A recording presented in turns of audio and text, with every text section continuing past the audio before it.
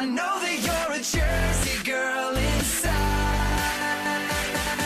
4 a.m. at a diner, stop singing, living on a prayer. I'm thinking maybe you're a Jersey girl with all those highlights in your hair.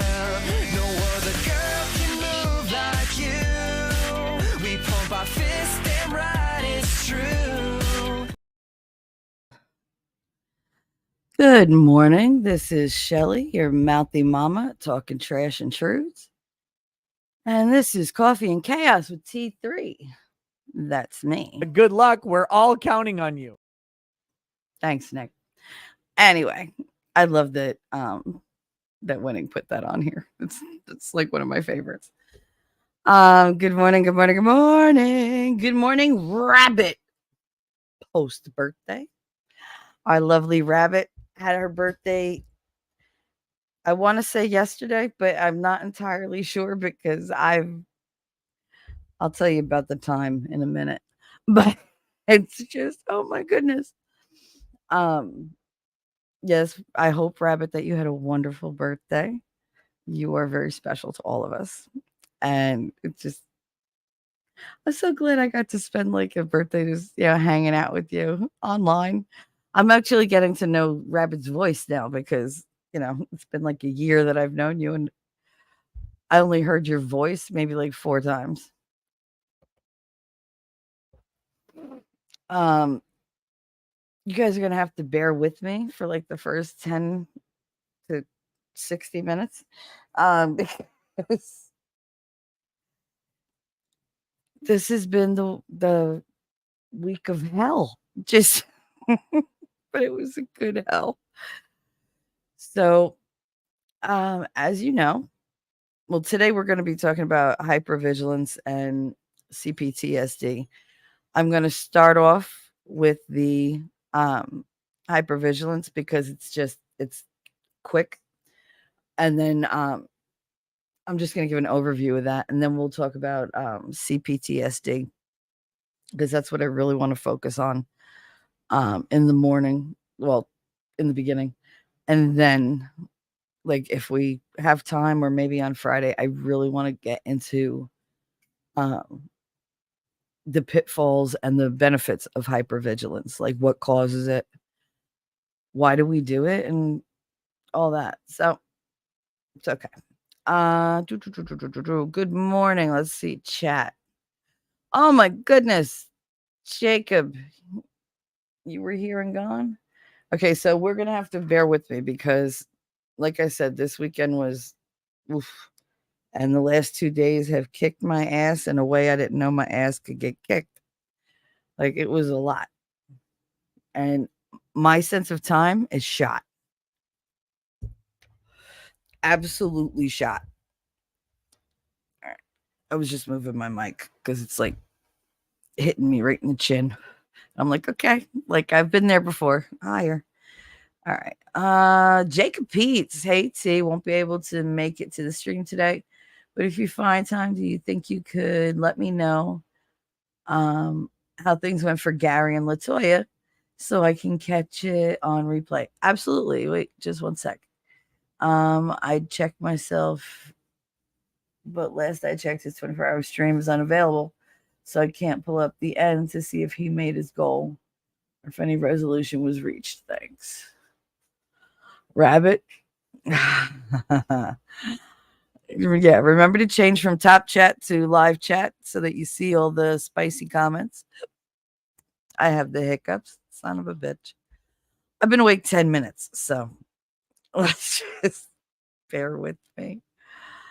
I also forgot to, God, I'm forgetting everything. Jesus. I forgot to open up YouTube Live so that, I mean, you're on YouTube, but I want to be able to see the stream health and everything. All right. Do, do, do, do, do, do. Do, do, do, do, do, do. Excellent.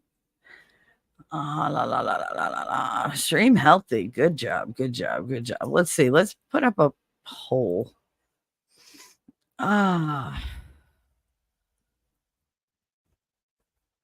Shelly.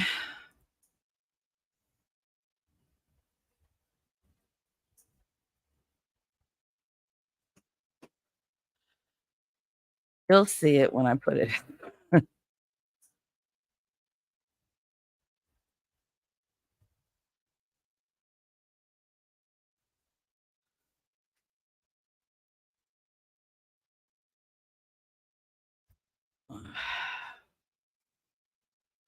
Ah.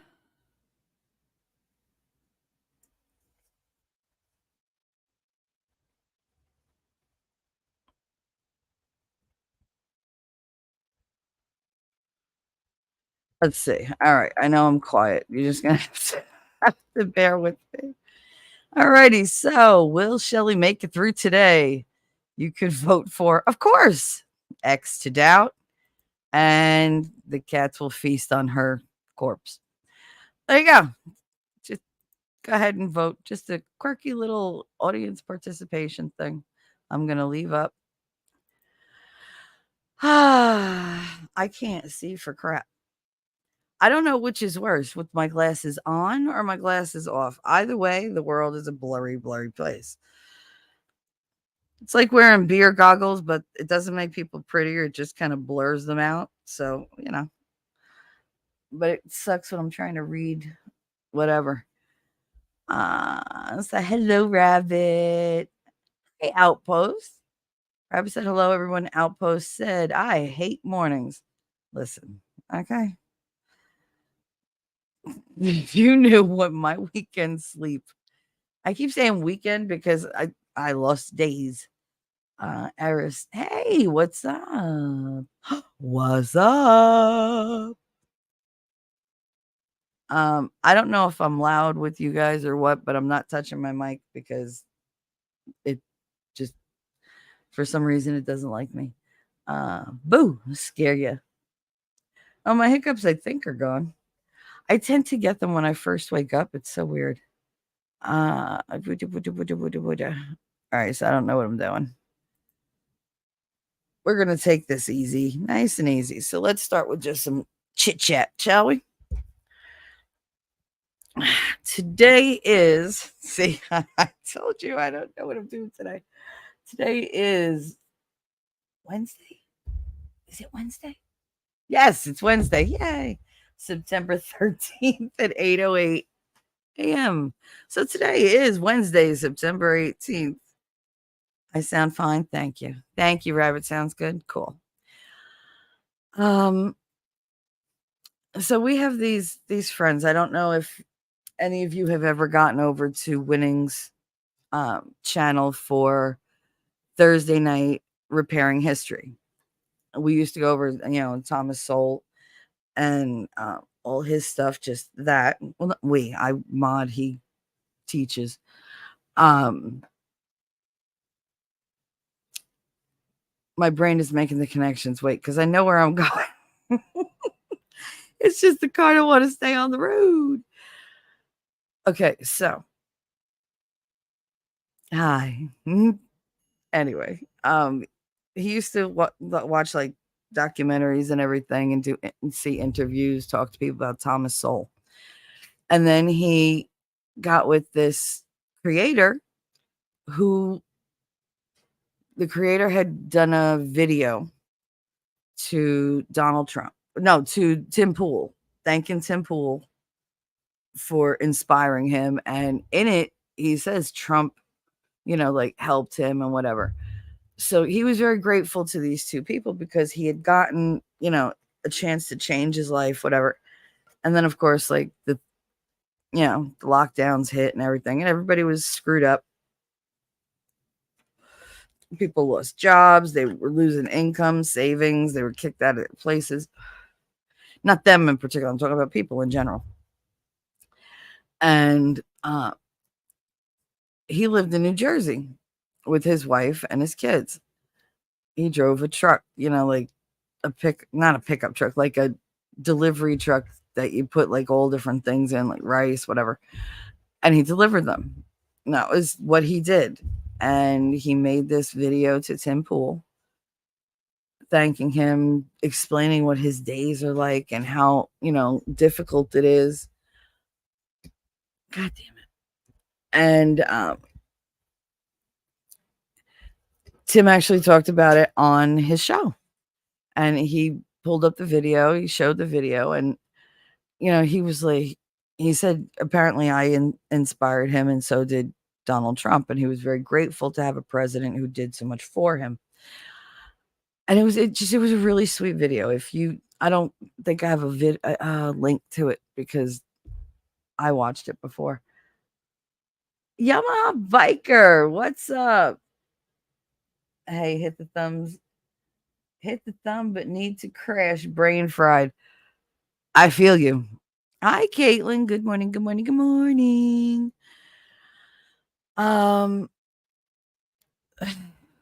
You guys are gonna kill me because my sound is gonna go wonky in like a minute because I gotta open Discord. And here we go.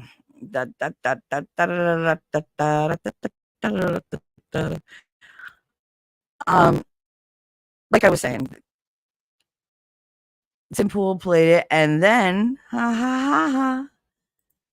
somehow it got back to Trump, and Trump, like responded. And it was amazing. And Gary's channel just blew up. Like his subs went right through the roof. He has his 100K button, his plaque. And he's very proud of it, as he should be. Wait, I just want to send something to someone so that if she feels so inclined at any time, she could jump on. There's no pressure at all. Trust me. Just if you don't feel good, I'm going to be talking for a while, even though I have no voice. This is like the old days, right? Where my voice goes and I'm like, hi guys. But no, I'm in a good mood. I just woke up and whatever. Eris, girl, I'll wake your ass up, sending you a double shot of espresso with a shot of vodka. I don't think that's going to get me up. That's going to get me in trouble. Anyway, thank you very much, Eris. I would love to receive that cup of coffee. I might actually call for like Dunkin' Donuts or something later. I don't know. It depends on my mood. Delivery people have been fucking with me lately. So it's like, I don't know if I want to mess with them. Anyway, so Gary is this really great guy. He's got a lovely wife who I like very, very much. I mean, I love these people. They're like, they almost feel like family, but I haven't known them long enough. And having said that, I don't know them long enough yet. I spent 2 days awake. I was awake 46 hours. No nap, no nothing, on one slice of pizza. By the time last night rolled around, I was toast. Like I had no brain cells left. I had no filter left, which is devastating for somebody like me and whoever the hell I'm talking to. And oh my God, I was just like, my brains, I used to say like my brains were oatmeal. No, my brain was gone. Like it was just gone. And I was like, was it last night or was it? It wasn't even last night. It was like in the morning, yesterday morning. I can't tell time anymore. So whatever, I did the show on Monday, right? And we were here, tomato. Yeah, I know. Wait. Aw, thank you, honey. I think we got a super chat. Wiggle, wiggle, wiggle. Wiggle, wiggle, wiggle. I don't have to have the graphic. I just have to show you. That is $10 super chat from Caitlin. Coffee Fund for the best, mama. Oh, don't make me cry because you see me cry way too many times. Are we allowed to do anything Russian? Might get accused of being a spy master. Anybody who thinks in this state that I am a spy master, they got rocks in their head. 'Cause they're gonna know I don't have nothing together. Let's see, what can we play here? Nobody got time for that. Did you see what he did to me? I said, oh Lord Jesus, it's a fire. I said, oh Lord Jesus, it's a fire. Can you imagine? I want to kill him. Don't go to Jersey. Whatever you, somebody gonna ask you to go to Jersey. Visit them in Jersey. A long lost friend, don't go to Jersey. Don't go to Jersey. You're gonna get hit by a bus. Okay? Don't do that. Okay. Don't do that. Good. Sorry. He made me into like a Valley Jersey girl. I was like, oh, good God.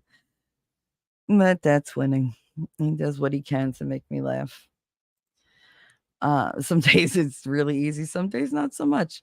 But Caitlin, thank you so much, honey. I appreciate that. Monday's show is about self-care and 9/11. And in the middle of my stream, remember Winning popped in and he was like, oh, we're doing this 24-hour thing for Gary.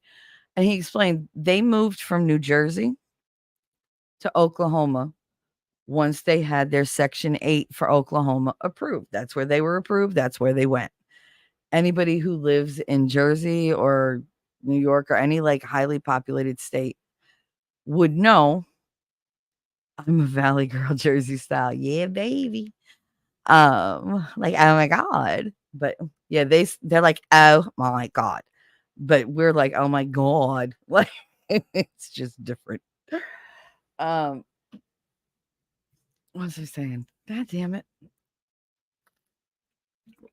We're gonna do this for like an hour until my ass wakes up. Oh, soda. Yes, please, caffeine. I forgot I had any. Oh Lord. It's warm as shit.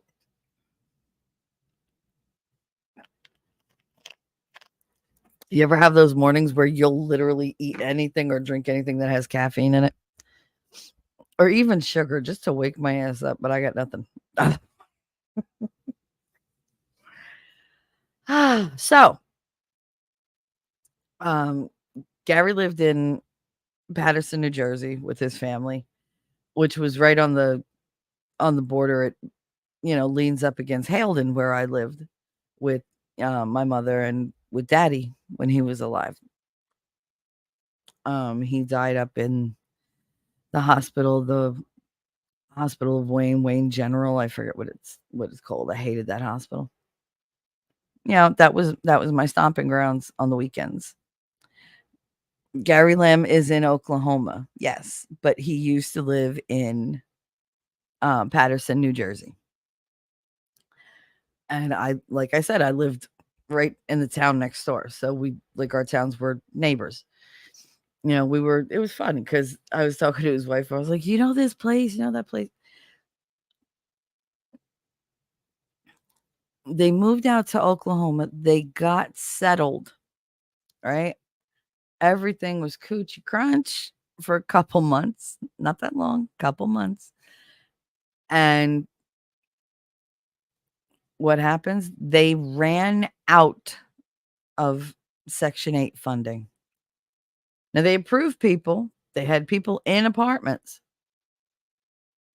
They ran out of funding. And supposedly they were saying that it's mismanaged or whatever. They did something stupid like hire a company to run the handing out and management of the Section 8. And how did they pay the person? They took it out of the Section 8 money, which you're not allowed to do. And this is going to all be alleged or whatever, because I just, like I said, my brain is getting things wrong sometimes, but this is the situation as I know it.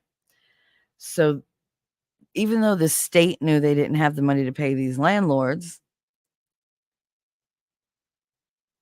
even though they didn't have, the money to pay these landlords, they went and didn't tell the people that they didn't have the money.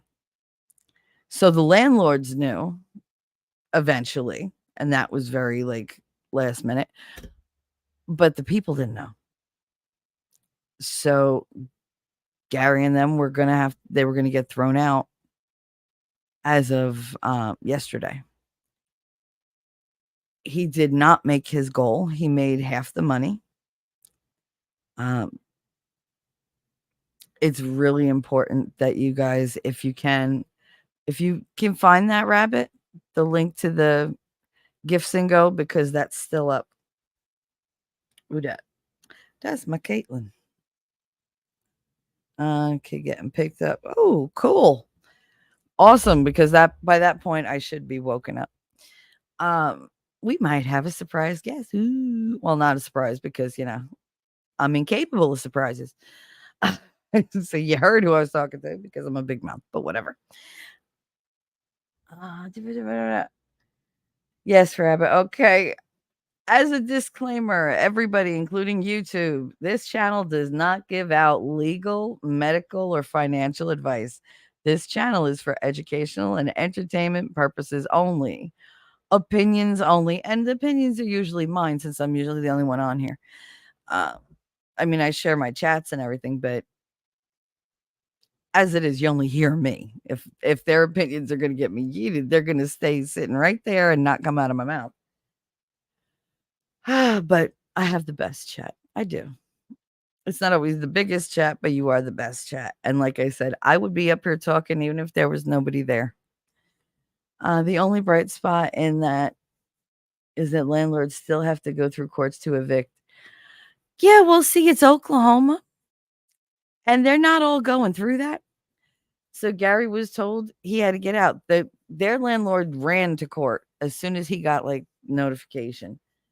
But Gary still didn't know.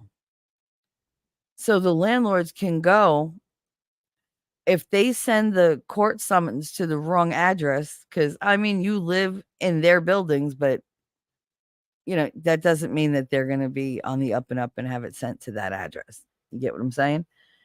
So he did. He went to court, and the end of last week, he got, I guess, the judgment or whatever, and told Gary's family they had to be out if they didn't pay $2,000 by midnight Monday.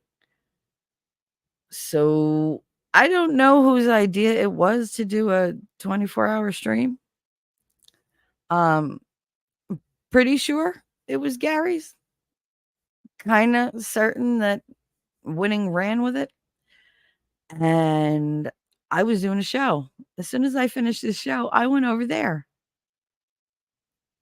And I stayed there for 22 and a half hours. That's how long I was there. From what I read, evictions are up 600% across the nation. Oh, I don't doubt it. Because they're getting their money, but they don't want us to do whatever. So they're like, get out. I don't know why everybody's screwing each other over. It's really ridiculous. It's really ridiculous. But Gary got really upset that this was happening all over the state. And he was like, I know some of these people now. How are you going to put out all these people, all these poverty-stricken people, but you're sending all this money overseas. You're letting all these people in from, over the border with no checks and balances, nothing, no system in place. We got nowhere for them to go. Caitlin said a really unfortunate part is that he has over 100K subs, and yet he's shadow banned and couldn't get more than 20 people in chat at a time. Yes. Now, the problem is, if anybody can find that link from yesterday, I know his stream is gone because we did a whole 24-hour stream. However, you can find it on Rumble. And if you want to see me break down in a way you've never seen me break down, if you want to see a dude yell at me and tell me to shut up and sit down and I do it, if you want to hear somebody tell me, Jelly, go to bed now, and I get up and do it, you should check out the Rumble. I think it's on Gary's Rumble. Because by the time I hit, 44 hours awake, I had no filter at all. At all. If it was in my head, it came out of my mouth. And it was just, the whole day was great. But I mean, it was very sobering at times, because it's a very serious topic. And the thing with Gary is he has over 100,000 subs. He has his play button. Yeah, he should be sitting pretty with, like an income from YouTube or even from Rumble or just in super chats or whatever. And he's not, because you can't see his videos. Like, they don't advertise them, they don't push them at all. He's so shadow banned that it didn't matter that we had tons of like people that could have been showing up, and they couldn't see that we were even live. If it wasn't for them seeing, that we're sending out these links going, here we are, here we are, here we are, then nobody would have known anything, because they buried him. And why? He's trying to help heal racial divides. He's trying to help heal all the other divides. He wants to do this. At the end of the Rumble, when he talks to Winning, because I went back and listened, they're trying to figure out what Gary should do with his life. And he was like, I could do this to make money. I could do that to make money. And they're and finally, like, he was getting real discouraged. He was going to, leave YouTube because, they're against me, man, and whatever. And I get that. What is the point of screaming out to 100,000 people when only 20 people ever hear you? Or worse yet, 20 people only see that you're yelling and 3 or 4 stop to listen. Like, that's what he's got going on. It's not fair. He puts out shorts all day long. Informative, uplifting, encouraging. And yet, nothing. Oh, good. Thank you so much, Rabbit. Can I pin that? Y'all saw it, no, I can't. I got to pin it from the other place, right? I have to pin it from hell. Let's see.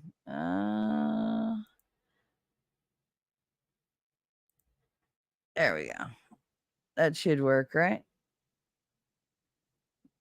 Got 9 votes on that thing. Let's see. Y'all have more faith in me than I have. I looked at it, but I'm not going to close it. So, yeah. All right. So I think I pinned it. If you guys could tell me if it worked out all right or no. So that is Gary's Gifts and Go. He did not raise what he needed to raise. I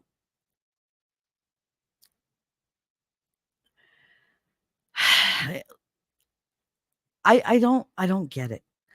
We will throw money at people like crazy, and yet you see a family in need, not you guys, because you all were there for me. Thank you, Rabbit, so much. Oh, thank you. She's Caitlin sent me a link in Discord. You guys, you're so good. I really appreciate it. I really do. This could happen to any of us out here. If we need help and somebody offers assistance and then they slap your hand the minute you put your hand out to accept the assistance they're giving, they go, oh yeah, no, it's not for you and whatever. Take your family back to Jersey. You can't just do that. He uprooted his whole family to give them a better life, away from here. And trust me, there's nothing, you'll even hear it on the thing if you go listen. I want to get the hell out of this state as quickly as possible. I know I got to wait a couple months, but Jesus. I feel like life is grinding to a halt because I'm stuck inside these 4 walls all the time. It's like being in jail. I don't want to be in jail. I want to go out. I want to go outside. I want to go to a store. I want to drive around, something. But yeah, apparently that's going to be a couple months. But I felt really, really bad. And, we were hanging out and I was sitting there talking. Winning was getting him nice and serious for but he was poking and whatever.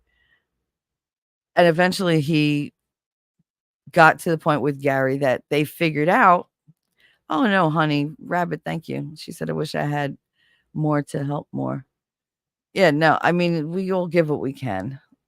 I gave what I could, so people might be a little light on the super chats and all that for a while.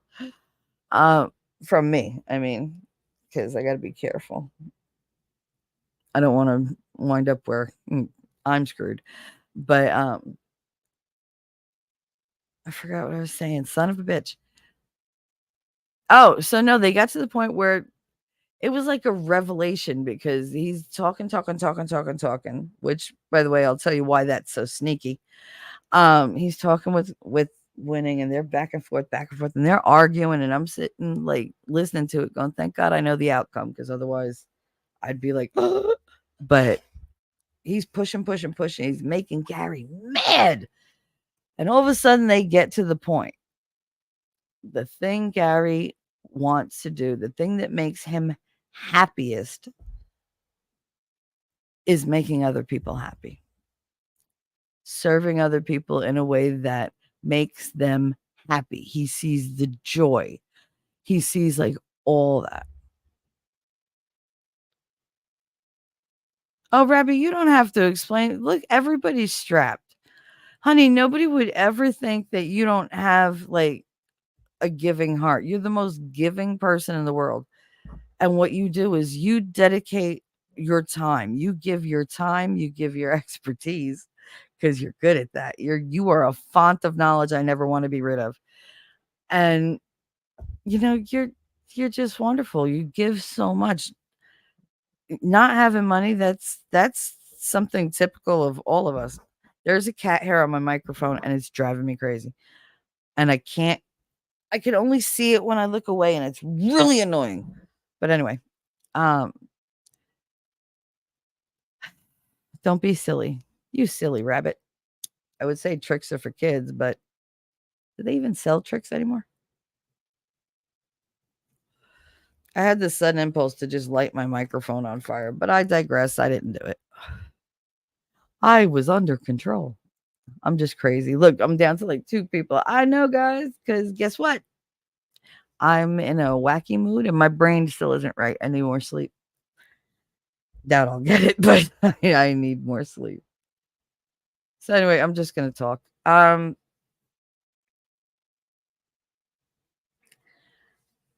He loves to make people happy. He used to do parties. He would, you going on your run with me? Thank you, Eris. I know this is not my best show, but just bear with me. It'll get better. So he used to do like party planning, like event planning and setting things up and making like going over the plans with them and everything like that.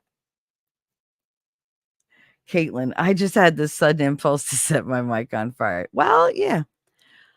Talk. Yeah. No, it's TAWLK.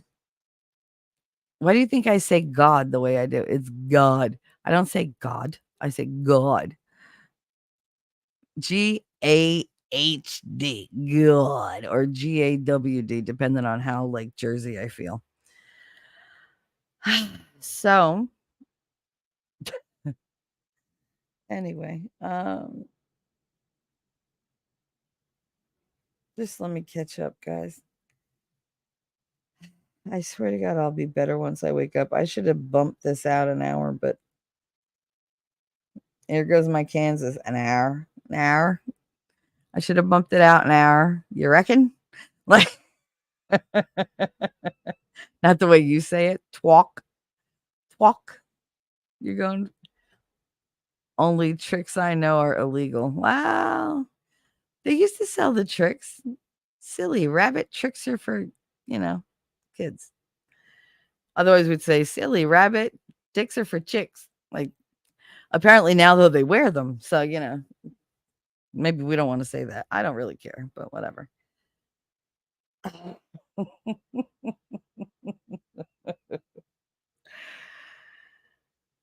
I don't know where I'm so scattered. Guys, I am so sorry. Just deal with me for now.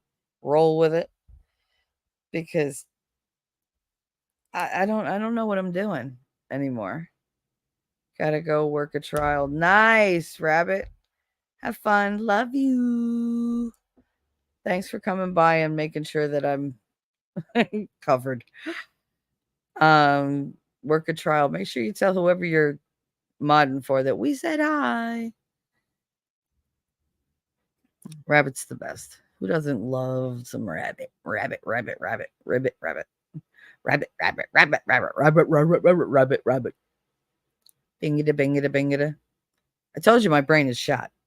Told you. So anyway, so this is Monday and whatever. We start talking. He gets upset. And at the end of that show, Winning goes, well, there you go. That's what makes you happy. And it finally clicked in Gary's mind that, yeah, I need to do things that make me happy. I need a job that makes me happy. This made me happy. Why am I not doing this?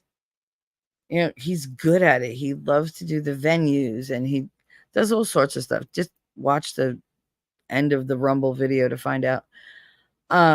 It's probably like the last 2 hours, 3 hours, 4 hours, around there. Because it was a 24-hour stream for which I was awake 46 straight hours. Because my day started on Monday very early because I hadn't slept since Sunday. You see where I'm going? I went to sleep 4 o'clock. No, I woke up 4 o'clock Sunday afternoon. I had slept about 5, 6 hours, maybe. Because I was up with someone researching all this stuff and just going insane over it. So I did research for like, I don't know, 8 or 9 hours, and it was really fulfilling and it was great and whatever. But the thing was, when I went to sleep, I really needed time to sleep more and I didn't take it. So Sunday night, I woke up in time to catch some of the football game, do a little whatever. I think I did a stream. I know I did a stream with Winning about the Psy Media Wars and Operation Mockingbird, which is how the media is run and their whole real agenda. And, you know, the talking behind fake news. Like, fake news is a thing. They get paid to lie to you. So it's like, all right, you know, I'm sure YouTube is going to have a fit when they go over this. And I don't really care. I'm tired of lying. I'm tired of being lied to. You know, you realize that we're all liars if we regurgitate like the mainstream media's version of the news, because we're being fed lies. So in turn, we're lying. So they've made liars out of all of us at some point without us even knowing it. That pisses me off. It really does. Because I don't lie. If you go yesterday, I was extremely honest because my filter was fucked. So I even told Gary, I was like, I can't ever, like, when I'm like this, I cannot hold anything in. Like, if I have something to say, you're going to be damn real. I'm going to say it and not give one fuck. That was on Monday. Yes. But we ended it yesterday. It was a 24-hour stream, which Winning and I attended the entire time. We even like took tag team breaks to go and like go to celebrate Rabbit's birthday on Shizzy's show. And it was like, all right, tag team, because Gary was losing hope. And when somebody's that low and that down on themselves, you got to be there. If you care about that person and their friend, and even if you just love their family, love their family unit, love what they stand for, if you believe in them and you love them, you're there. I believe in Gary Lamb. Him and Winning, instead of doing repairing history about, like as per Thomas Sowell, they do repairing history together. And it's all about conversations. They'll pick something current and go, what do we think of this? And they're trying to show how the racial divides and the quote unquote racism of the nation is something that is being nurtured by certain high ranking individuals and something that's being lied about by the media to cause cause issues. It's all propaganda. And, are you going to believe what you see, or are you going to believe what I tell you? And that's what they do. They want us divided. And Gary and Winning Reality are having very hard conversations. And they argue about it. They talk about it before so that like the real anger can get out off screen just in case, because nobody wants to see that. You don't want to like spark anybody else's anger. So Caitlin, F the media, they're toxic and manipulative. Oh yeah, Rabbit doesn't watch the news. And Rabbit said, "Thank you for an unforgettable birthday." Rabbit, you are the best. Okay, I'm so happy you had a good birthday because we didn't want you to be down or even slightly sad at all. All of us wanted to put a smile on your face, and we hope it stays there. You are, I can't tell you what you mean to me. I really can't. I can't put it into words, and I've cried enough for the last 3 days, so I love you, Rabbit. I'm not crying though, so I'm not crying. Rabbit, I hope you really did have an amazing day. You're so special to all of us. We love you, from Caitlin. Oh, you're so sweet. Caitlin is very sweet. So here's the thing. Yes, he wants to be a service. They had a whole thing, a whole powwow. Caitlin was there. I believe T Rex might have been there. I went to bed because it was like, no, can't do it. Can't do it. Because Gary was, pushing my buttons, not the anger buttons. Gary observes people and he listens for like the patterns, the keywords, like, where is your pain coming from? Where is your hurt? Where is your insecurity? And he asks you questions and he goes, "Hey, I noticed this. Tell me, tell me, tell me, tell me, tell me, tell me." And it's like, and I wasn't expecting it. And it was bad. Y'all want to watch a train wreck of Shelly? Go ahead. I'm sure you'll enjoy it. He was asking me questions I wasn't ready for. It was all about what's holding you back, what's keeping you here. Because he was like, "What do you want?" That's eventually why Winning went at him and found out what he wanted, because Gary came at me to ask what I want, and he was like relentless about it. And it was great. I mean, I needed it, but I wasn't expecting it. And like a lot of truths came out, a lot of different things that I want, things that are in my way, different fears that I have. And of course, he hit upon, like, well, what's keeping you out of relationships? Why do you think people are going to hurt you? What? And I told him, I was honest about it. I was like, because of my father. And honestly, when it came out, I was just as surprised as everybody else that was the one factor that ruins every experience I have. Because I really thought I was over that shit. Like, I didn't think I was over it, but I thought I had it pushed down to the point where I could function. And we found out that no. Like, and honestly, this is about the topic for the day, the hypervigilance and the C-PTSD. Because if you listen to it, you will hear me being very resistant in the beginning, very combative, very defensive, because I felt like I was being attacked. And he did that on purpose. He was not gentle or nice about it the way everybody else is. He was like, no, tell me. And I yelled and I was like, my father, it was my father. I'm always running from my father. And that's the thing. Hi, Suzanne. Good morning. Good morning. Busy day. It's been a busy 3 days, but so busy. So very busy. Oh. Anyway, so yeah, he pushed me and I broke down, and I didn't realize that was getting to me my whole life. I knew it was a factor, but like, if I could get rid of that, I feel bad for anybody who pokes the bear after that, because I will have nothing holding me back from steamrolling right over you. I'm an Aries, the good kind. And I literally will just bump your ass right out of my life. Head first. Boop. Bye. See you later. The portion was hard for me to listen to. I wanted to protect you. Didn't know how. Oh, they caught that guy? That's great. The Pennsylvania, the escaped convict? Suzanne, I'm assuming. That's good. Because I really didn't want to be like, oh great, there's another, hardened criminal running around. Because they all are, because they just let them out now whenever. Let's keep the ones that are not violent or whatever, because they're easier to control and they'll be good. And we'll just put all the, the horrible ones back on the street. That's just great.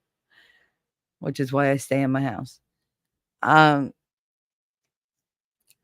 got me squirreling, girl.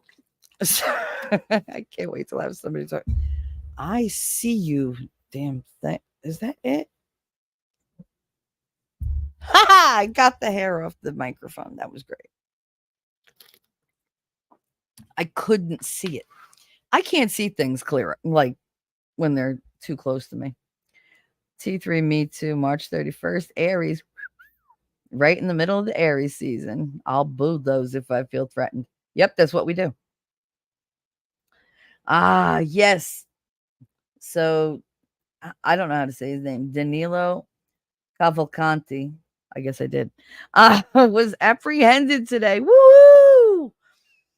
I got to tell you, though, when he walked up that wall, I was impressed. I was like, damn, that is a man like determined. Like he was like, I gotta go.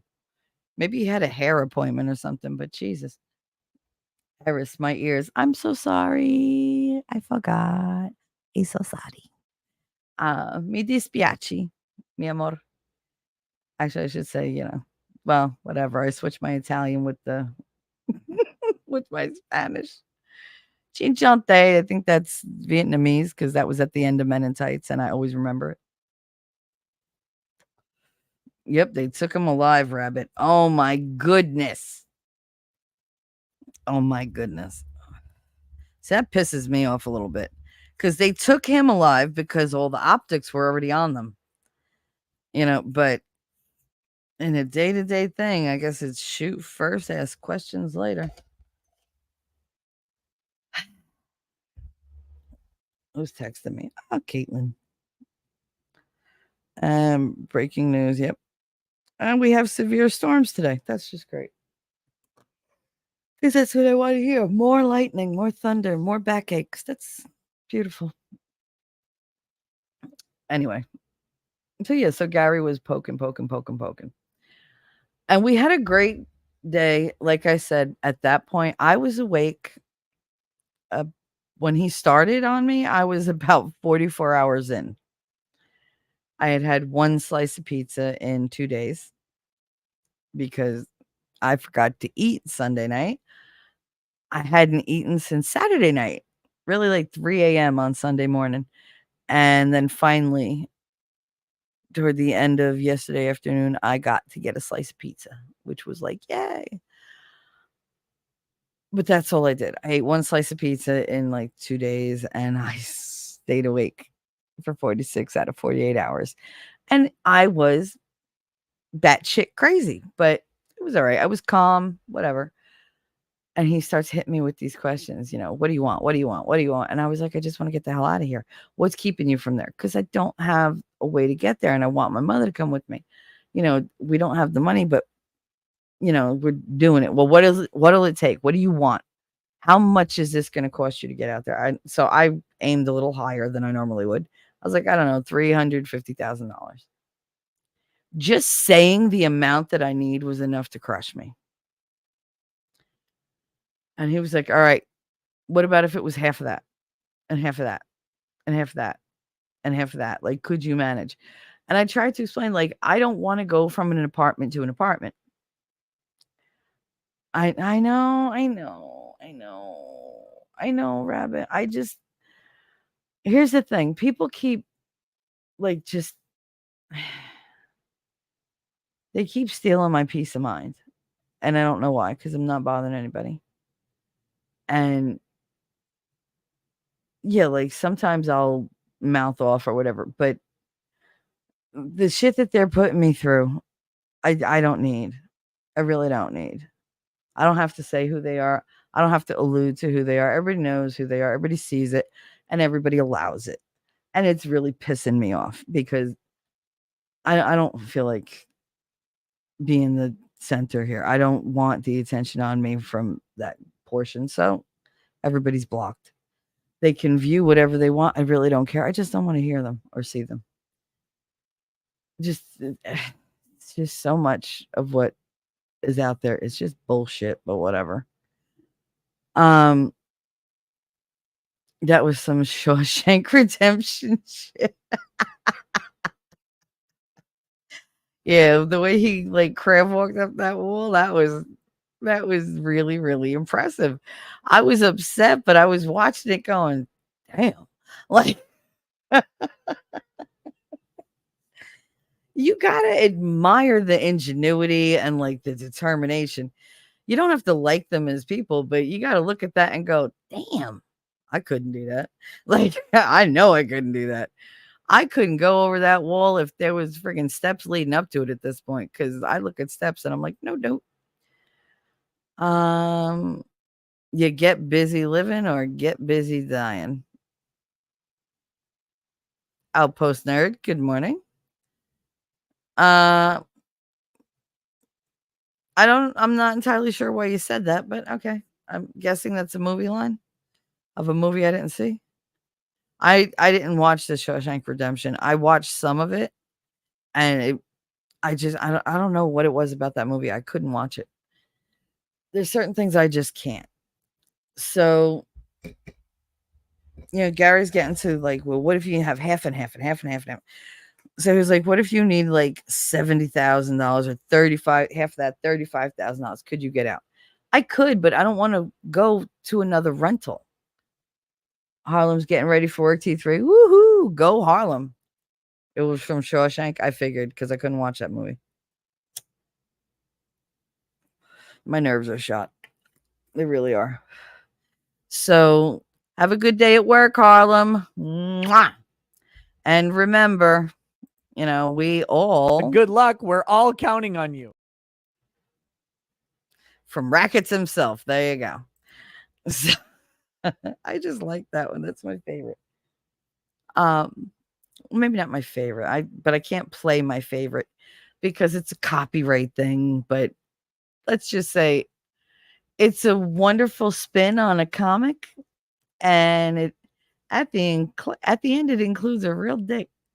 So it didn't actually look like a dick, but it looked like a dick. Like, looked like a fool, like a has-been, like a never was, like a liar, like a, Ukrainian nationalist, whatever. Just, there it goes. Do the Pope. Now I think Lady Rackets would be upset, and I think he'd really be upset because he's like my brother. Like, that's how I think of him. He's firmly in the brother box. I don't usually tell him that often because, men need to have their ego stroked. I honestly thought they wouldn't take him alive. I'm thinking unaliving by cop. Yeah, that's what I thought. I figured that's the way he was going. But then again, if he wanted that, I don't think he would have hidden on the run as effectively as he did. He would have been caught within like an hour or two, and it would have been pew pew, and that would have been it. Harlem says, "Oh, thank you, everyone. Have a good day, dear." I said, "Do not do. You need coffee." You said, "Do not do." Nuh-uh, you said the Pope. Oh, you said da, not do. Okay, that's not the coffee. That's the font that they use in StreamYard. The small O's. My cap just fell off my microphone. The small O's and the small A's, like the lowercase O and A, look identical. Like, because it's so little and it's so thin and everything on the screen that I just can't.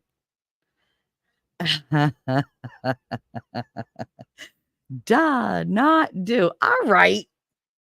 God, I didn't realize I had letter Yahtzees around here. Jeez. Nah, I'm just kidding. I like when you guys correct me. It's funny. It's like when I was growing up and I was correcting my teachers. They loved it in a way that they didn't. And I never stopped because I was like, you should know it. So, oh crap. What now? Oh, whatever. Yeah, severe storms. I forgot. Trying to like check my thing. We're getting there. We're getting there. Okay, so this is like one of my worst shows. I think I did better when I was high. Lord, won't you buy me a Mercedes Benz? Where was I? Because I totally squirreled when you. I gotta like not read chat and just talk because y'all are killing me. Killing my concentration. It's not good. That's all right. Just keep talking because then at least I know you're there.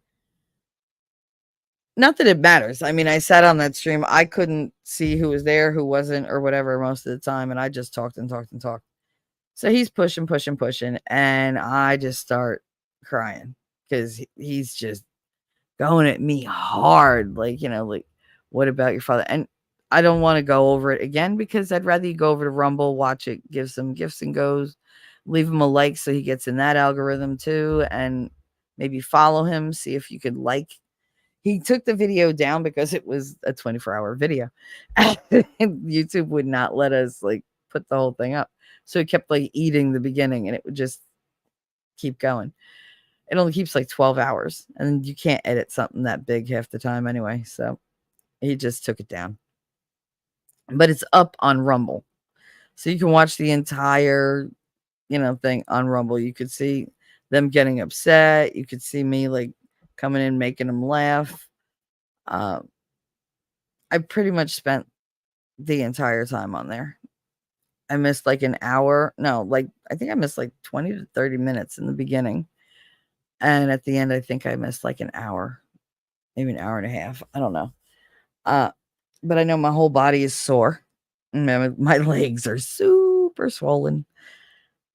And I just want to sleep forever because God.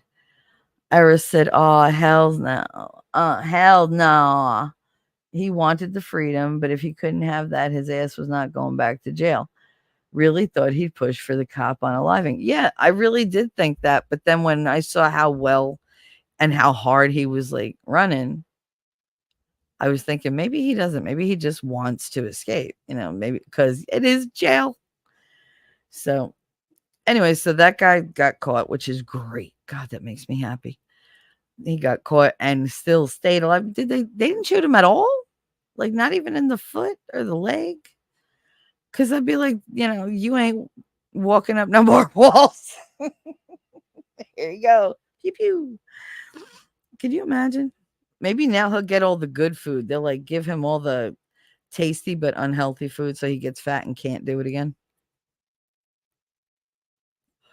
I mean, isn't that a really good plan for all the prisons? Take away the weights and give them extra food.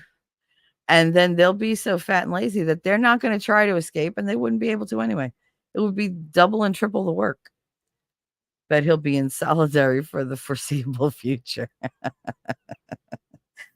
Yeah, he's going to be in shackles and leg cuffs. He ain't going nowhere. I can imagine that strip search, that body cavity search before he goes back in was as unpleasant as they could make it. Oh, thank God. Everybody, let's see. What do I have? Wait. I think I have. What do I have? Wait. I'm going to be so. Oh, here we go. Your exercise tips on infomercials.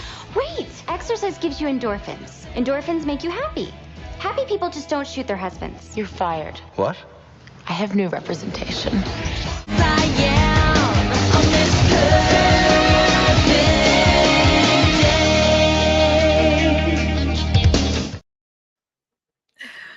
Good morning. Welcome, Caitlin. Good morning. How are you feeling, honey? I am I'm feeling a little better, a little okay. You I think sound it's good. finally breaking up in my face, which is good. That's what I needed was all of the crap in my face to like, you know, and I don't even know the word. The brain fog is going to um be the end of me. That's Oh my God, you have happen. brain fog. That's so awesome. So do I. So we could be foggy together. Oh, Wonderful. friends to the end. We're foggy friends, which is that could be a dangerous thing to say because you could always slip. But yeah, we're foggy friends. There she goes. So See, I'm better with confession people. time. I made my husband watch Legally Blonde last night. Oh my goodness. What did he think? Come on. Legally Blonde is an amazing movie. It's Um, hysterical. well, it was his fault because he made me watch Guardians of the Galaxy 3, and so I cried for, like, 3 hours, Oh, and I was like, "You're in trouble, and your payback is watching Legally Blonde with me." oh, absolutely. Dear God, absolutely. Good day, Lady Autumn Sky. I'm sorry, I'm a little behind. Slap Murphy, what's up? Hello, hello. Albert Lady Autumn hosting. Sky loves your intro. Yeah, It is that's of such a course good winning. intro. He did so good with it. See, I used to have like 3 things in the clip section of my StreamYard.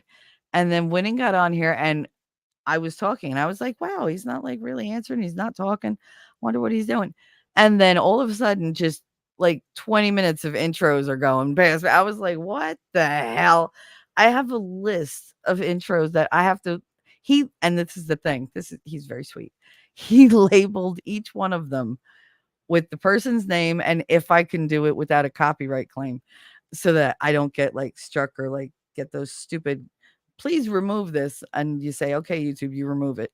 It's 3 seconds. It takes them like 9 hours to remove it from the clip. And it's just like what the hell? Cuz that thing will run forever and then I'm like I can't even see it like they're chopping it up. That's spousal abuse. No, it is not to watch Legally Blonde. He did it first. I mean, I cried and I'm sick. So that was not fun for me. I mean, I think that may be what, like, broke up all my Bend and discussion. snap. Did you do it for Yeah. him? That's what did you do it? The No. bend and snap. Oh, see, now he'll forgive all if you just do the bend and snap. And if No, you do he's it in naked, he'll be trouble. really happy. It was punishment. I made him close his eyes during the Playboy bunny costume scene. Oh my goodness. No, you didn't. God, you're a mean woman. God. Outpost said I worked with the guy who was one of the jail guards in My Cousin Vinny. He was a huge dude. Yeah, no, they're prison guards are usually big. They're usually like around here, they're big boys. And some of them are like not big girls, but they're rough. It's just uh, Behind the scenes, I'll tell you what my husband called one of his coworkers that no longer works there. oh, okay. I'm looking forward to it. Um, Slap said the bend and snap might have been one of the stupidest things I've ever seen in a movie. It was hilarious. That's why it You was, don't get the joke. no, if you were like, if you, I guess if you were her, it's such a cute little thing. But I love Reese Witherspoon, and I love the one that played her friend. God, what's her name? Jennifer Jennifer Coolidge. Coolidge. Yeah, Yes.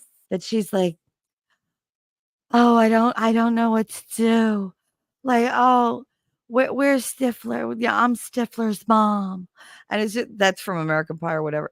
And she's just so cute. Like when she does that thing with her lip, I'm like, why does she do that?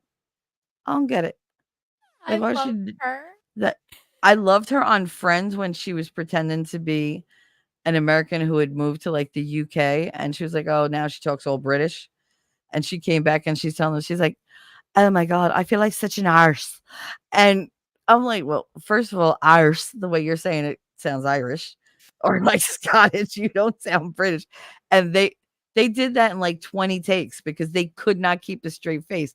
Every time she said it, like Courtney Cox and Jennifer Aniston or Phoebe, I forget who was there with her, where they were like breaking down in laughter. They could not get through the damn take. You just do the bend and did you just do the bend and snap? Oh, lady said that's one of her favorite movies. And her husband asked her the other day, did you just do the bend and snap? You know what? Do it. It works. It does. It works. Anything that It involves, draws attention. oh, yes, and makes your boobies bounce, they love it. It doesn't matter. They just hand over whatever while they're looking at the bouncing boobies. That was always my son's favorite too. Look, bouncing boobies. Stop saying that. Like, like jogging next to us. It was like great. Um, Alpo said an ex-girlfriend made me go see that last Twilight. I said I would go if she went to see the first Hobbit with me. That was the only guy in the entire theater. That's how I felt for Deadpool. When I went to see Deadpool when it came out, of course, I went Thursday night here. It was the first showing. And I was so excited. I'm sitting there. My friend Manny's like, well, it's full. And I was like, yeah, it's great. I can't wait. He was like, Michelle, have you looked around? I was like, no, why? I'm looking around and all these people are like looking at me. And I'm like, there's all these like just 20 and 30-year-old men staring at me like, why is there a girl here?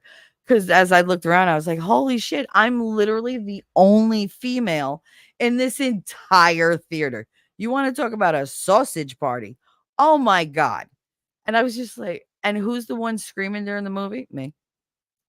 I'm getting all the and they're just like, and I'm the loudest. And they're looking, and by the time I left, they're like, you're great. I was like, yeah, whatever.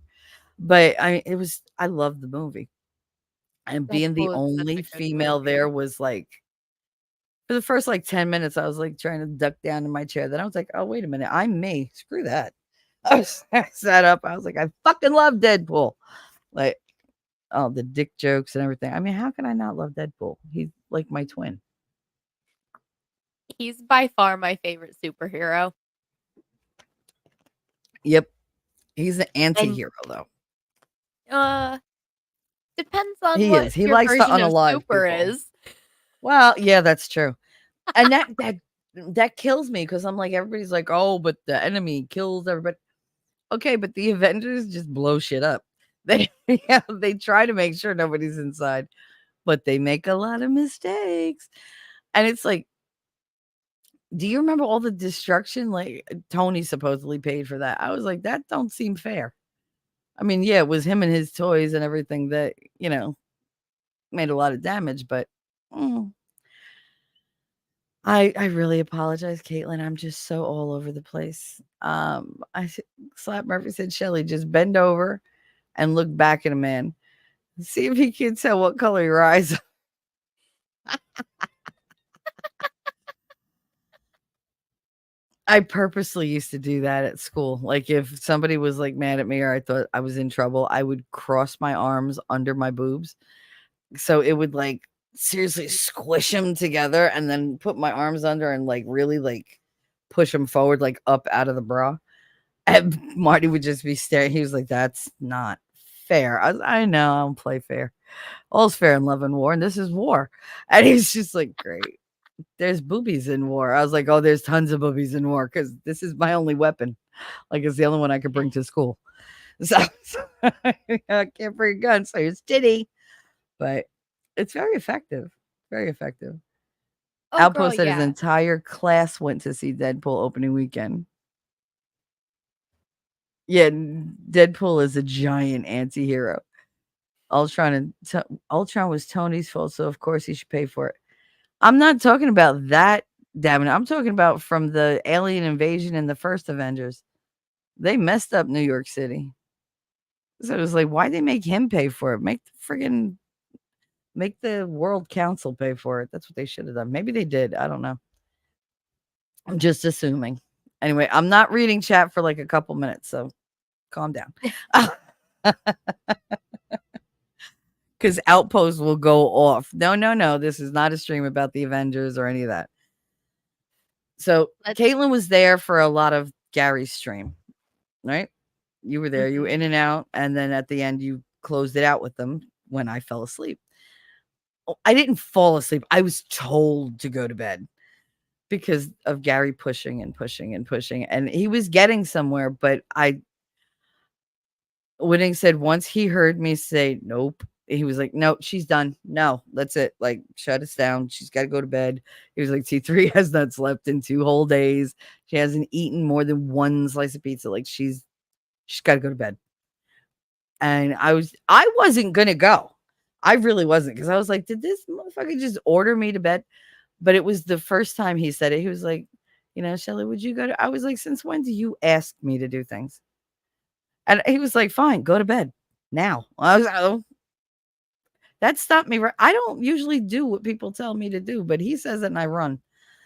Uh, time to load up the chat with banter. Give Shelly FOMO. No, no FOMO. No FOMO. Oh my goodness.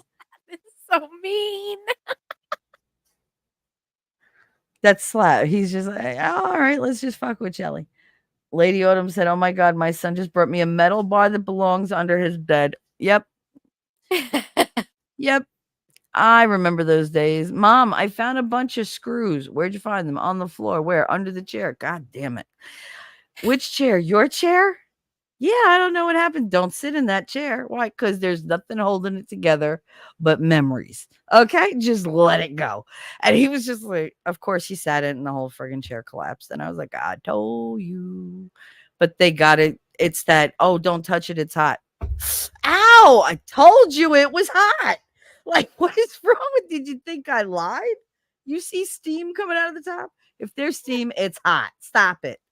And but that's what kids do. That adults do it. My ex-husband used to do that shit all the time. I'd be like, "Don't eat it. I didn't season it yet, and it's not fully cooked." I told you not to, but I'm hungry. Go and make a sandwich. Like, leave me alone. Freaking, how come nobody's hungry until you're 20 minutes into cooking? And then it's, when is it going to be ready? When is it going to be ready? When is it going to shut up? Like, it'll be ready when it's ready. My Like, kid is go so away. good at that. She will Oh not my say a God. word about food, and then the second I start cooking, "Mommy, I'm really hungry right now. I have to eat right now, or I'm Mm-hmm. gonna die." And she said Mm-hmm. stuff like Oh that my to God, the me. drama. Yeah. It is so Kids are so dramatic. dramatic. Oh my God, so dramatic.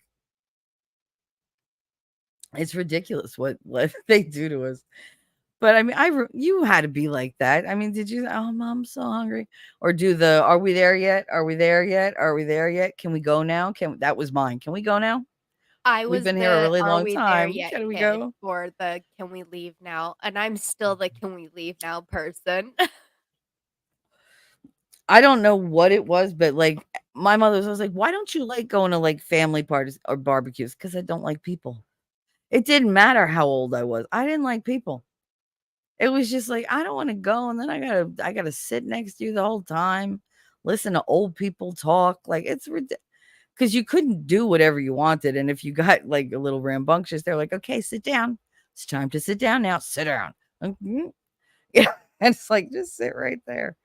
Lady Odom said, "I've nicknamed my son Bam Bam, like from the Flintstones. Bam Bam, Bam Bam. Because he can pick up anything, and before I know it, it's broken." He broke it. That's all right. I think I broke the expert yesterday. I really think I did. You do. I forget what we were talking about, but at some point um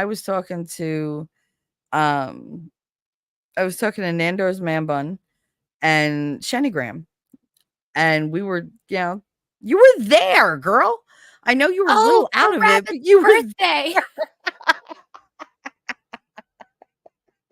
I'm like, "Wait a minute." She was That wasn't yesterday, that was the day before.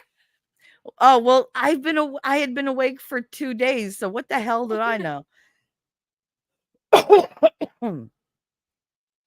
I know, your days are all sorts of messed up, I can only imagine. It We're all like, it feels like Saturday to me because that's the last time I had a coherent day. So it's just like, "Oh, okay." And guess what? It's Wednesday, Caitlin. I had to look at my phone. I had to look. I was like, wait, I don't know what day it is. Hold on. Oh, yeah, it's Wednesday. Am I right? Yeah, it's Wednesday. Okay. It's so The bad that it's. the only reason I know what day it is today is because I have to keep track because tomorrow is picture day for my kid.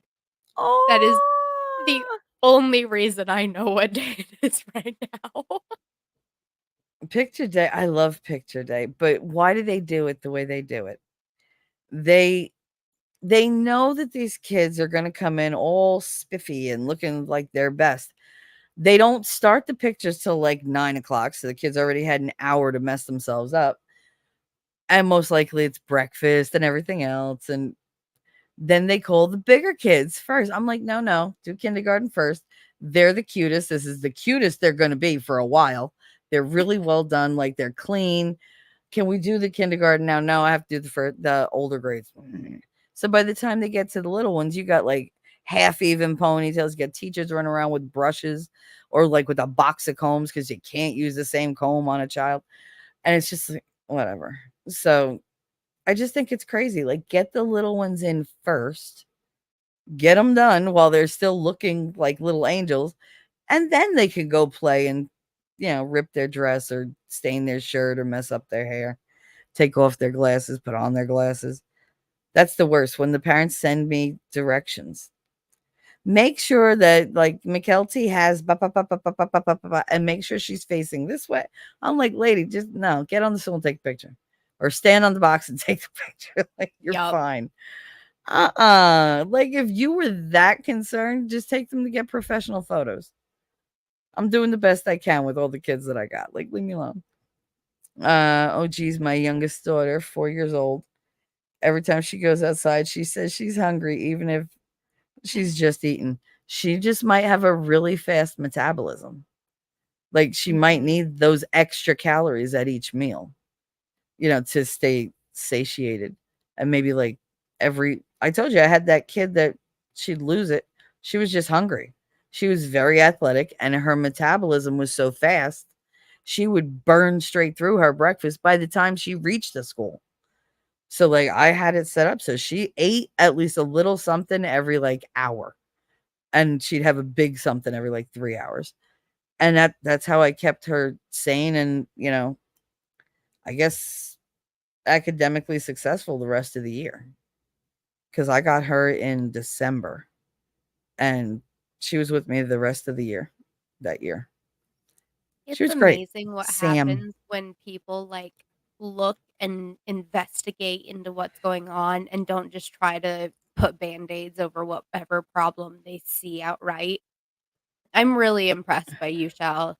I mean, Aw, the thank you. stories you tell about your time as a teacher's aide and with the kids, it's Mhm. so inspiring because I know a lot of people are not like that. My mother-in-law was a teacher's aide the last few years before she had to retire, and she loves her kids, but she would tell me stories of some of the other people that worked in school with her, and I'm like, "How are you guys around children?" Like, I know my place in the world. I know that I love my child as much as I can, but I am not that loving to other kids. She's like, I don't want Like, to do what nobody else is. but if you know that, why would you put yourself in a position to be around other people's kids? Yeah, I never understood that. And there are a So lot of people that do that. A lot. mhm. Like I had aides walking around and they're just like, "Oh, I hate these kids." And I'm like, first of all, shut up. They can hear you. And second of all, why do you work here? It's not for the money because we don't make shit. And that's the thing. Right. Like a lot of the aides I knew, we would say, we're not in this for the money. We're in this for the kids because y'all don't pay us shit. Like we didn't even have benefits. They used to take away 15 minutes a day, make us start 15 minutes later, so they didn't have to give us benefits because we weren't considered full time. And that's legal. So they knew how to get her. They didn't care that we had no health care. They didn't care we had no 401k, no pension. Well, no, we had pension. It was mandatory, which was equally as insulting because you didn't have a choice. They took your pension out and put it on the side no matter what you wanted. It was not something you could sign off on and say, no, I want to keep my $60 to $80 from my paycheck. They took all that money. I have a huge pension. I can't access it. They're like, yeah, no, you have to wait. How long? And they gave me some date. And I was just like, that's in years. And they were like, yeah, well, the money will still be there. Yeah, but if I'm dead, who's going to remember that you have my pension? And it's like, because it's tied up in prudential, whatever, stocks and bonds and whatever. And I'm like, okay, I never see that money. Like, I'm never going to see that money. But I will. I will fight for that money once I, get moving. Slap said, when I was 16, I worked full time. I paid for my school photos. When I brought them home, I hated them, threw them away. My mother was pissed. I told her I bought them, and that didn't go over well. Yeah, no, it wouldn't. It wouldn't. Girl, no, just wants to walk around with the snack, not eat it, just walk around with it. Hey, food security. We are in a time of food insecurity. So keep a bag of something closed, stick a string on it, and she could carry around like a clutch purse. I swear that's why they made the animal cracker boxes with that string. Do you remember that? This way the kids could just walk around and carry the little animal cracker thing. But you were very yeah, you were very quiet on Rabbit's thing. So I don't even know if you were conscious at any point because you were so quiet. I was like, oh my God, am I the loudest one in here? And then Shenny said something. I was like, oh, good. Nope. I was like, I feel more comfortable. I was like, we're good. And then with Nandor and Texas Jen writing from the side, she's like, yeah, with that sexy voice. I'm like, oh, good God. Like the expert started something. Shelly, please explain to me what food insecurity is. Honey, there's all sorts of insecurity. I have a friend who has a drink, like a beverage insecurity. She has to have, and I shit you not, this is a term. She has to have 4 to 5 drinks on hand at any given time because she's desperately afraid. She has this phobia that she's going to run out of something to drink and die of thirst. She's been that way since she was little. Like they went somewhere and, she was really, really thirsty. And her mother was like, no, we don't have time to stop for that. So the kid was thirsty all day and wound up getting like heat stroke. And she was all dehydrated and she had to go to the hospital. So now she can't function unless she knows there's like a big full water bottle in her backpack. And she's got like 4 or 5 things, like different juices to drink. And it's the same with kids with food insecurity. They don't know. They're like, oh, no, I might get hungry. And it's not that you don't have the food. It's that they're afraid they're going to go away and do something and be like, oh, I have to stop this now because I have to go back in the house to eat. They're like, no, what if I'm out here? And what if I don't have something on me? What if I don't have something to eat? I'll die of starvation. Or they're just like, oh, I'm hungry, but there's not a lot to eat because if I eat that, this person's not going to. It's a weird kind of thing. You've heard of it, haven't you, Caitlin? Yeah, and kids also, they have trouble seeing very far into the future. So they take what they can Object see. permanence. Yes, exactly. And so if they can see that they have a snack waiting for them, then they know that they're not going to be hungry. So, you know, some dogs actually do this too, where they have food insecurity and they Oh, get really feral aggressive cats over do it. food. Yep. Uh-huh. Feral So cats do it.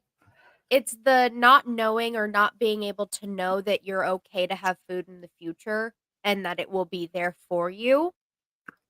It's just object permanence is exactly what it is for kids. Is they can't see it, so they don't think it's there. But if they Yep. see it, they know it's there and they know that they have access to it. That's like they do that when they're babies. If you ever want to like look it up, it's really fascinating.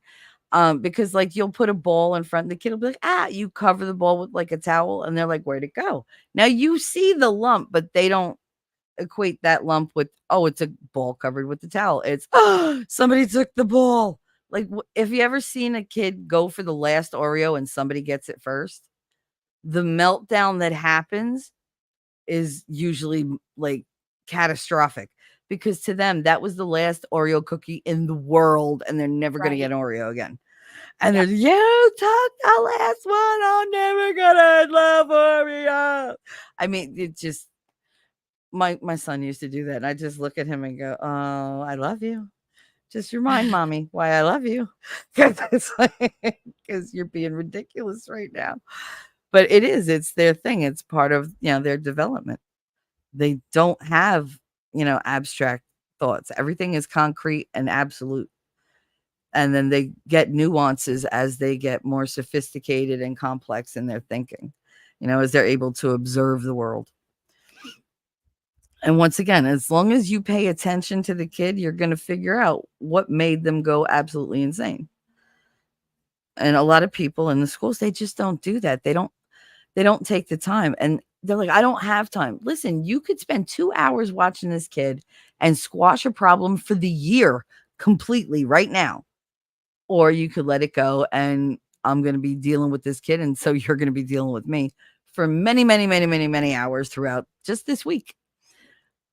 They don't see that it's a time effective thing to do, because they're like, I'm important. I got to rush, rush, rush, rush, rush.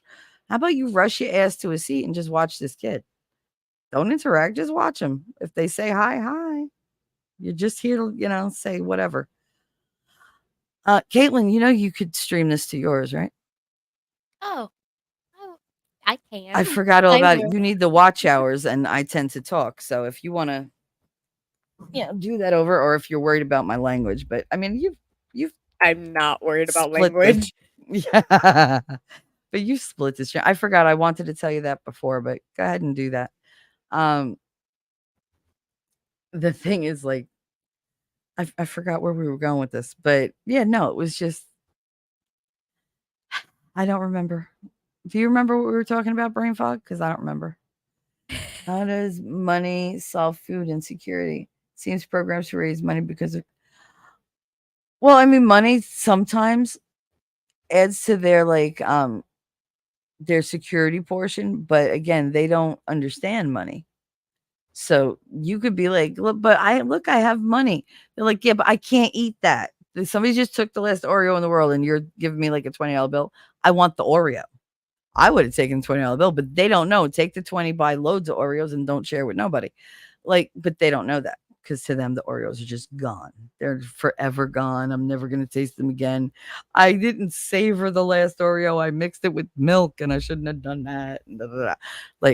I mean, of course, I'm exaggerating, but no, there used to be hunger. Now we're all fat. So what the hell is food insecurity? Okay, but that's one of the reasons why, like, as adults, we gain weight, because we eat whatever the hell we want, because we know there's more out there. We can stuff ourselves, we can not stuff ourselves. Little kids, they don't have any of that regulation problem. Like, kids usually eat till they're full and then go play or go to sleep or go poop or tell you, I'm done, like, play with me. Food insecurity is different. Like, they've been fed very little sometimes. It usually happens in like more poverty stricken families,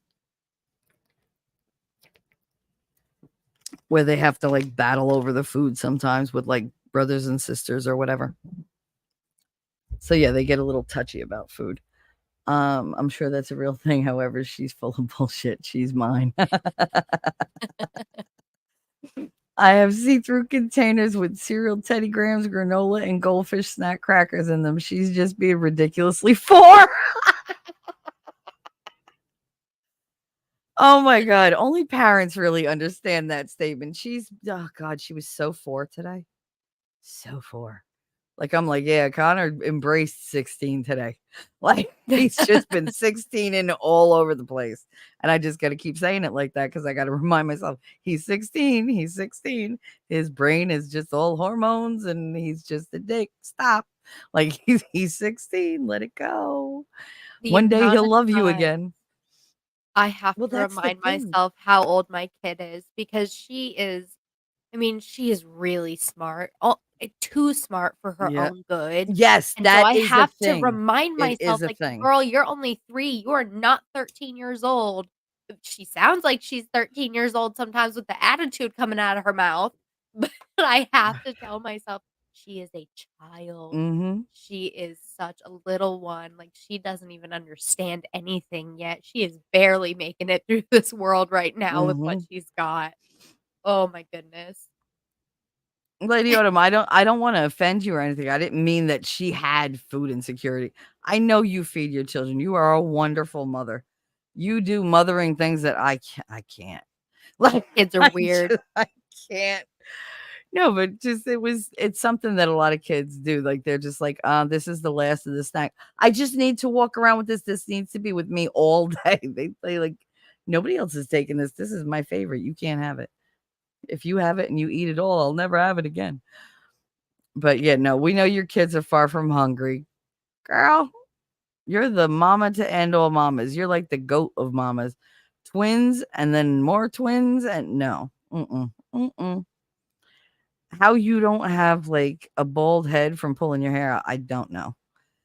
Slap said, thanks for the explanation, by the way. Not that you're concerned about this, but you both are attractive women and you have your avatars up.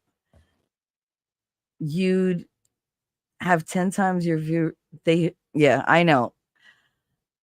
The tons of simps. That's the thing. I don't want simps.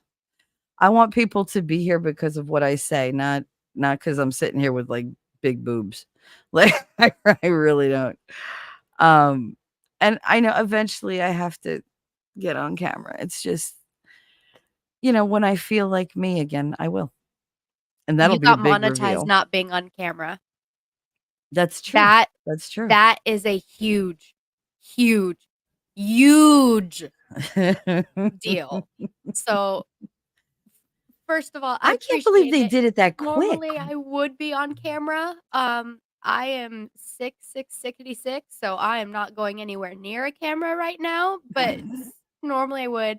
But Shelly, just remember you got monetized not being on camera. Thank you, Caitlin. I do need that reminder. I do. Thank you very much. Ever said, Shelly, that last scoop of ice cream, when you go looking for it, that hurts, whether you're 5 or 50. Absolutely. When you save something, then you go and you're like, why is there an empty space in my freezer where my happiness should be? Like, who ate my happiness? Because I'm going to kill you. Like, where'd it go? It was mine. Or they do the worst thing and put it back empty. That's even worse. When you're like, yes, it's there. You're like, oh my God, thank God I came out ahead. And then you pick it up and you're like, these motherfuckers. These goddamn kids. And I don't say nothing because I'm just like, I don't. Slap said, by the way, I didn't mention your boobs, woman. No, I did because I love them. Why wouldn't I mention them? They're great. Listen, I think if guys had boobs, they'd be so much more pleasant because they'd have something to play with all day. The bulls they guess they have to stretch out their hand, like their arms for the balls and everything. And it's a little, vulgar. But playing with boobs, everybody touches boobs. My teachers used to jump off their lines, run in front of me, go Asante Sana, squash banana on my boobs in 2 different directions, and then go backwards. And because that was my saying, Asante Sana, squash banana for luck. And so they would do that. And I just like stand there and look at them like, did she just, yeah. The first time I was like, ah! And then I was like, why'd you do that? And she was like, for luck. She was like, I just rubbed them for luck. And somehow that caught on. And I was getting rubbed for luck all day, every day, which can be really horny making. Because hello, they're my boobs. You were. What? Especially after I got the bars put in. Oh, forget it. I was like, great. I'm just gonna have hard nipples all day. That's wonderful. That's it's awesome. And I'm going home to nobody. So it's like, I guess tonight is just me and Bob. Like, ugh. But they would just do that. Or my favorite, they would walk past me and go, oh, Shelly, and then bend over and go, I've been a bad girl today. And I'd have to fucking give them like one slap on their ass. They'd be like, I feel better. Thank you. You're welcome. This was my life. And that's why Marty would look at me, the principal, and he'd go, how do you get away with this shit? I don't know. Probably because I don't want to do it and they want to do it. And it's just, they'll know I will do it, even if I don't want to. So I just do it. He's like, Jesus Christ. He's like, I've seen so many women tell you things that they wouldn't tell anybody. I know. They're just, yeah, oh, me and my boyfriend. Do you know that, like, God, he always, like, I had one teacher say that her boyfriend that she lived with used to call her over to him when he wanted to have sex. And he would slap the side of his leg and go, like, come here. And I was like, and he's still breathing? Because no, that motherfucker needs to die. Like, you don't call me over like a dog. Let's slap the side, like, here, girl. Like, you Yeah, now that'd see be you the have to last die. move they make. Yep. Exactly. That would be what makes me snap. Your mother's gonna miss you, but I won't. Like, it's like, he used to do that to her, and then he was all about, like, the back door. And I was like, first he calls you over like a dog, and then you take it in the butt, and you're happy in this arrangement? Like, I'm just wondering, like, I'm asking for a friend. And she's like, no, I'm not happy. Then why are you with him? I don't know. I shouldn't be, right now. You really shouldn't be. He's a dick. Like, and he's not even a good one. So, like, kick his ass out. Kick his unemployed ass out and tell him, go stay with your mother and go get a real dog. Like, but no, they're still together. And she's still miserable. I don't understand it. I'm like, you're running out of years, girl. Like, I'd want to be happy for like the rest of my life. I don't want to be miserable. But yeah, I'm almost on my own again. Looking forward to finding shit where I left it. Nice, Eris. Yeah. Oh, hell no. No, yeah, that's what he used to do. And it was like, she said, could be a bitch, but not your dog. Yep. Mm-hmm. Video killed the radio star. I thought about this excessively, and I think there's advantages to showing your face on stream. However, there's a lost art to radio. Only hearing a voice and connecting it is a forgotten art. And the thing is, I tend to be very descriptive. So what is the point? If you could see my face, I would say so much less, because unfortunately my face says exactly what I'm thinking. Like, exactly. Yeah. Half of my videos are my facial expressions. Like, Yep. I know how much I use my But face. that's when what I'm endeared screaming. me to you. Like, oh my God. I found you so adorable when Malloy said that and you did that little, because I was like, oh my, he's so cute. Because that was the best reaction you could have given. Like, he said something that really was, insulting. But I mean, he said it in a playful way, but most people would be like, hey, you were just like, but you were still like, your eyes were still happy. So we knew that you were just like playing along, and you were just like, oh, I can't believe you said that. Like, and that's what your face said. Like, My face made that sound effect too. That's exactly it what did. It went, totally "Oh." did. Because when I see you do that, I do the sound effect. I go, oh. Like, and it's funny. Like I make bad that puppy. sound when I pout. I do it. Like, you did that, and I was like, I know that feeling, girl. I know that feeling so well. And I do that, like, when he'll say something, and all of a sudden I go, ow. And he laughs. He's like, I can imagine your face. I'm like, it's not funny. Like, why would you do that? Why would you make me make the sound? Don't make me make the sound. But I mean, it's funny between me and him. Whatever. I hope you guys laughed. Yes, you do, Shelly. So descriptive. I sit here saying that was a good game last night after your descriptions of what 8 inches below your chin.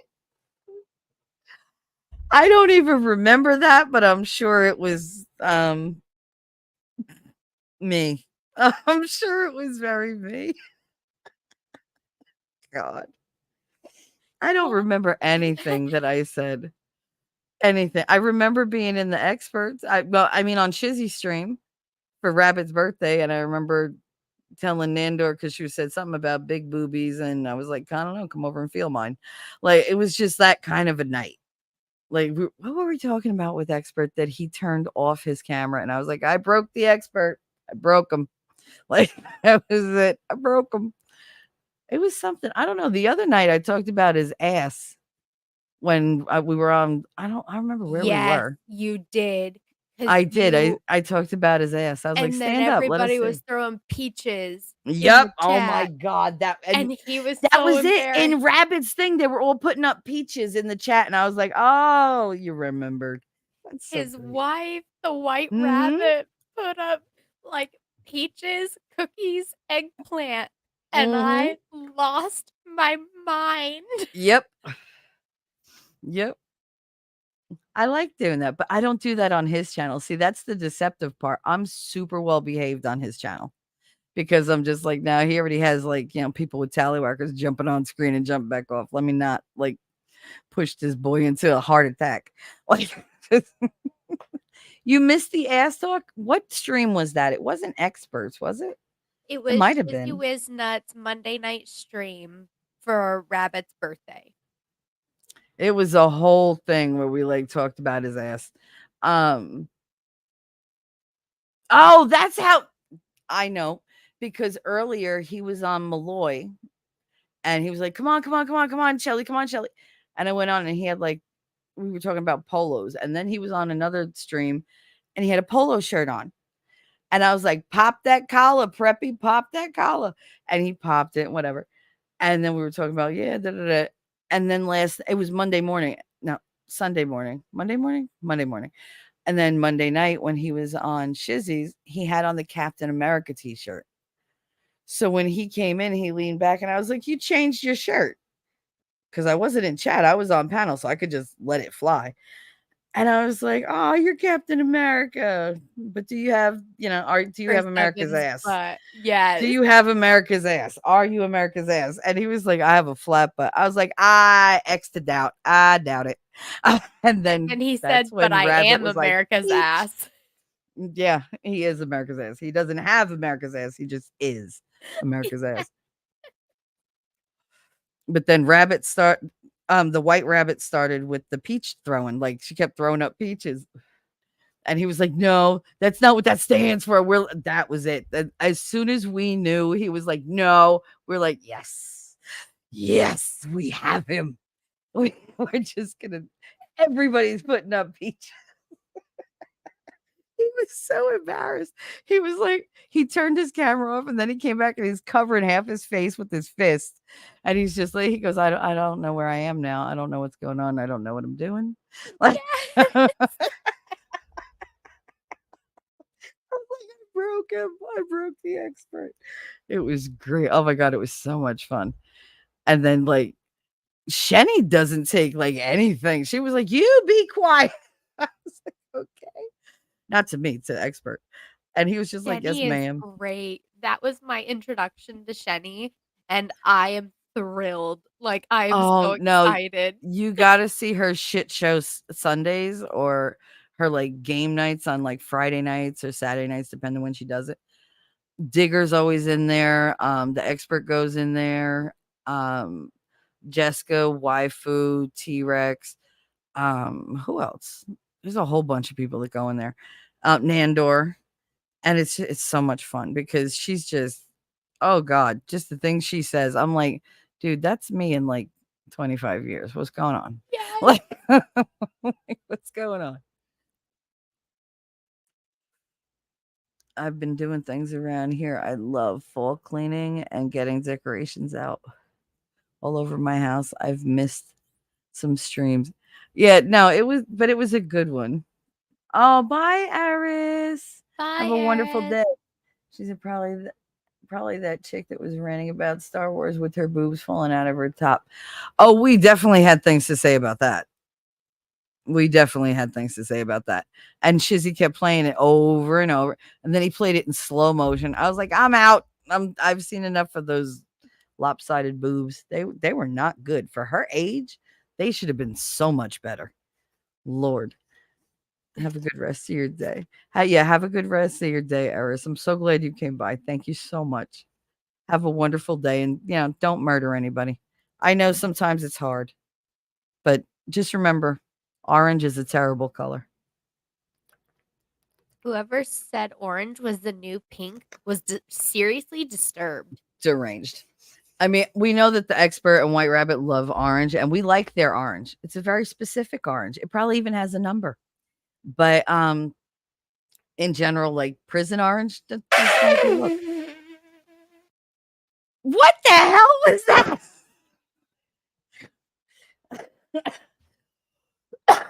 between my cough and you with that. I was trying to keep it a laugh. She was trying to keep it a laugh, and it sounded like you had Dumbo running through your living room, like just like what the hell was that?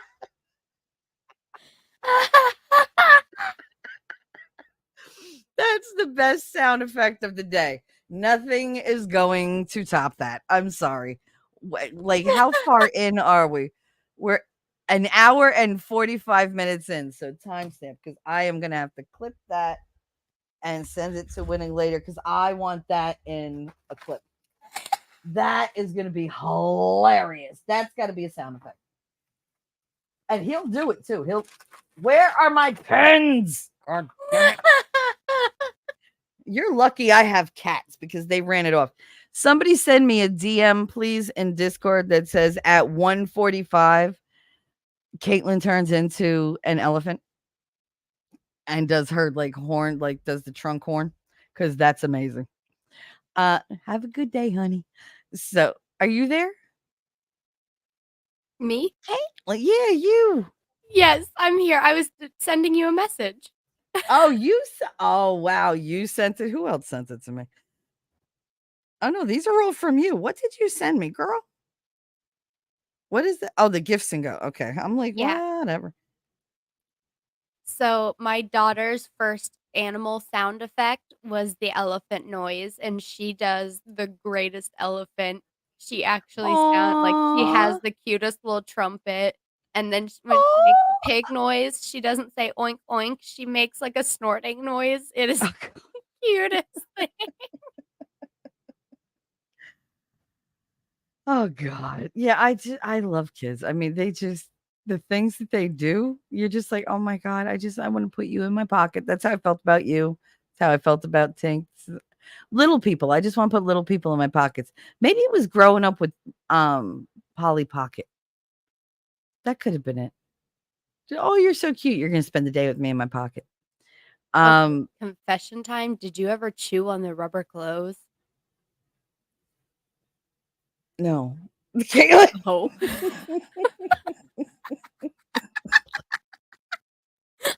I'm weird. No, but Christine's, Christine, my best friend Christine, it was our freshman year. I was sleeping over her house. We had just gotten up. Her mother was like, "You two look like who did it," and ran. I was like, "That's great, thanks." She gives us breakfast, and Christine's little sister, who was like maybe 5, 6 at the time, was sitting at the table, and she's got Barbie in her hand, and her mother turns around and goes, "Oh my God, stop chewing on Barbie's feet," because she had literally like taken the feet apart to where there's that like little wire inside that that used to bend. Oh no. And the mother takes it and she's shaking it in front of Ashley's face, and she goes, "Look at what you did. How do you think that makes Barbie feel?" And that was it. Me and Christine were done. We couldn't. She was like, "Ma, it's a doll." She was like, "How would you feel?" I wouldn't be a doll. Oh my God, it was hysterical because she was so serious about it. "Look at Barbie. You should feel bad. Don't you think Barbie?" And then I was like, she just went on and on and on about it. I was like, oh my God, Barbie's made of plastic. I'd be more worried that she swallowed bits of Barbie than how Barbie feels. Like, I'm just saying. Yeah. That's where I'd be. But yeah, no, it was so funny. And even to this day, Christine will just send me a text. "Well, how do you think that makes Barbie feel?" I was like, and I'll just crack up for no freaking reason because it just brings me right back. I know I've been reevaluating the color orange. I was more of a fan of the orange color. I can't read. I am more of a fan of the orange color. Being in Tennessee is hard to Not it's like that to color. not like that color and not be wait. Oh, No, it's I hard to understand like what that she's saying. color. Yeah, it's hard to like that color and not be categorized as a Vols fan. Oh, Volstorm. Like that, like the Yeah. team. Yes, the Awesome. volunteers. Mm-hmm. Yep. That's what they're called, the volunteers? Yep. I should know that because somebody mentioned that on stream the other day, and I was like, "What are they talking about? What are volunteers?" I was like, "These are volunteers that like They're like, yeah, I'll go. But that's where you guys like. That's where I don't want to play anymore. That's where Tennessee got that from, right? Because they had sent out like I guess like the cavalry or whatever during some skirmish to go help somebody. That sounded like an 500. Wow. I didn't think it was that loud. I mean, have you ever been to like a circus? You've UT volunteer college football to Southerners, football is life. Let me tell you something. It's not like we don't take it very seriously up here. It's like every Sunday or every like, Monday night. It's like, oh, do we have men? No, we don't. My husband didn't watch football, so I kind of get out of the habit when I was with him. And after that, it reminded me that, yeah, no, I had a beta bitch husband who didn't watch football. So it was a little, I was a little bitter. I basically just watched the Super Bowl because at this point I have too much shit to do. Correct. Tennessee is the volunteer state. Nice. I did Yep. not know that. I found that out the other day. And I was Volunteers' confused. name derives from the 1,500 troops from Tennessee that fought under General Andrew Jackson against the British at the Battle of New Orleans during the War of There you go. 1812. Yay. See, I knew it had something to do with a war. Like they Look, went we out can and learn like things. defended. Mm. Well, Yeah, can't I make knew an there was omelet a without breaking a few backstory. eggs. Yeah, I knew but I didn't know what it was. I'm gonna have to look that up, maybe do something on that. That would make a whole bunch of Tennessee people happy. Yes, it would. Yes, it would. Correct, Tennessee. Yeah. So I read that already. So what I wanted to talk about today was hypervigilance and CPTSD. I never say that right. Now, I don't know if you know about hypervigilance. It's usually something that somebody who has trauma goes through. And if somebody has what we're going to talk about today, CPTSD, it's ongoing trauma. Like it's trauma laid on top of trauma, laid on top of trauma. It was ongoing, repetitive, and escalating. Like if you're dealing with multiple traumas that aren't being taken care of, it grows and it becomes part of who you are. And it's very hard to undo. Hypervigilance is that fight or flight. And it turns out that there's quite a few reactions. I got to see if I can do this. Where's my chart? I have it. Where is it? You made a CPTSD. presentation? Not a presentation. It's just, a thing. Like I found something that I thought would, no, I don't want the video file because I'm share screen. There you go. That's what I want. Windows, come on. StreamYard is not loving me today. God damn it. Okay, so like hypervigilance is when your body is ready to defend you when it senses danger. And you become used to doing this over time. Like we were talking to Gary about me growing up and, my father and everything. And that was gut wrenching. But I didn't have any filters left. I had no way of stopping myself from saying things. And I couldn't say what he was trying to get me to say. And that's why I was going to get real mean real quick. And that's why I was like, no, just no. Like, cause I'm not answering that question. Like, I'm just not. And then when he asked me at the end, like he really was like pushing when Winning heard me go, nope. He was like, yeah, no, she's done. Like, she's done. Like he knew that was me saying, okay, quit it. Cause Yep. I've had enough. Like I've already cried. I'm going to really freaking lose it if I do this. And, he put the kibosh on it because he's good about knowing when to put his foot down and be like, no, you did enough. Like, leave her alone. For the most part, he lets me defend myself. He's not like some big, oh, I'm the man. I have to white knight for all the girls. He doesn't do that. He's like, no, they're strong women. They could stand on their own. Same way I don't want somebody butting in. But if I see you're taking advantage or I see her outnumbered, yeah, I'm gonna butt in. Like, and then you can Right. deal with me. And nobody wants to deal with him. Like, not when he's in defense mode. Because I've seen him go like, it's not pretty. Like, he scares me. Like, because he's so gentle and like, happy go lucky most of the time. But you fuck with what's his. Let's see what happens. Fuck Mhm. around and find out. Because he's good at what he does. He's very, very good at what he does. And anybody who knows winning, you've seen the stuff that he does. He can uncover things all the way back to like your great grandparents if he has to. He doesn't do it, but he can. And it's amazing. He's an amazing guy. I'm glad that I got to know him, no matter what means, that went through. Uh, and we've had many discussions on how how our friendship started. And I had apologized many times, but he forgave me and he trusts me. So I like to get it all out so that nobody could turn around and go, oh, well, did you know? He could be like, yeah, I did. Because she told me. Like, it matters more. I don't want him blindsided by anything that I've done in the past. So he knows like all of it. Being in Tennessee, being in Tennessee before a professional football team was here. College is all we had. Listen, like college football, it's good that you have like the local, spirit and everything. Why wouldn't you? I'm a very big promoter of or supporter of being proud of where you come from and where you live. Lady said, I like me some at Winning Reality. He's good people. He's a good egg. He is. Yes. He's a good egg. And he makes me laugh. Jesus Christ. Because once that thing was over, like, and I woke up last night around, I want to say 6:30. Like, I think that's when I woke up. No, maybe it was 7:30.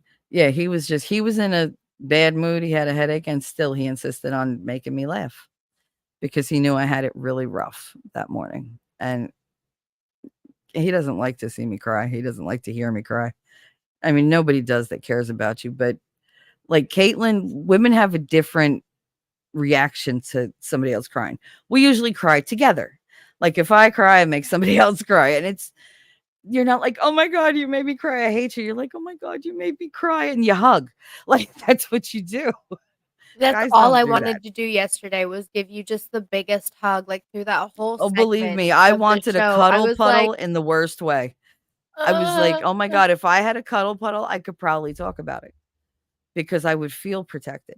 I'd feel surrounded by, like just strong people. But that's not going to happen right now. So someday maybe I'll throw a, YouTube slumber party and you could all come over and, hang out. But I need a house for that and a fire pit and like a half a cow. I got 100 acres. We could just go camping. Oh, Jesus. Everybody show up. We'll throw our own Burning Man. Oh my God, that would be outstanding. And that would be out freaking standing. Yeah, he's a good guy. He is a good guy. He picked me up when I was just sinking so low, and he was just like, no, not you. Like, oh, you go. So yeah, I'm on here because he pushed me to it. He was like, well, you're just gonna give up. You're gonna be a quitter. I was like, you're really gonna shame me into this? And he was like, yep, sure am. Sure will. Sure will. We're so glad he did. Thank you. Thank you very much. He's a good guy. He's become my best friend. He really has. Like I didn't have this with anybody before, like on here. I had close friendships, but there was always that little like that nugget of mistrust. Like, okay, I see how you are with other people. When are you going to turn that shit on me? And I stopped asking that question, and of course, that's when it happened. But he doesn't do that. I don't get that feeling from him at all. Right. I fall asleep with him on the phone all the time because I'm so comfortable. He's talking and I'm like into what he's saying. And he's like, go to sleep. Just like he'll boot me out of Discord, whatever. But yeah, I was going over like all these with him. So like, let me see if I can make this bigger. I hate that there's got to be an easier freaking way. Where is it? Oh, it's a file because I'm redundant. Ah, here we go. Okay. It's blurry, but that's because I'm not paying for things that I can copy for free. Even if it's a little blurry, I'll figure out what the word is. So, like, it's who is showing up. Now, with C-PTSD, the hyper vigilance is the constant need to monitor your reactions, like your actions, your surroundings, what people say to you, what people do to you. We had this discussion yesterday with Gary that I said I will listen to your tone. Yes. And if the tone changes even slightly, I will pick that up and instantly I will stop what I'm doing. I sit up, my head goes toward you, and it's literally like when you see the squirrel go, "Oh!" Squirrels are hyper vigilant. That tail thing that they do, I swear that's nerves because they all shake their tail, shake their tail, shake their tail. And I think it's because they're always like, because they're prey. And if you break it down, you become hyper vigilant when you become prey to one or many predators. Like when you're prey all your life, you are always on alert. You don't relax, not even in your sleep. When I was little and I was with my grandmother, I could sleep at night and be dead to the world.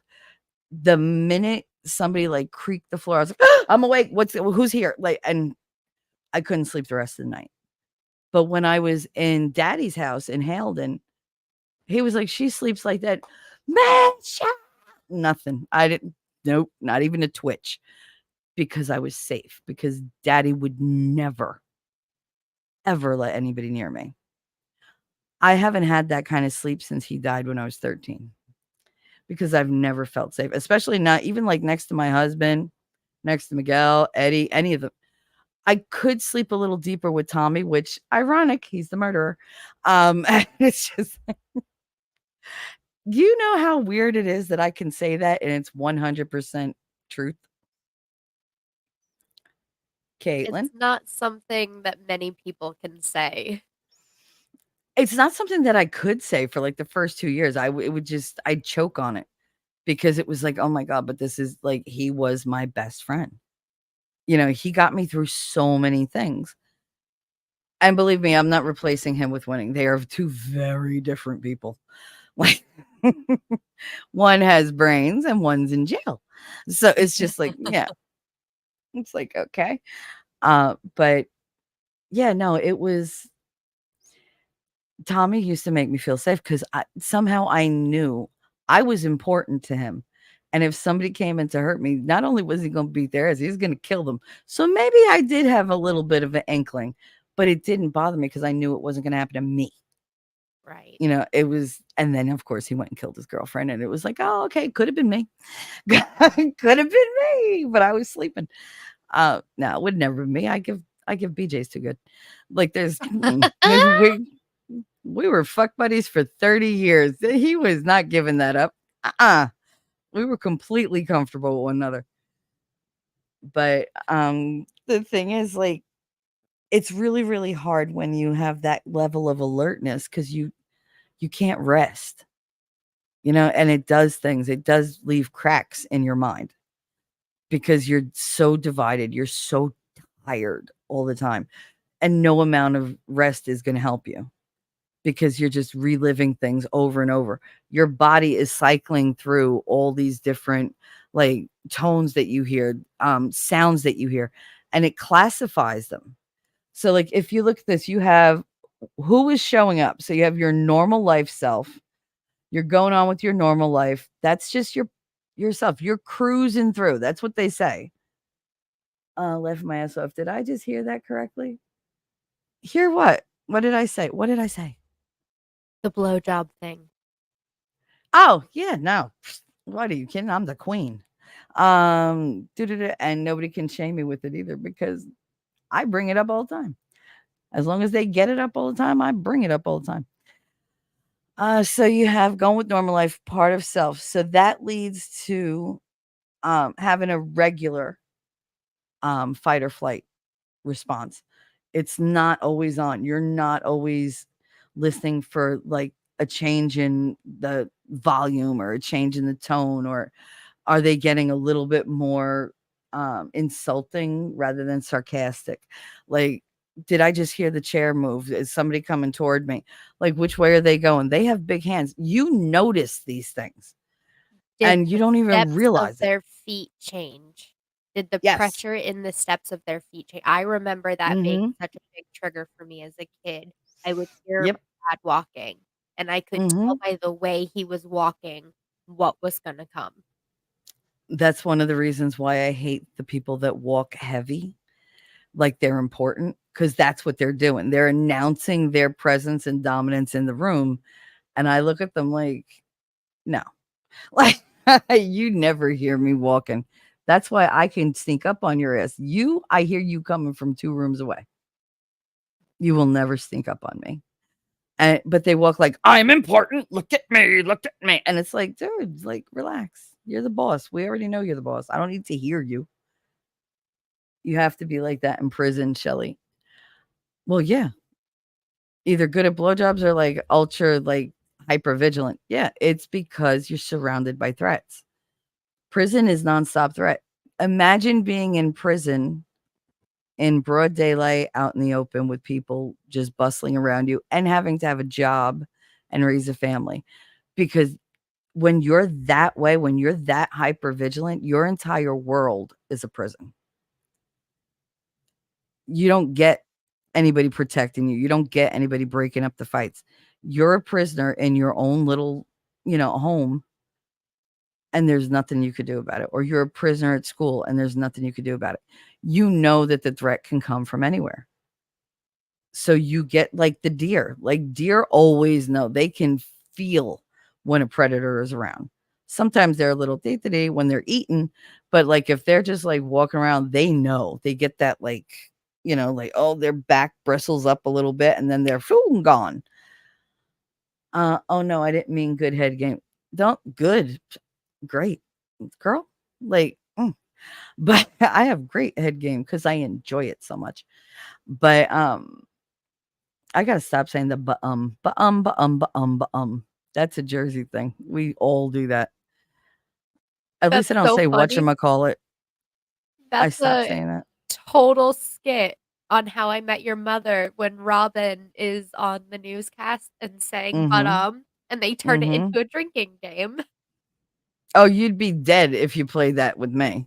Because I say, but my friend Rachel always goes, but whatchamacallit, the thingamajig. You know the thingamajig that goes in the and get that thing with the thing that you pull and then it's slant and it's cold inside the refrigerator. Yes. I'm like, really?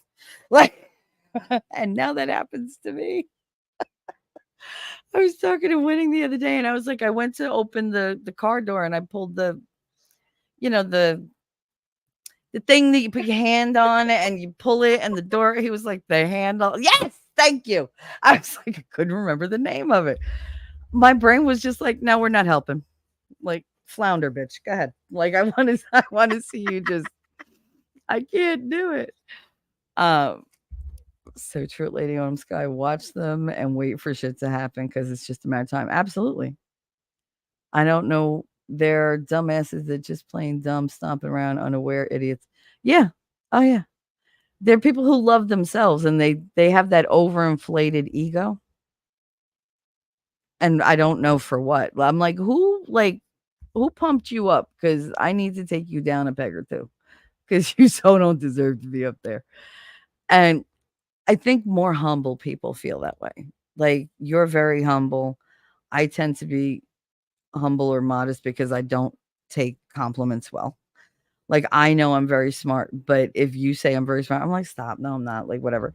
Because I never want anybody to feel like I think I'm, like up on a pedestal or I'm higher than them. It's not my gig. I don't want to be up there. Up there is very lonely. It's really lonely when you're separate from everybody. I spent years in school, like doing things and being very lonely because I had to learn different than they did. I learned super fast and I was bored. So they just used to make me work with the textbook ahead. And so I had no social interaction, which is why I'm so socially awkward. Like I just build my own worlds. Um, there are more and more men like that today. It used to be mostly women when I was younger. Yeah. No, it was it's Gary was saying that nobody cares about men's emotions. I think, yeah, that was really, really getting out of hand because we were all feminism. Well, not we as in me, because I don't like feminism, but in general, like we just in general were. I forgot where I was going with that. I told you brain fog. Come be foggy with Men's me. emotions. Quiet. Oh, men's emotions. There we go. I love you. You see? So, um, it's gotten really bad. It's gotten bad where they're like, guys are like, dude, you don't even want us to cry. You don't want us to love you. You don't want us to this. You just want us to like obey you. And like, that ain't going to happen. And a lot of men, that's why they're giving up on a lot of women. Because women are like, oh, see, no, you have to have a job. You have to have a car. You have to be able to take care of my kids. And you have to be this, that. But I'm not giving you this and I'm not giving you. Why should they bother putting any of that out? And then they'll find somebody like Amber Heard. That's right. I said it, Amber Heard. Look at how Johnny Depp got taken in. When he said, I will never, you will never see my eyes again. Like, I will never look you in the eyes again. They made fun of that. You will never see my eyes. I wanted to smack Elaine when she made fun of him. I was like, did she just mock a victim in a courtroom? Oh, and that went On down national TV? On hill worldwide TV? so bad. Oh my gosh, she got so lit up for that too. Yep, and I was so glad because I was like, "Who does that?" Like, you literally just showed everybody exactly what you're made of and exactly who Yep. your client is Yep. because she thought it was amusing. Like, Amber's like, who's laughing now, bitch?" Like, Aquaman 2, The Lost Kingdom, more like the Lost movie because nobody's going to see that shit. I don't care if there's 10 seconds of her in it, unless she's filleted and somebody has her on like barbecue shish kebabs under the sea. I don't want to see her. Make her into a Yep. Krabby Patty. I'm sure she's got crabs. But so I've said there, yeah. AH was trying to set up Johnny to kill him. I believe it. I do. Yes. And that's what narcissists do. They push and push and push and push and push until you just can't take it anymore.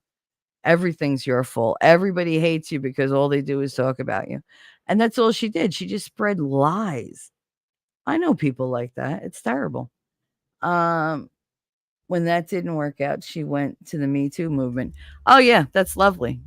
They all do that. It's like, oh, let me find somebody else to support me and hold me up while I lie. So they don't even care. Like, she didn't care that she put like all these people who were actually Me Too victims into this place where now you're a joke because nobody's going to believe your story. Why? Because of her. Like, don't get fantastical. Like, get your shit together. Report it to the police. Don't just be like, oh, I'm just going to go to the movement. No, no. This thing that we do where we're like convicting people in the court of public opinion before they're even charged is ridiculous. Johnny Depp was never charged. If she was having such a hard time, she was well within the statute of limitations. She could have had him arrested at any time if she had evidence, but she didn't.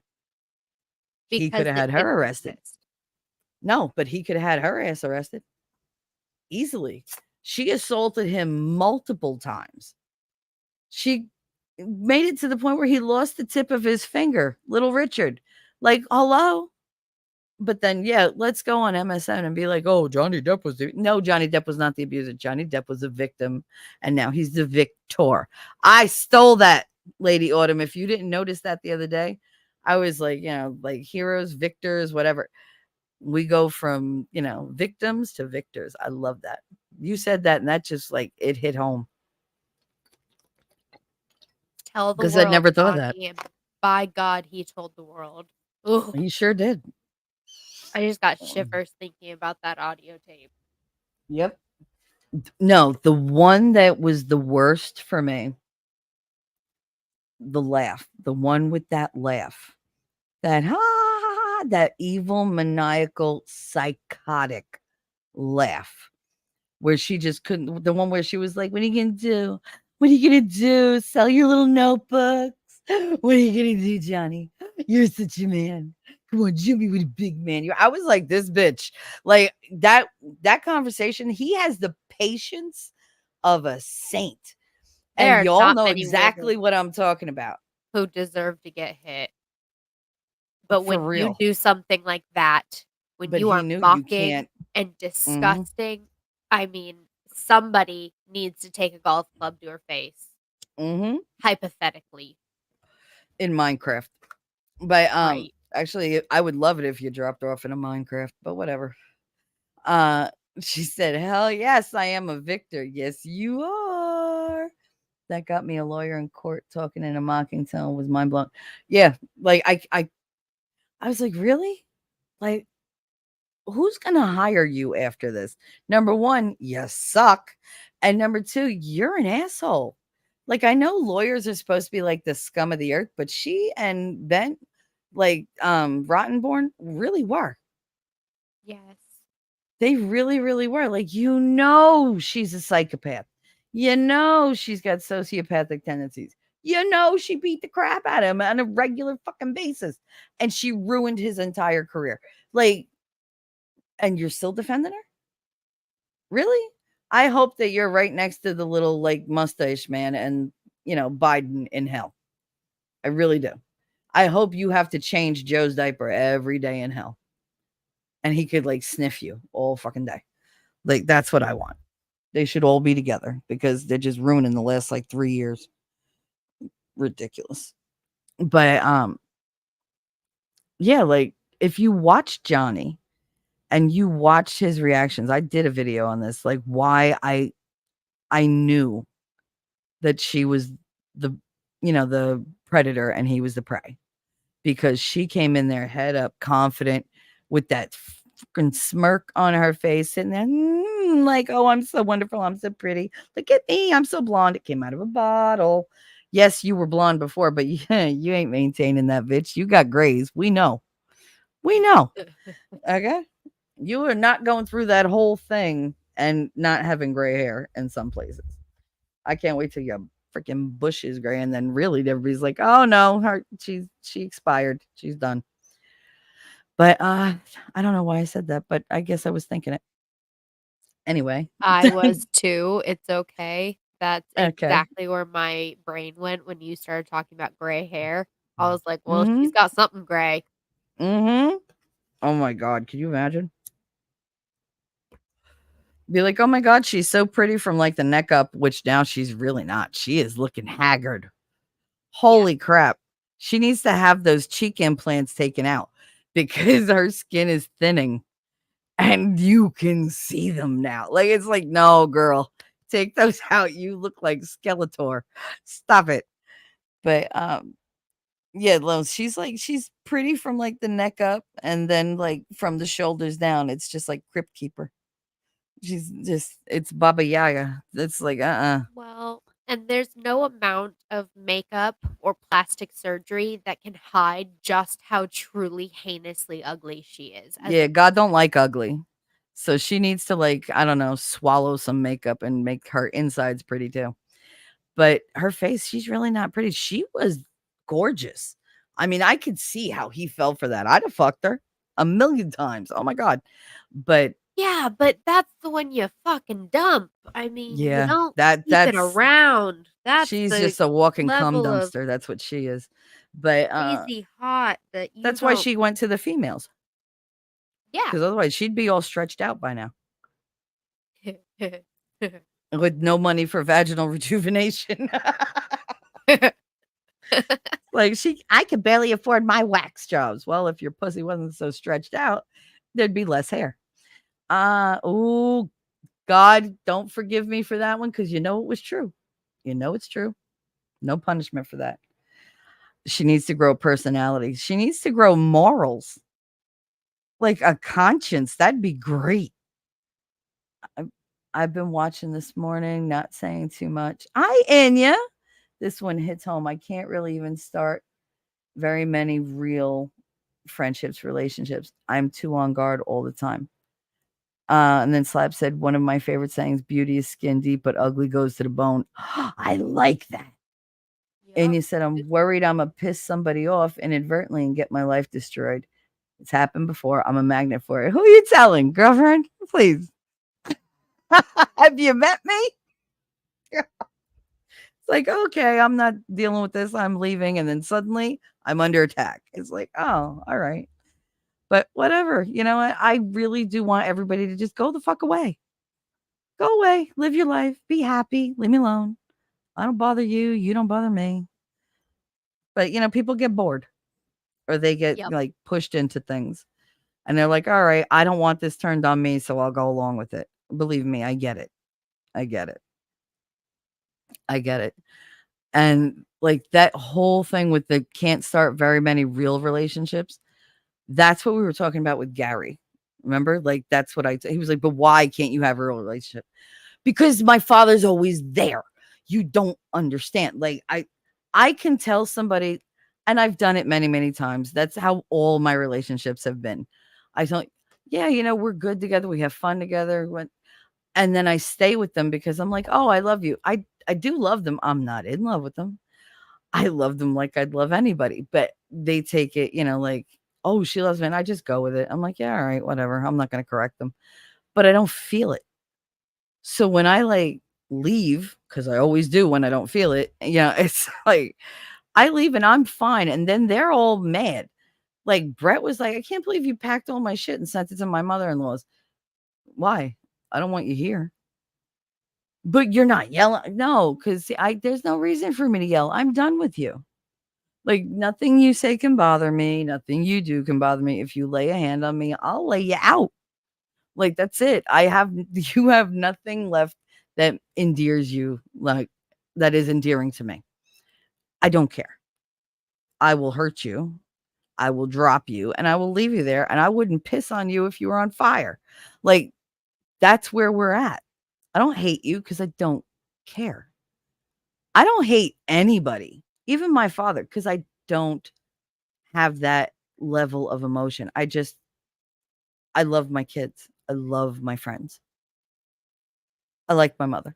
No, I love my mother. I don't like my mother, but I love my mother. But like you can love without liking somebody, or you can love somebody that you really like. But you can't really, it's hard to explain.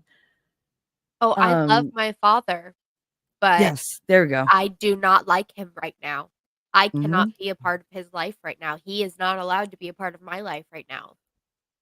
But I love him. He is my father, and he always will be. There's no Mhm. replacing him. Even if I do have my bonus dad, who is an amazing human, there's no replacing my father, the person he was there for me and he did raise me and he did a good job. Um, I turned out to be a great person, I think. Yeah. But right now is not a time where we can have a relationship because I don't like the way he is acting or who he has become. Mhm.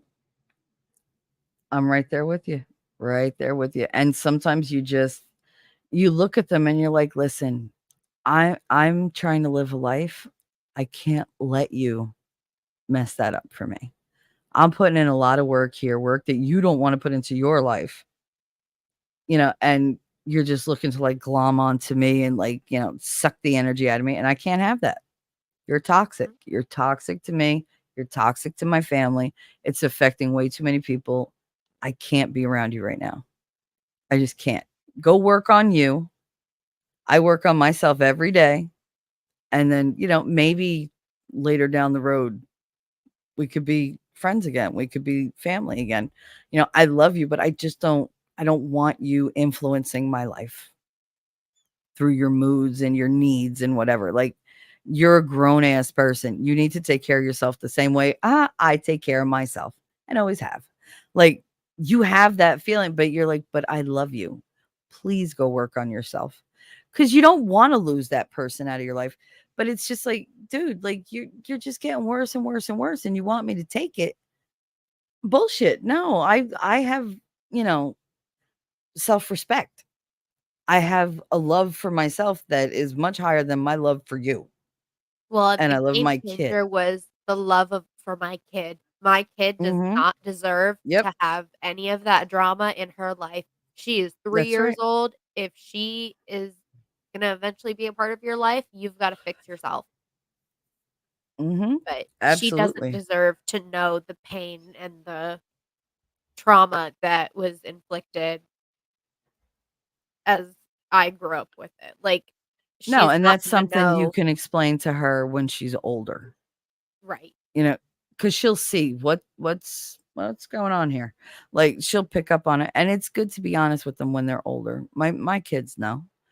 You know, they know why I react to certain things. They know why, you know, I didn't allow their fathers to stay with me because it was like, no. I mean, Eddie was different. Eddie didn't want to be around. He just wanted to have, you know, like his cake and eat it too. But like Miguel would move in tomorrow.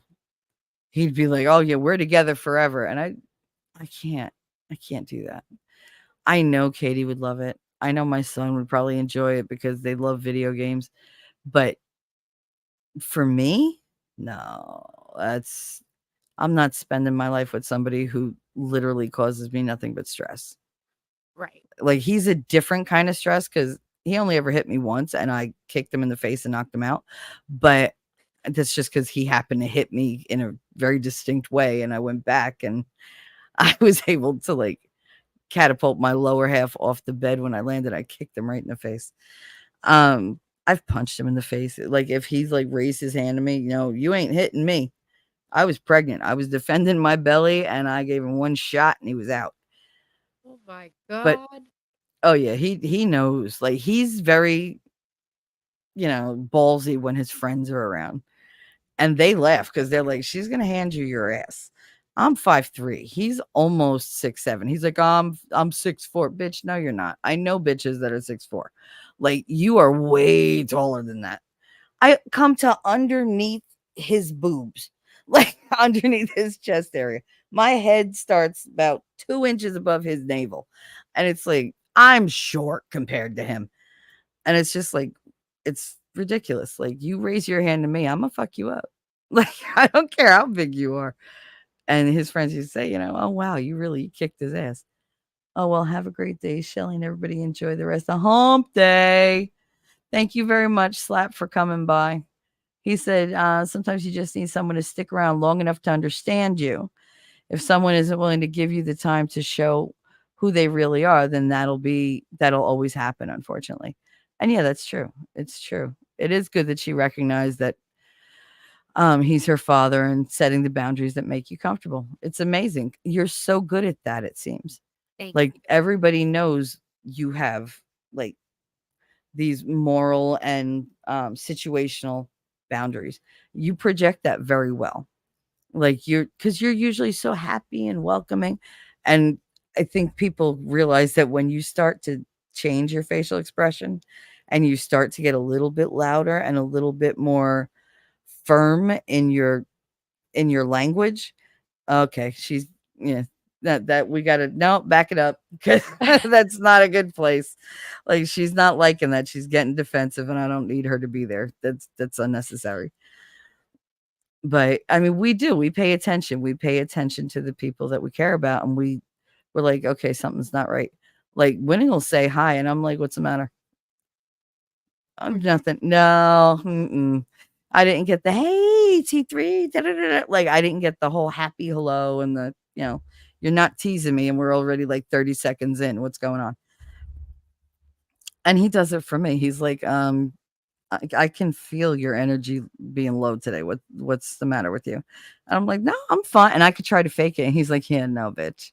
Like, no. Well, we're not playing this game. Like, you just tell me or I'm just gonna hang up. I'm like, fine. Like, you know, it's very easy to get me to say something. Just threaten to leave me. If I don't care about you, I'm just like, fine, fucking go. Bye.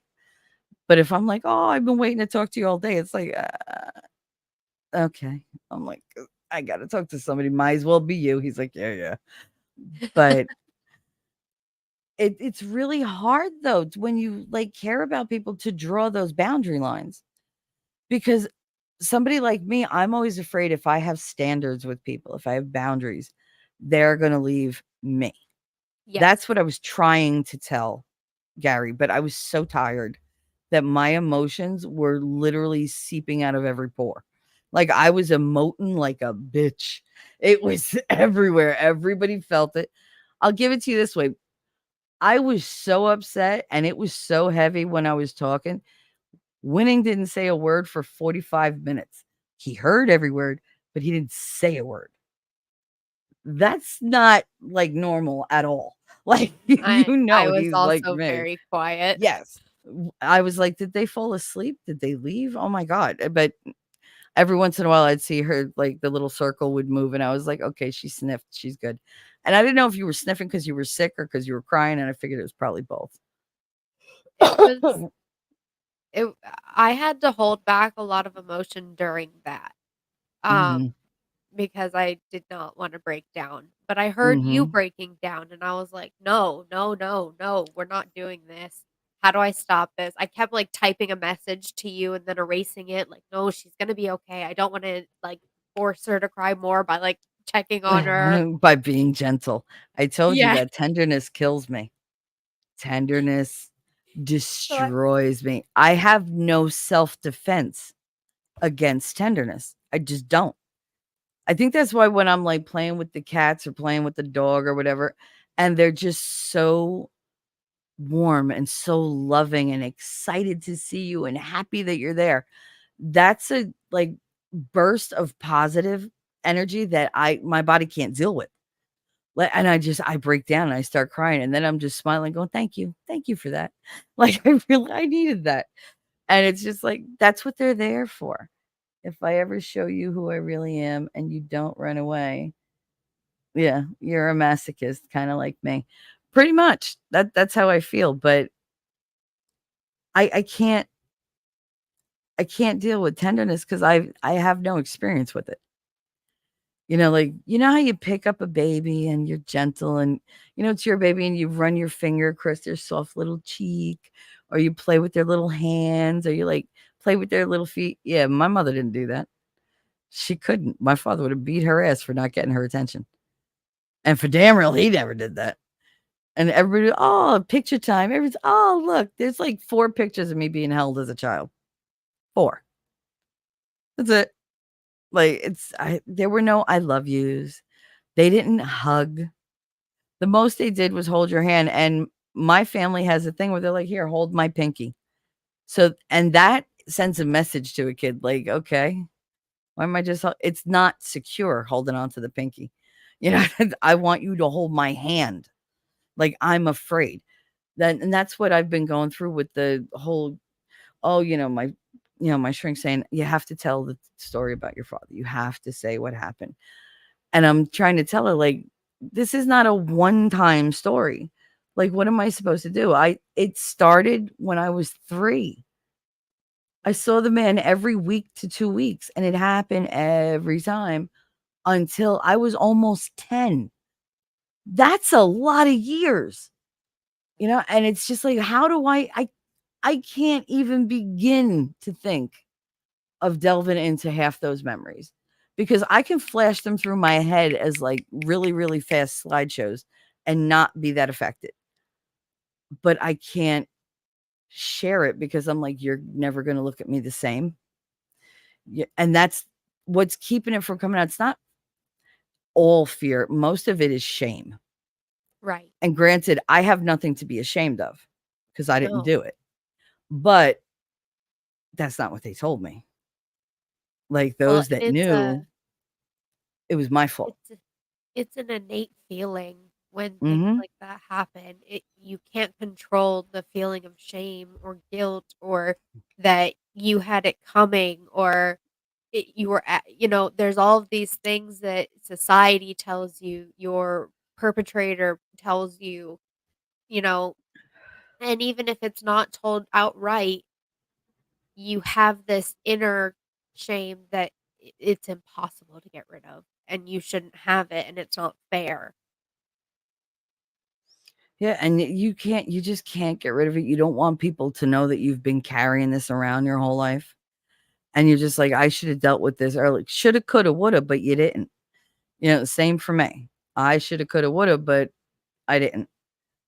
And that's because I was raised, you don't go to therapists, you don't go to psychiatrists. What happens in this house stays in this house. Like, you're not going to go and tell everybody our business, and they're going to talk to somebody, and they're going to talk to somebody. They don't care. Like, therapists don't care what you tell them. They're not going to go, oh, I had a client, her name and address is whatever.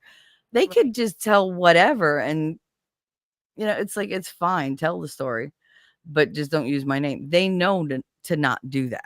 They know to change the names to support, or protect whoever they're about. But showing like that broken self, that kid, I don't know how to even start going about that. And her thing is, I am a very extreme person. Like, I don't do things a little at a time because it doesn't work for me. It will actually discourage me, and I'll give it up because I'm like, I have to do this again. I'm not doing it at all. Like, no. So she wants me to have like that shock, because she said the only way to really, like, because I've held things in for so many decades. You're talking more than 4 decades of repression of emotion, repression of the experiences, not dealing with it. And it all has to come out because I literally built my life on top of all this pain. It rules every single thing I do. It rules the way I talk to people. It rules the way I interact with people. I actually was I was making out with this guy, Artie, that used to work in the gas station. We met up like 20 years later because I told him when he worked for him, I was like, one day I'm going to have you. And he was like, yeah, ha, ha, ha, because he was gorgeous. And then one day I had him. And he was standing there, and he went to reach. He put his 2 hands up very slowly to cup my face in his hands, like to cup my head so that he can kiss me. And I flinched so bad. I was like, I pulled back, and my hands, I didn't even realize both my hands shot up in fists. And he was like, oh my God, are you going to hit me? I was like, oh my God, no, I'm so sorry. He said, oh, like that triggered you. And I was like, I didn't think so, but I guess, but that's the hypervigilance. My brain was not saying, ooh, you guys are all close. You're pressed up against one another. I'm getting all tingly. Ooh, he's moving in for the kiss. I knew he was going to kiss me, but it was the hands. When the hands came up to cradle my face, I was like, like, and because I didn't know that he was going to do that. Most guys I know don't do that. They grab me by the back of the head, and they just like, it's just tongue in the mouth, and it's no finesse, no nothing. And he was trying to be like sweet and romantic and like, oh, look at me, Rico Suave. And I flipped. And his instinct wasn't to let me go. His instinct was clamp down on my head and go, oh my God, what's the matter? And I was like, get off. Like, I was like, let me go. That kind of didn't ruin the mood because we wound up doing it later anyway. But he was just like, I can't believe that you reacted like that. You've known me since you're like 14 years old. I was like, I know, which one is creepy. I was like, and 2, like, I don't usually react like that. But even Vic, like my friend from school, he went to like push a hair. Like, I guess I was doing something and my hair had fallen out of my barrette because I had it back like in that bump. And it was in my eyes, and I kept like, because I was doing something with both hands. I think I was painting. And I was like, and I couldn't get it out of my face. And he reached over to just brush it to the side. And I reared back so hard, I almost broke the back off the chair.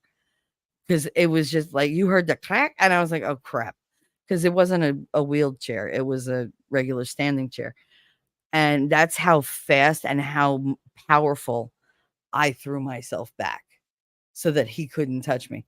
And he was like, what just happened? You flinched from me? Me? And I was like, Listen, I was like, I didn't see it coming. And that's the thing. If I don't see it coming, some part of my body is on alert, ready to like jump or fight or run or like drop to the ground or whatever. That's Right. not normal. Normal No. people don't do that. People without abuse and trauma, they don't do that. That more than anything tells everybody in the room that knows what you're going through. Oh, aw. And you're like, you feel bad because you're like, I know how that feels. I've done that. It's okay. You know, you want to be like that, but you're like, this person doesn't know me. I can't just walk up.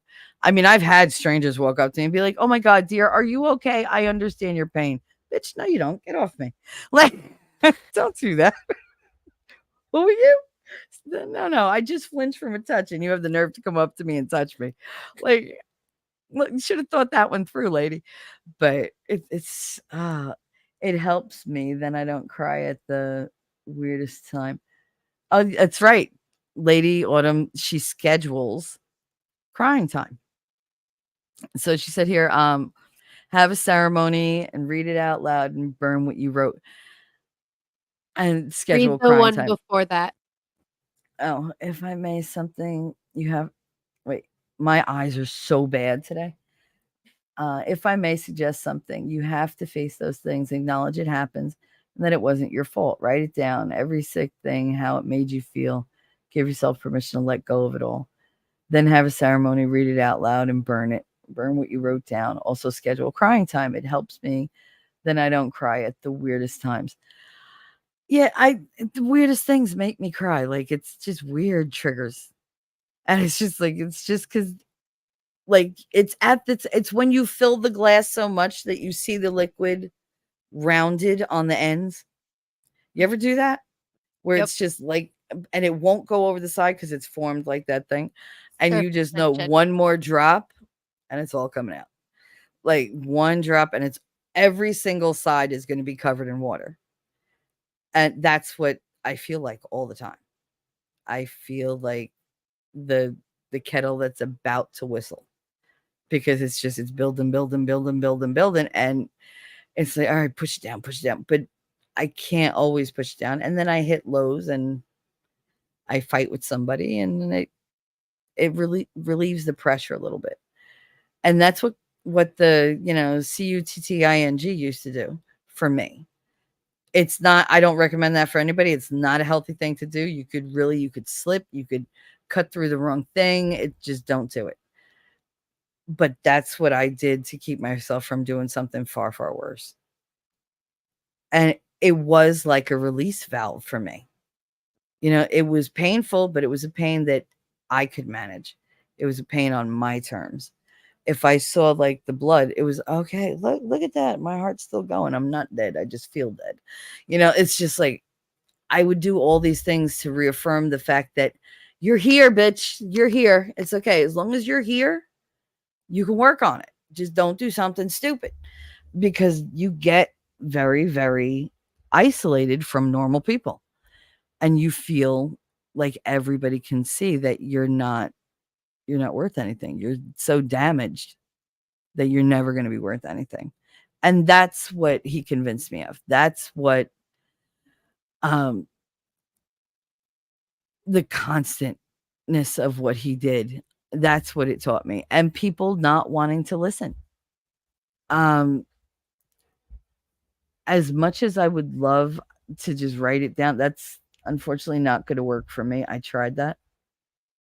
It works for many other things, but this is entirely too big. And if I can't say it, like say it, make my body stop closing up when I try to speak it, then I'm always gonna be haunted by it. I know that's like my biggest roadblock and one of the last because I just have never said, what he did or like where he did it or who was there. Nope. I could see it. I can see it in my head. I can hear it. I can smell what they were wearing, like everything.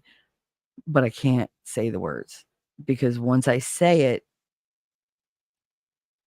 I can't unsay it. It's real. And it's now it has legs. It has a body. It has form. It has heft. It has weight. It's almost like the boggart that won't turn into something funny. Like it's always there. And I don't know if I'm ready for that. I don't know if I have the strength to fight it once it's there. Because that's Ellie, going to, don't you think a little bit it is already there though? yeah, but there's so much fear of what could happen because it's unknown. You figure when you deal with psychological stuff, you don't always know what the reaction is going to be, even yourself, so it's terrifying. That's why I find it helpful to schedule crying time. Yep. I block out a couple of hours. I schedule half a day, but binge watch a sappy series or watch a few sad movies and get all that crying out. Yeah, I don't need the sad movies or the sappy to cry. I literally could just ask somebody to do something for me and get told no and cry. Like I know exactly how to do it. That's a huge downfall for me. And again, that's not normal. It's not normal to be that hair trigger. It's really not. Right. But everything's been like one thing on top of another, on top of all these changes. The fact that I know that my brain is, being eaten away by bacteria. It's just like, okay, like, but what is affected? Like, I don't always have control because it affects that part of my brain. So I don't have emotional control a lot. That's why they give me that damn effexor because it's supposed to, help with that. But I never know what I'm going to do. I could be perfectly fine when somebody's saying the most vile thing and they could be like, oh, I think your hair is, it's not looking too good today. And I could want to like kill them. Like, I never know. I never know. So it's weird. But according to this like chart, so going on with the normal life, a traumatized child self, they're the ones that develop the C-PTSD because their trauma related parts of self, they continue. They don't go away. There's always that person that was abused looking for the next pitfall, looking for the danger, looking for that. So you're always just like, yeah, you're talking to somebody, but you're hearing for 20 different conversations. You're listening for footsteps. If a balloon pops, trust me, you're going to jump. Like some people like, oh, but you're going to be like, ah! Like it's just, and then you're just like shaky for a while. It's stupid. It's stupid that we let people and things from the past affect us to such a degree, but that's what makes us human. And that's what I think helps us develop emotions for other people, like how we can grow our patience for other people. Why we look at certain people and we're like, you know what, you think it's bad, but I just want to hug her. Like you could talk all you want. That's not going to do anything for her or him, because it does happen to men. I've said this many times. I know I tend to gear toward the female aspect, but that's because I'm female. Hey, I know my gender. But for men, it does happen for men. But you see them when they're with their wives and you see them pull back and go, wow, you sounded just like my mother there. And they walk away disgusted. Like disgusted because they process things differently and they're just like, man, why is she acting like that? Like it's hurtful for them. And we don't seem to care. We just like plow ahead. Just that whole man up thing. I've said it, but I usually say it to women. I've said pussy up because that shit can go through torture and be fine. But I try not to say man up. Just like I've tried not to say, pull myself up by my bootstraps. Because apparently that's a huge thing now. I don't get it. Like, why would they say that to people like in reference to slaves? Most of the slaves didn't get to wear boots because they were expensive. They were all handmade. So that it's kind of ridiculous to say that about that. No, I don't mean watch to start to cry. I'm talking about a consistent cry, and you don't feel bad crying in front of a movie and not busting out crying. Ah, okay. So it's like, like a facade.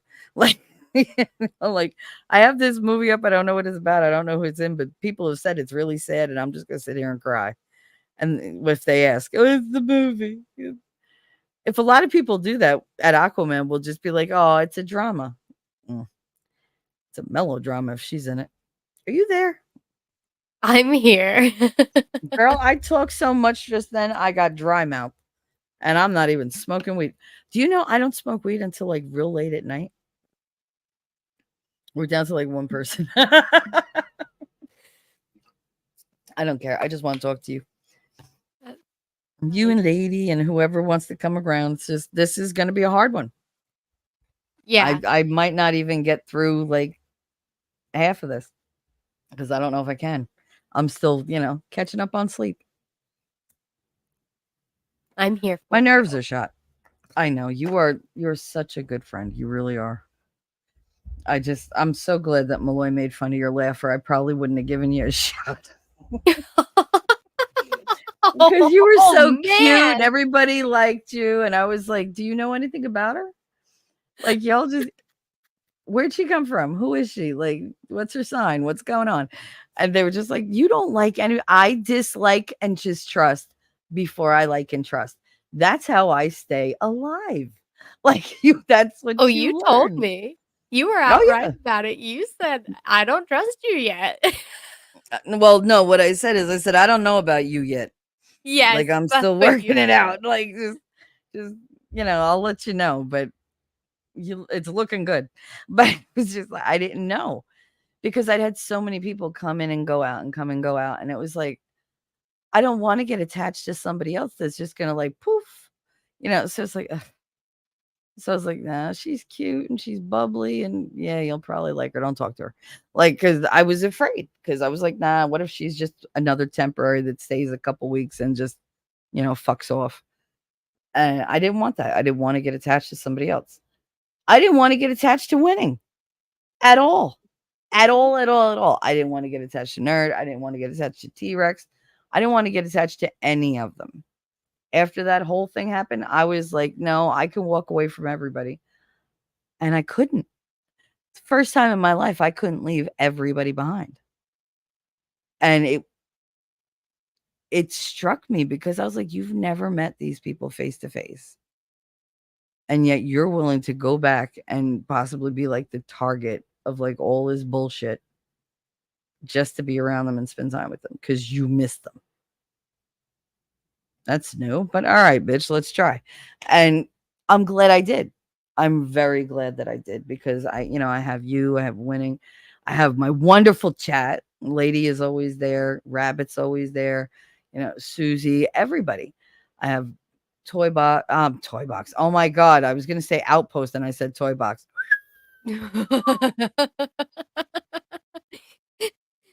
Those That's are a two different big people. difference. That's a big difference. Woo! I am so sorry, Ted Toy Box. I'm sorry. Nerd, suck it up. But that's just our relationship. I love Nerd. I love to give him crap. But like I have T-Rex, I have Jessica, and did I mention Shizzy? I got Shizzy, I got winning. Can't leave winning out because you just can't. He won't let you. Oh, he'll show up in a second to make sure you remember. Right? It's like I summon him. It's so weird because I'll be doing something in the living room and I'll get up to go do something. I'm like, I need to talk to Winning about this because it's driving me crazy. And then bada bing, and I'm like, oh, there he is. And it's like, okay. And then the phone call, and it's like, okay, I got a problem. What's your problem? It's like, all right, we'll work it out.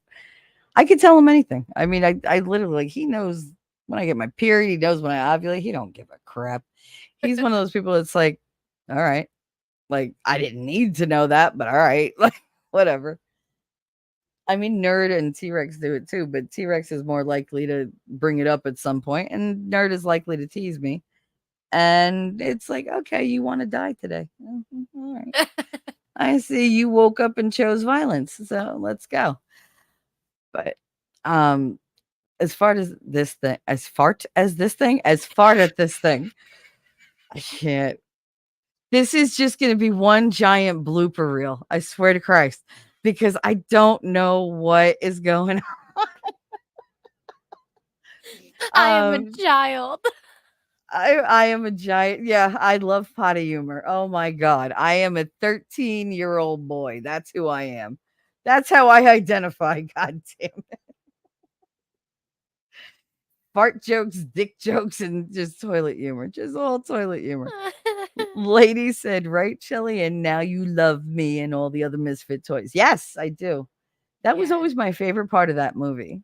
You know that? The Island of Misfit Toys. Because I was like, I would love all those toys. Like I would love them forever. I would never get rid of them. I was gonna Always get rid made of me the feel doll I really had as a sad. baby, and I couldn't. I cried. I was like, "You're old and you're yucky, and I love you. I'm never getting rid of you." And she's still in my closet, Mhm. and I still call her Pumpkin because why not? I But won't let my kid touch any of my stuffed animals from my childhood. absolutely no. You're like, no, those are mine. No, they won't understand. And you're, it's very Toy Story. But when Toy Story came out, I was like, I always thought they did that. I was like, I really just thought they were watching over me in my sleep. Like they're protecting me. I guess you create your heroes where you need them, right? Yes. So my toys were my heroes. And they actually did help because I had a robot that was like a motion sensor. And I used to point it toward the doorway of my bedroom. And I was like 2. And the dogs used to sleep in the room with me. They'd sleep on the bed at the foot so that if anybody came to the I slept the first 3 years of my life in a closet, y'all. So that's what this is. So it was a narrow, long closet. So I had them like it was a chair that unfolded into like a foam mattress. So I was little, so that's what I slept on. And the dogs would sleep at the end. So if somebody came to the door, the one would alert me, the poodle would alert me and wake me up. And the one that was half coyote would like growl and attack. Like nobody was allowed to come into my bedroom but me. She wouldn't even let my mother in my bedroom because it was too small a space and I would get very anxious and she knew that. But I had this little robot and I would turn him toward the door so that his little like motion thing was going across. I knew that it was a straight line because I had like tried passing my hand in front of it and I knew when it would go off. So I put it facing the other wall so that if anybody came in, it would go off and start intruder, intruder, intruder, intruder. And it was loud and it would scare the crap out of them and scare them away. So even at that age, I knew I was not safe because my father used to have tons of friends over, friends, people he didn't know. And they'd have like their little pot parties, heroin parties, whatever. And I'm in the room like sleeping or not sleeping. I'm just told, go to your room. There was no door on it. It was like a curtain. But I would just sit in that room for hours. My mother would come by, give me something to eat, drink. But I had to go through like all of them if I had to go to the bathroom. That's how I learned to hold it for like hours and hours and hours on end. People think that, oh my God, you could do that. I can't do it anymore. No, 2 children? No, no. Mm-mm. No, no. This is we're at the time where it's like, I don't want to sneeze. Please don't let me sneeze until I'm in the bathroom. Because you're just like, that didn't work out. It really didn't. You're telling me this sickness is killing me. Yep. That's when you just go get a panty liner and put that shit on. You're just like, fuck it. Because I'm going to keep coughing and I'm not going to keep getting up. And then, no. Like, let me go get an overnight or something. You just wear a diaper. God, I've never worn one. But like in the hospital, they make you like sit on those wee pads like the whole time in case you like, have an accident. Mhm. But get one of those, get a wee pad, just throw it under you and be like, fuck it. Pants are prison. Cough all you want. And then just change the wee pad. You never wore a diaper after having your kids? No. Why would I? Oh. I did. No, they I wore tried them. that bullshit with that, like that weird.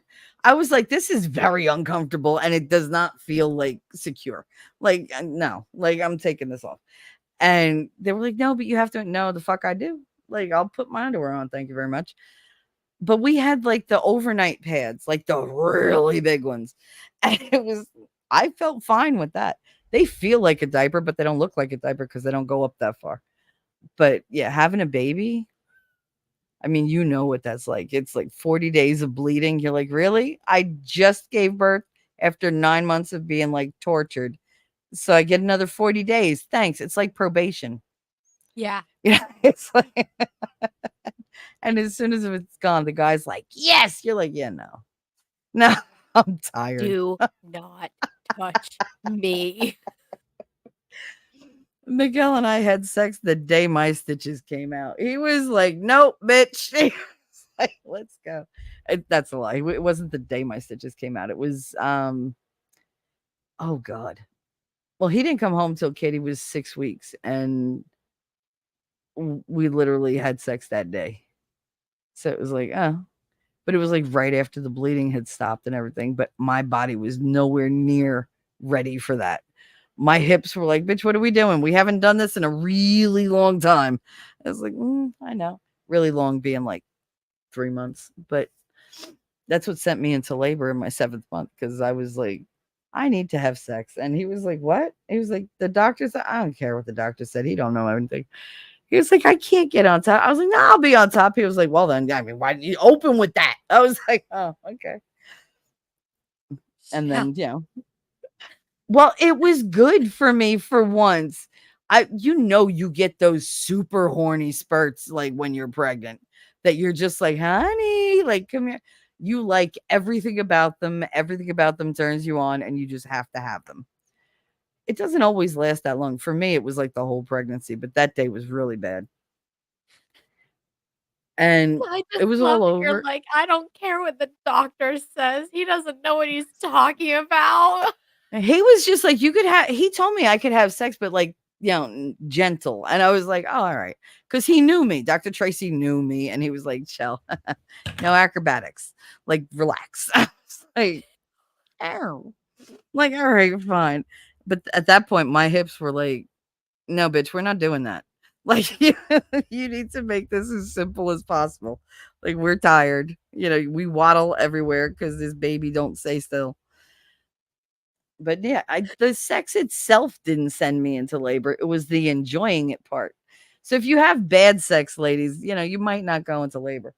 But if you enjoy it in any way, shape, or form, even come just a little, you could send yourself into labor. So beware.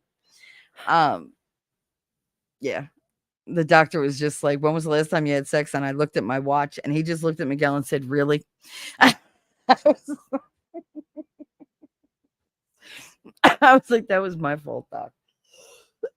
He was like, but it wasn't your penis. I was like, no, it wasn't. You got me there.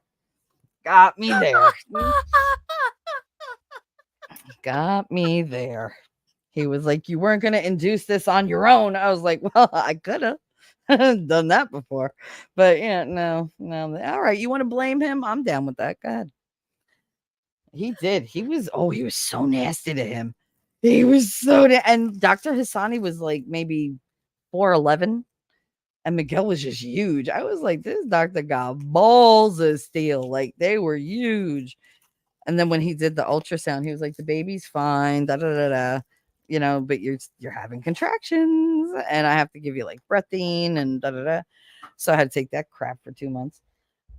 And he was like, he did the ultrasound, and he had the towel in his hand, and he went to clean it, and he stopped, and I'm looking at him because he always cleaned my stomach off. And he took the thing, he looked at Miguel, and he threw it right in his face. And he was like, you clean her up. You did this to her. I was like, bro, like, thank you so much. And Miguel was like, this isn't funny. I was like, it's fucking hilarious. Are you kidding me? I was like, not only does he blame you, he's going to make you do manual labor and be good to me. I was like, and you're doing it like a shim. But it was like, oh my God, I haven't said shim in forever. But yeah, it was hilarious. My twins have been watching Rudolph the past couple days, so that's on my mind. I've been singing Christmas carols. I think we all just want a dose of Christmas. It's not like we want the snow. We don't want like the long winter. But damn it, we could use some cheer. Like, I would love just that Christmas feeling, because everybody loves everybody at Christmas. You tend to forgive people. You have, a kinder heart. I want every day to be like that. I really do. I don't want to be mean to anybody. I don't want to have all this anger and trauma, like lurking inside that I inflict on innocent people. Um, but it's there. What am I gonna do? So I got to get rid of it. Snap, I was busy making tortilla chips. She makes tortilla chips. Hmm.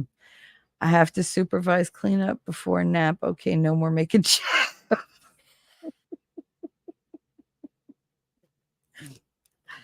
I have to make cookies later. I was gonna do it yesterday, and then I was just too upset. Oh, But I love cookies. I don't know. Do you ever do that? Do you get to the point where you're just like, I gotta have him now. Like, I gotta. Like, you just, I don't, it's not even what they look like. It's not what they say or what they do. It's just at that moment, you just look over and you're like, mine. You feel very territorial and like primal about it. And they get like, I mean, do you ever like initiate or is it him? I do that now. I was gonna say, like, when I was pregnant, I did not want anything to do with sex. Like, I didn't want to be Oh, touched. you poor thing. I was so uncomfortable. I did not feel good. Like, she kept her toes inside of my ribs for 9 months. I'm gonna Um, pull this down for just a minute. There we so go. I did not feel like that during pregnancy, but I am more like that now. Um, like a couple weeks ago, I told Kennedy This to is a set up safe place. her Go ahead. I told her to set up her little tea set. And I was like, Mm, take a few minutes, set up a tea party, and we'll come in here in a few minutes. And I just pushed him into the room and locked the door. And I was like, can you do this in the time it takes her to set up a tea set? And he oh my was like, god. yes. Challenge accepted.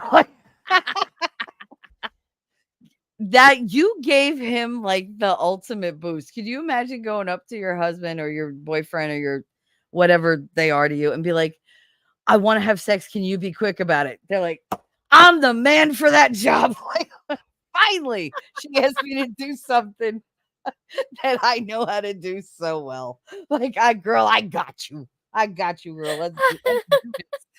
They're like, you want quick? This will be the quickest fuck of your life. Well, hold on now. Like, it has to be longer than it takes me to shave my legs. Like, all right. That's pressure though. But yeah, all right. I think I could do that. God, could you imagine? Like, my ex would have been so happy with me if I was like, "Can we have sex, but like really quick?" He would be like, "I'm the man for that job. I'm your dude." Like, he'd be all proud. Mm-mm. I would never do that. Never. I mean, I know there's quickies, but sometimes they're too quick quickies. Like, dude, I didn't even get to say, "Can we have sex?" And we already had it, and I didn't feel it. Like, what the hell? Like, I don't know what happened. Well, Suddenly, I ever have no since pants, and there's something dripping down my leg. oh my god. You never went back to work after a quickie? It Um, doesn't matter how well you clean. As soon as you sit down, you're like, "Ah, there it is. I missed that bit. I'm not standing up till everybody's out." Like, I need a sweater to tie around my waist or something. nope, never been in that situation. I have. Dear God. When I was with Billy, his sister lived in the building behind my job. So he would pick me up for lunch and he would bring me lunch. We'd go to his sister's apartment and then I'd come back and they were like, "You ate your lunch?" "Yep." "What happened to your hair?" "Oh shit." What happened to my hair?" I forgot because we were in a rush because we were eating lunch. It's not like the sex took that long. It was that, we were eating and bullshitting. So it was like, "Oh shit, my lunch hour is over. Where's the elevator?" But yeah, as soon as I'd get back to the office, I'd be like, "I gotta go to the bathroom." It didn't matter how many times I coughed. It didn't matter if I pushed, if I tried to contract my freaking uterus and everything attached to it. Nothing mattered. It was as soon as I sat down, I was like, and there it is. And there it is. Thank you so much, God, for that extra bit of humiliation. Really love you. It's like, I mean, I always wore black pants, but if I knew that he was going to pick me up for lunch, I'd wear a skirt because who the hell wants to get undressed and then read it? Fuck that. So I'd wear a skirt. Easy access. And of course, it's easy access, but it's also easy like, oh my God, I got to clamp my legs together and like Marilyn Monroe walk to the bathroom, like knees to toe only. Like that's it, like because my legs are pressed together. I'm like, no, I don't trust it. Nope, nope, nope. Mm-mm. Yeah, it was. Are you there? Did I break you too? Okay. As long as I hear her breathing. I'm laughing so hard that my nose is running. I gotta go. I'm so sorry. I'll be right back.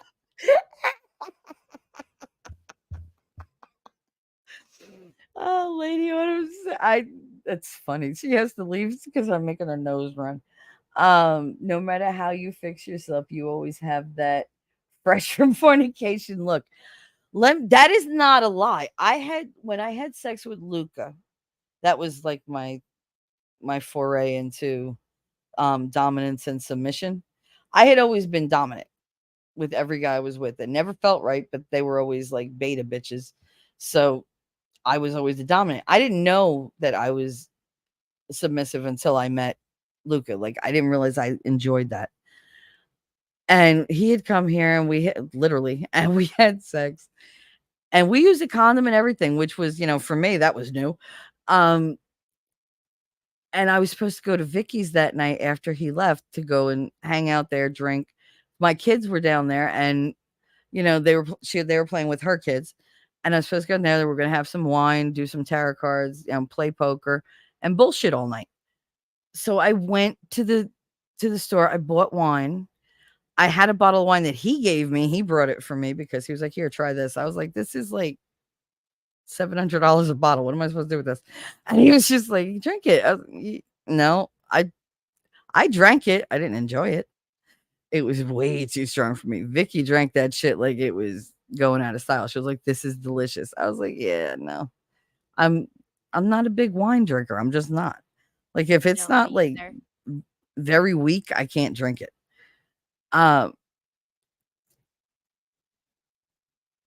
Wait.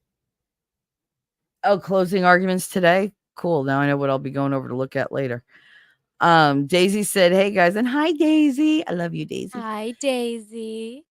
Hey guys, I've been lurking but wanted to say hi to everyone and to please pray for the people in the Whitmer kidnapping hoax trial because the closing arguments are today.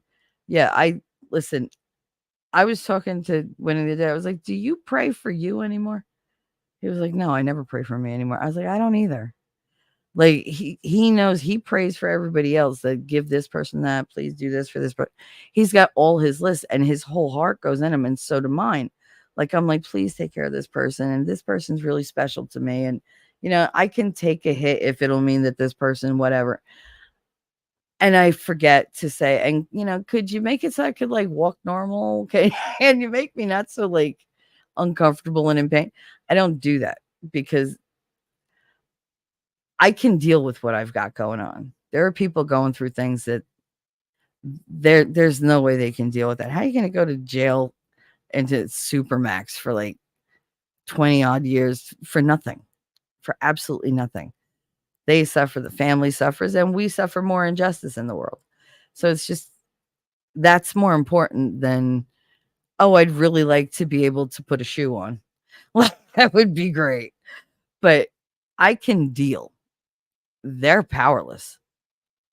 And it feels like the more we pray for them, the more we think of them, hopefully we're giving them a strength that they're going to be able to draw on when things get dark. Because they're going to hear that verdict, whether it's good or bad. And in that moment, they're going to be somewhere between like living and being gone. Because you just die in that moment. You really do. Like when they did Tommy's verdict for him, like he passed out because the shock was just too much. But he also passed out because he was holding his breath the whole damn time that they were reading because he couldn't breathe. And he just like Tommy's not a pass out kind of guy unless he's drunk. And he just, and everybody's like, oh, he faked it. No, that's the way he falls when he passes out. I should know. Like, trust me. He did not expect that to not go his way because he's an eternal optimist. But I knew it was going to go bad. I knew it the minute I saw that interrogation video.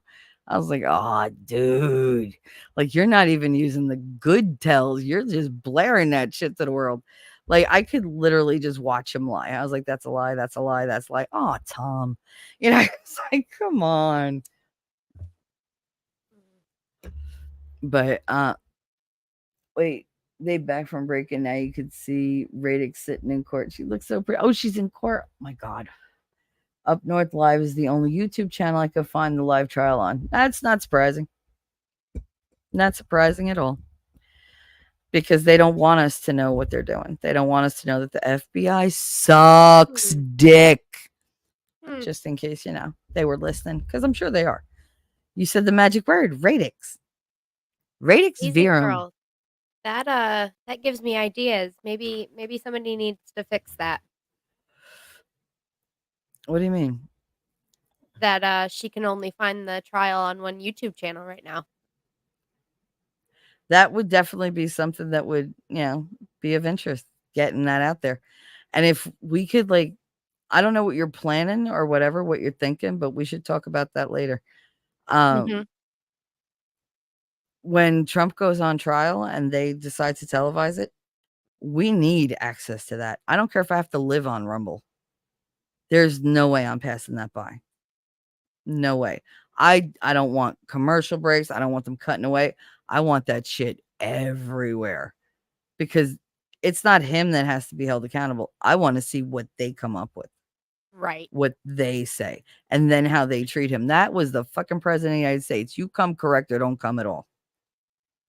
If I have to show respect to George W. Bush, you need to show respect to Donald Trump. I feel the same, Shelley. No matter how rough life gets, I count my blessings daily. Yes. And pray. Think of others not as fortunate. Lady said, because they shut down Christina when she was showing it on her channel. Yep. Daisy said, I'm sorry I brought feds to chat. No, trust me. I've had Radix on my show. Winning has had her on his show twice. And I sent her super chats. Trust me. If anybody's watching, it's for that reason, not for you. Don't worry. I don't give a shit if the feds want to learn about what it feels like to have a quickie at lunch. I'm sure they never have. I was going to say they've heard a lot of good, juicy stuff today. Yep.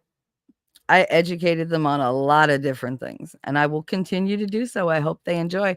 And don't forget to leave a like. But anyway, helps the algorithm, the one that you have us all buried under. Yep, MLS wanted to stream. I think he may show replay because he's not able. Yeah, no, it's funny how we're all having these YouTube-y problems right now, isn't it? Well, People MLS are like, is in Sweden, so he had a planned trip, I think, but he was showing it. I was wanting to know if he got any letters or anything telling him to shut it cease and down. desist. Yeah. I wonder. That's weird, though. It's so weird. What is he going to see the Broken Baker? Yeah, he went and saw the Broken Baker, and he saw Nicholas Dara. That's awesome.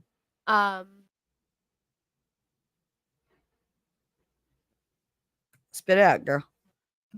Oh, sorry, I got distracted by chat. Daisy. He went to see who else? He went and saw Nicholas Dara.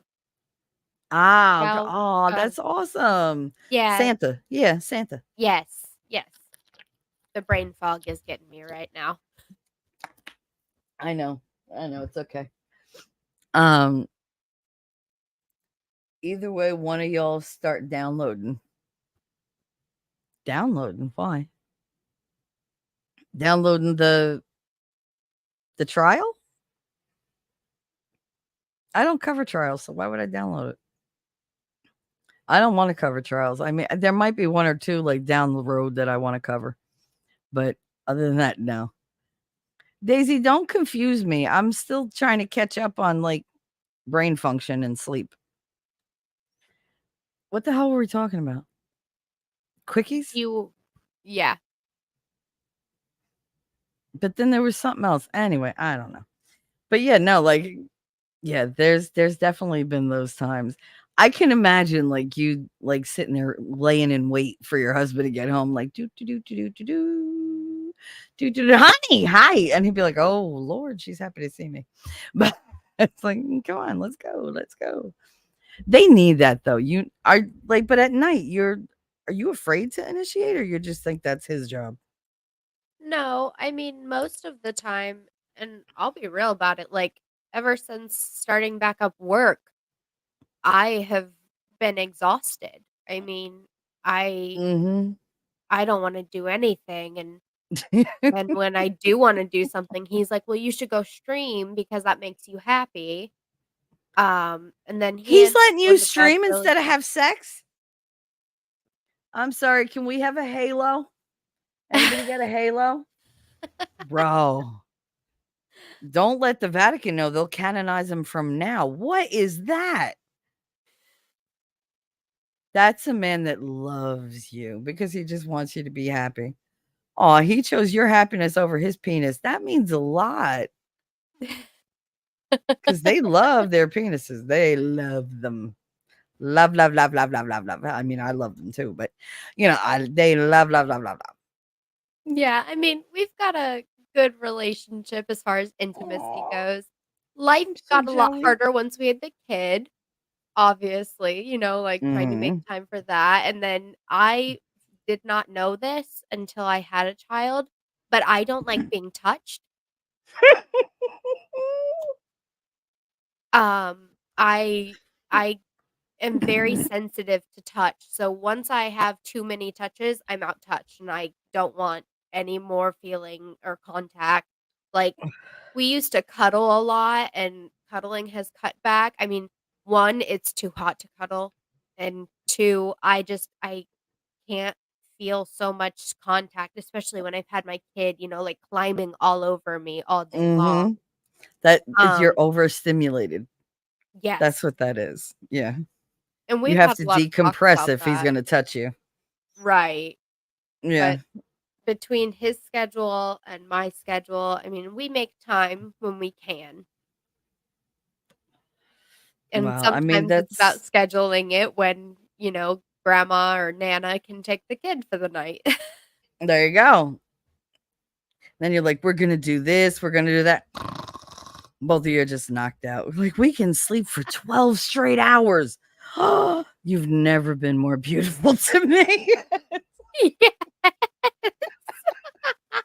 The kid's not here, what do you wanna do? Sleep. Okay. Penis lives matter. PLM. Mhm. Yeah, the PLM movement. It's called Twitch. Like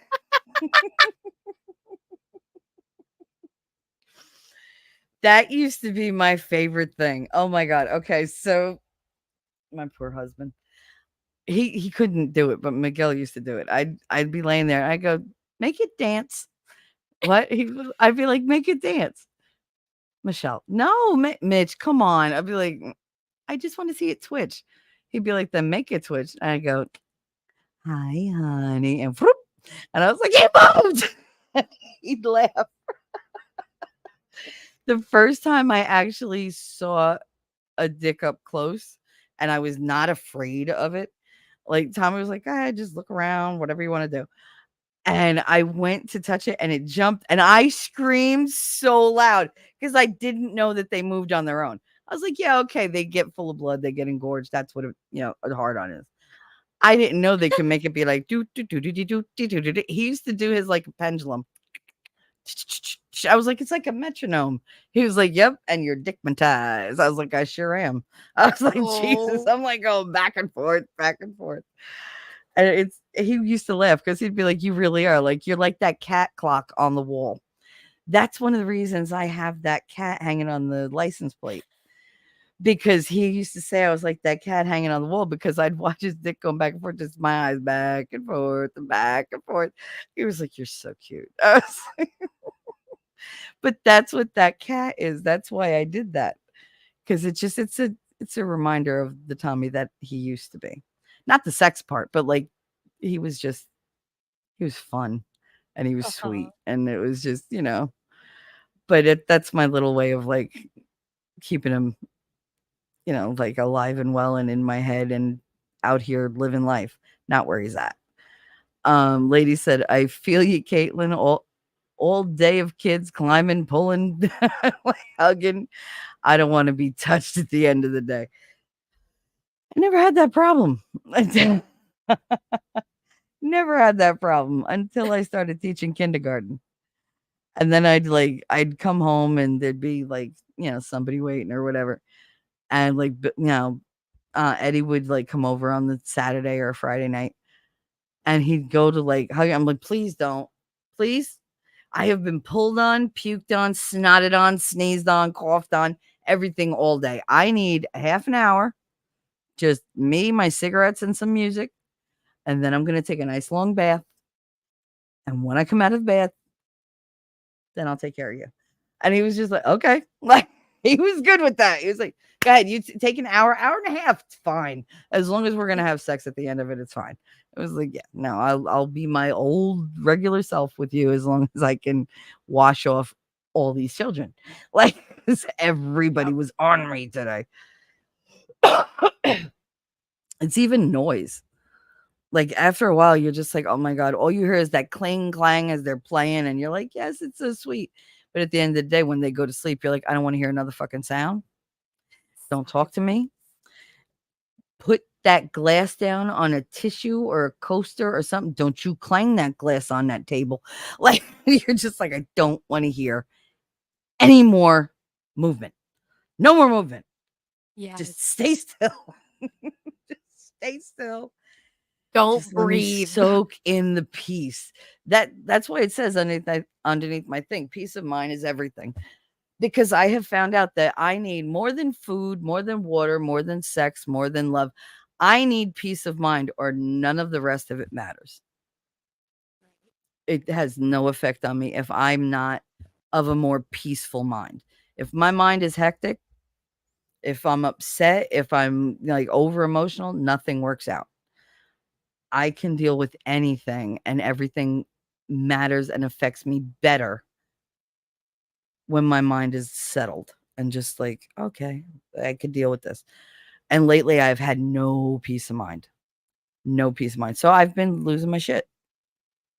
And nobody can really blame me. Like, everybody's going through it. Mercury's in retrograde, which is not fun. It's actually almost all the planets except for Earth and which one? There's like one other planet that might be Venus. I can't remember. No, I think Venus is in retrograde. But like, as of right now, almost all of them are in retrograde. So it's just like, oh, so just bad shit's just going to keep happening. Just everything's off. That's great. Because I don't know, I was talking to Winning and he was like, Mercury's in retrograde. He was like, and I felt it early. He did, because he started getting like wonky like 4 days before. And he was like, I know it has to be. And like, can you check? And I was like, yeah, I'll look it up. And I looked it up. I was like, yeah, it started yesterday. How the hell? And he was like, yeah, I felt it early. I was like, yeah, well. But that shit used to affect me so bad. And if it happened like when the season was changing and it was a gray day, that would set my tone for days on end. Like, I would be just that gray kind of mood, that meh. Like that, like I couldn't get happy, but I couldn't get sad. It was like, all right. Rachel used to get like super depressed when that would happen. She would be like, check, because I can't control it. I just want to go to sleep and nobody loves me. And it's just like, all right, relax. It's Mercury. It's fine. Here, have some weed. You're fine. Like, it's going to be okay. Because it doesn't affect me that way. It affected her that way. Some people just have like that heightened, like I said, the hypervigilance. They have that heightened sense of awareness because they feel something is off. So they're always like looking like where it's going to come from. And it's, like that's when you have like car accidents and shit like that, because just the world is just not the way it's supposed to be. It's just slightly off. Yeah. I don't know why I can't keep my ligarette sit. Jesus Christ. My ligarette sit. I can't keep my ligarette sit, guys. I just can't do it.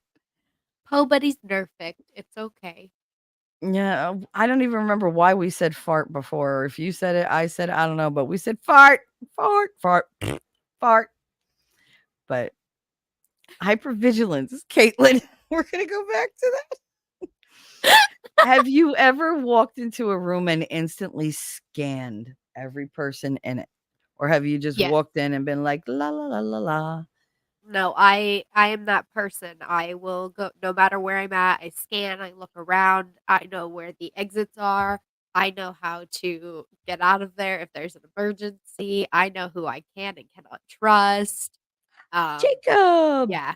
Hi Jacob. Hi, Hello. honey. Sitting in for a few on your lunch break. Awesome. We're talking about a lot of shit, but this is like the 5 minutes of hypervigilance that we're going to talk about, and then the rest is just bullshit because we're very chatty today. Look, it's Caitlin. Caitlin comments. By the way, if somebody could throw her link up in there, I would very much appreciate it. She is youtube.com/@ Caitlin Comments. KATELYNCOMMENTS. Thank you, Chef. And yeah, no problem.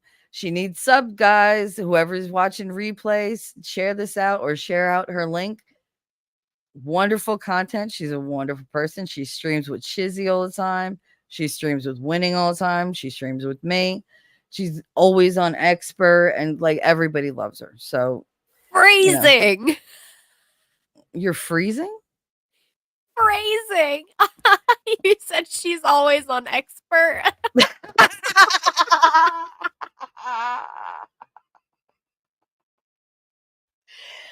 I didn't even catch that. That's awesome.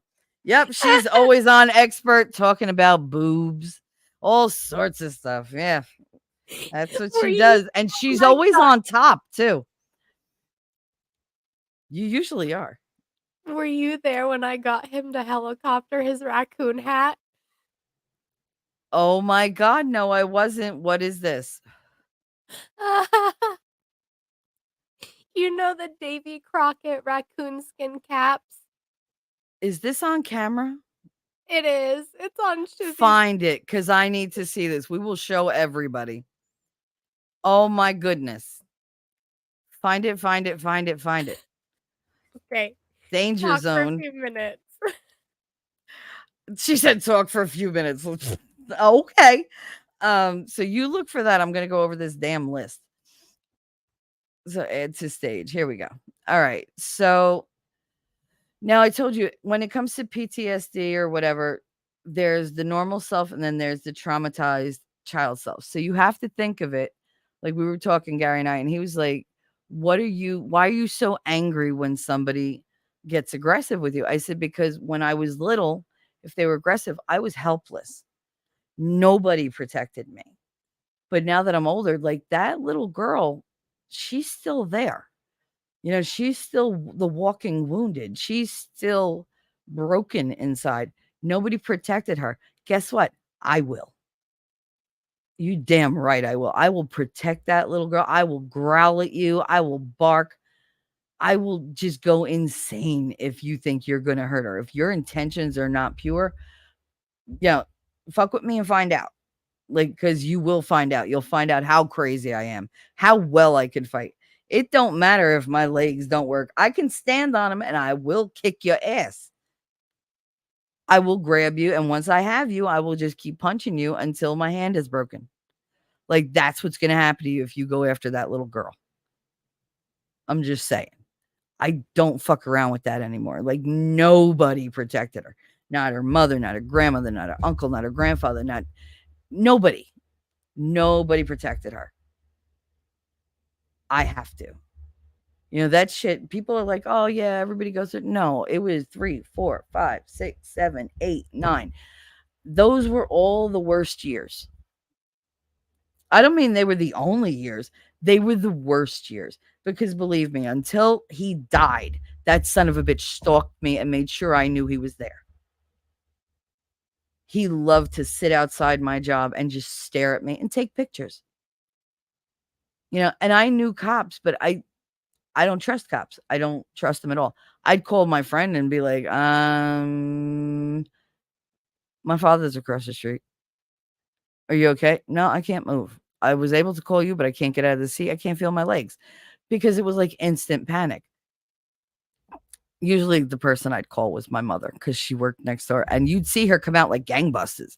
Because there's one thing, she didn't protect me when I was little, but when she got older, she realized, oh shit, like I let this happen. And she started, like, if she saw him, she'd like be like, "Rah, rah, rah." Like she really got ballsy. And one day I called her and I said, he's across the street in front of CVS on the bench taking pictures of me. And I hung up and I was just sitting there shaking. Like my whole desk was shaking. I got to bounce and eat, see. Phrasing. Not that, I'm all against it. We could talk. Just came around for a smoke break. I'll check back in though. I got to bounce and eat tea. Hello to you too, Jacob. Um, I hope that made you laugh. I really do. He said danger zone. You just flew right into it, boy. So I lost my train of thought. God, don't say eat 3. Commas. Commas are important. Punctuation makes that a very different statement. But not as funny. Not as fun either. But yeah, I was right. I was watching across the street and I'm like frozen, just staring at him. And he's sitting there just smiling, like all happy, occasionally clicking. And then his face went like ashen and it fell, and he's grabbing for his cane because he's a big fat fucking can't walk. And you see my mother just like a freaking banshee on a mission going across a 2-lane street, like a double-way street, and she's just flying at him. And she was like, "You get the fuck away from my daughter." I guess he forgot she was next door. And he ran. I was like, wow, his legs don't hurt that bad. Look at him go. But yeah, he disappeared. But he would do that. He would pop up in the middle of a park when I was walking through on my way home, either from school or whatever. When I was 16, I had left school at dismissal and I was walking through. I went to go get cigarettes and I walked through the park. And I remember I walked through and he grabbed me. And I had just bought like this big thing of hairspray and I was looking in the bag when he grabbed me. And I put my hand in the bag. I grabbed the can and it was a long, thin can. It was Vavoom freezing spray. And like he grabbed me and I looked, I took that fucking can. I hit him across the face as hard as I could and I booked it. And that was the only time I was able to get myself away from him. And I cherish that fucking memory because I remember what he looked like when I hit him. I mean, I slammed him across the face with that and he instantly let go and I took off. I was only 2 blocks from my house. So I zoomed right past my house, went right into the gas station, sat right behind my mother and was like, I ain't leaving until you do. And she was like, what happened? I was like, my father. She was like, oh, okay. Like she didn't even like question. She was like, all right. And I just sat there and didn't talk for like 4 hours. Like I did nothing. And there was a big old dent in my hairspray can. And I was so proud of it. I was so proud. Be right back putting the twins down for a nap. Yeah, so like real quick, this is, and we're going to talk more about this either later or Friday, because I have a feeling I'm going to be doing this Friday. There are different things. You have the fight with vigilance. You have flight, which is escape. So when you fight, if somebody is triggering you, the first thing you want to do in a fight sequence is you get your defenses up, you get ready, and you're instantly in a stance to hit somebody. You might not even know how to fight. It's instinctual. You always like bring your hands to the part you want to protect the most.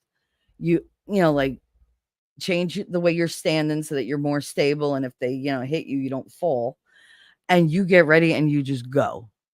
And let me tell you, when you are in that state, you're not aware of what you're hitting after a while. you're just blindly swinging at anything that comes near you, and you're connecting. Trust me, you're just knocking people out, like knocking them over left and right. It's a very dangerous response, but it helps when somebody, like, if somebody's mugging you or whatever, or somebody's trying to fight with you and they trigger that, 10 times out of 10, you're going to be the one that comes away the victor in that fight. Because you're just going to, you can't fight crazy people. They have strength that you cannot imagine. They pull from reserves of strength that they've had for years and years and years. And then you mix in a dash of that rage and fear, and they don't know what the hell's going on. And then they'll like come to later and go, oh my God, like, what did I do? What did I do? Because that's what we call blacking out or whiting out. Like when somebody says, I just blacked the fuck out. Like, they don't mean they passed out. They mean they went bye-bye, their body took over, and they fought. Like, they fought like their life depended on it, because it probably did. So that's the fight thing. And I have that, but only when it comes to defending other people, or if I'm cornered. If you corner me, the first thing I'm doing, those hands go up, the knee gets ready, and I'm going to take out your balls, your face, your neck, your solar plexus. You're not going to have Adam's apple. You're going to have sliced apples. Like, I don't care. I just need to get you away from me, because you're screaming danger. And as long as I hear that danger, as long as I feel it, I'm going to react. So the fighting, that's a thing for me when it's in certain situations, but that's not my normal go-to. And you would think it would be, because I'm such like a rah. No, the fighting usually just means more pain when I come to, because my hands are going to be swollen. My shoulders are going to hurt. Hell, even my tits will hurt from being like bounced around that much. I dropped my earbud. Wait a minute. I can't hear a word. You ever get like that, Caitlin? Did you ever experience that? So I've never been a fighter, as in like put my hands up and physically defend myself. But in a corner, I will raise my voice. I will become the biggest person, the loudest person in the room.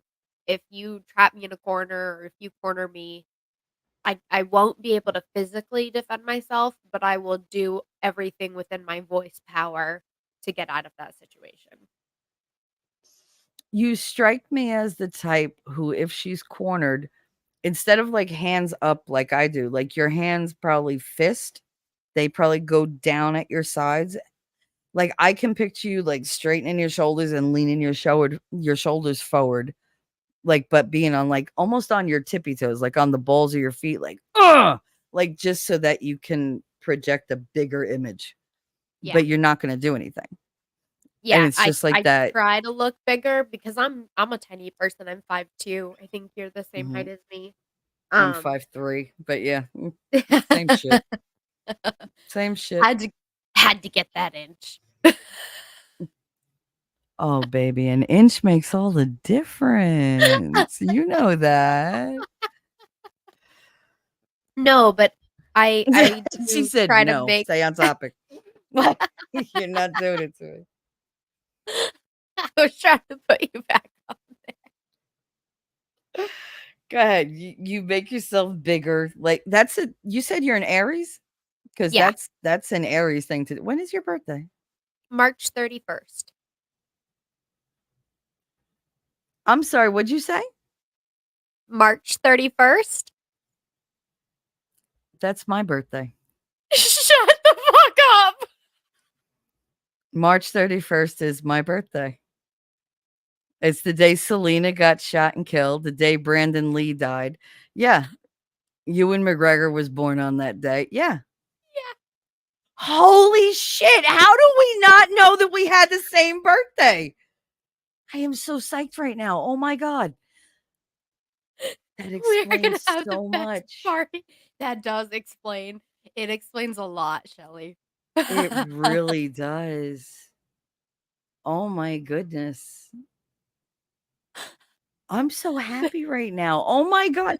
Because Same. nobody ever has my birthday. And everybody's always like, there's No. not 31 days in March. Bitch, it's my birthday. I know there is. Like, what the Yep. hell? How you could tell me March has 30 days? Stop.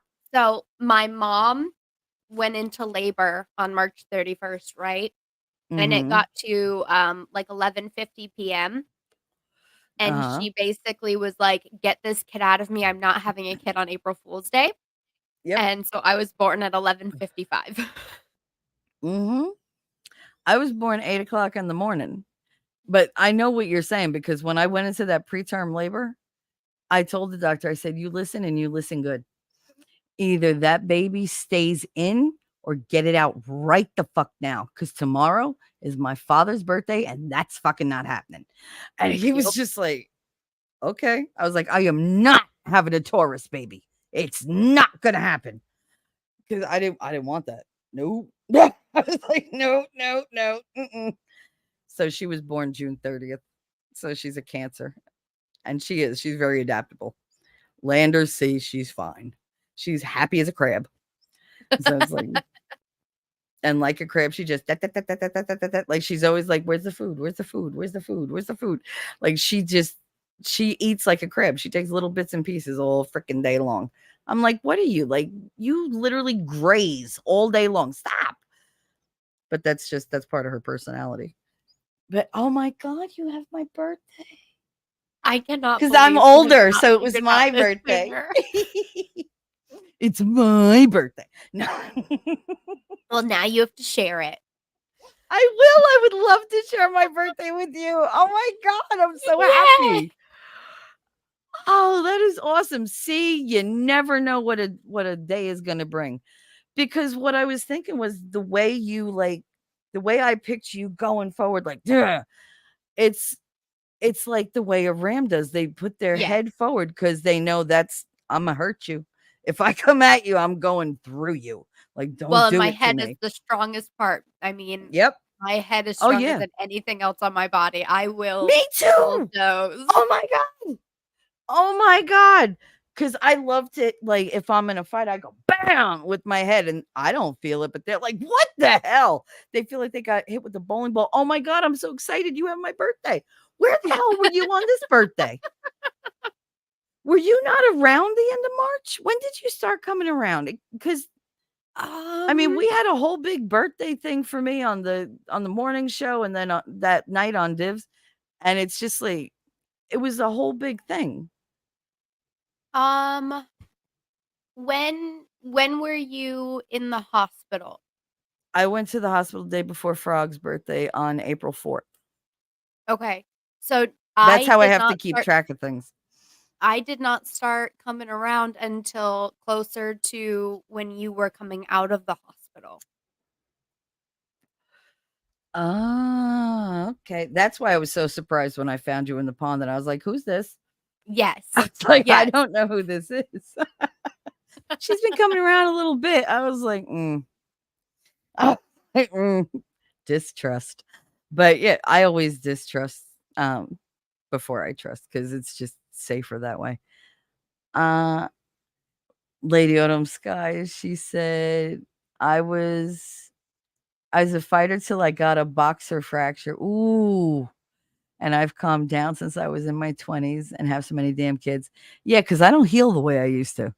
And I don't move the way I used to. But if I hit you, I hit through you and you ain't going anywhere. She said it's no wonder. How did we not discover this sooner? And I was dead set against having Geminis with my last pregnancy. Well, Gemini twins, I mean, you're asking for like a whole mystical thing to happen. It's like, have we not learned from Vampire Diaries? No, I'm kidding. But it's like, Gemini twins, that would be too mystical for me. I'd be looking at them like, oh, you're going to be little perfect, like magical geniuses, aren't you? That's just how I think. But Or they end up the the twins in The Shining. Oh my God, Jesus. Because I'd rather they be the twins in the mafia movies. That's all right. They always wind up okay. I'm just, my mind is blown. blown right now. I cannot believe when I was like, oh, she's gonna say it would be so cool. She says like March 27th or 28th. This way it's like, and you were like March 31st. And I was like, wait, I didn't hear that right. I was like, no, I'm like, no, say that again, just one more time. When you said say it again, I was like, oh my gosh, she has the same birthday as me. Uh-huh. Oh my God. See, guys, this would be what I would be like if I wasn't such a bitch. See? So that would be me if, if I didn't have like C-PTSD. So like if I didn't have all these fractured mind things, she's what I would be like. Oh, I would have been such a nice person. Oh, I'm proud. See, you could be like the part of me that, succeeds and does everything I ever wanted to do. That's great. That's awesome. And I could do all the bad things so you don't have to suffer the consequences. That's how our lives should be. You I should can be take proud it. of yourself because you are successful in your life, Shelly. Stop that. I know. I'm gonna start yelling at you. I know. I have many, many blessings. And I do. I have many, many blessings, and I count them. Ellie Fun. Morning, mouthy people. Ellie, Hello. Caitlin and I have the same birthday, and we didn't know it. And we're both the most stubborn of all signs, the Ram. We're both Aries, and we're March Aries, which are always better. I'm Well, not better. I smack shouldn't say dab better, in the but we are middle of very Aries. different. Yes. We're But not we are close very to any of different those from cusps. April Aries. Have you Yes. noticed that? They're a completely different breed.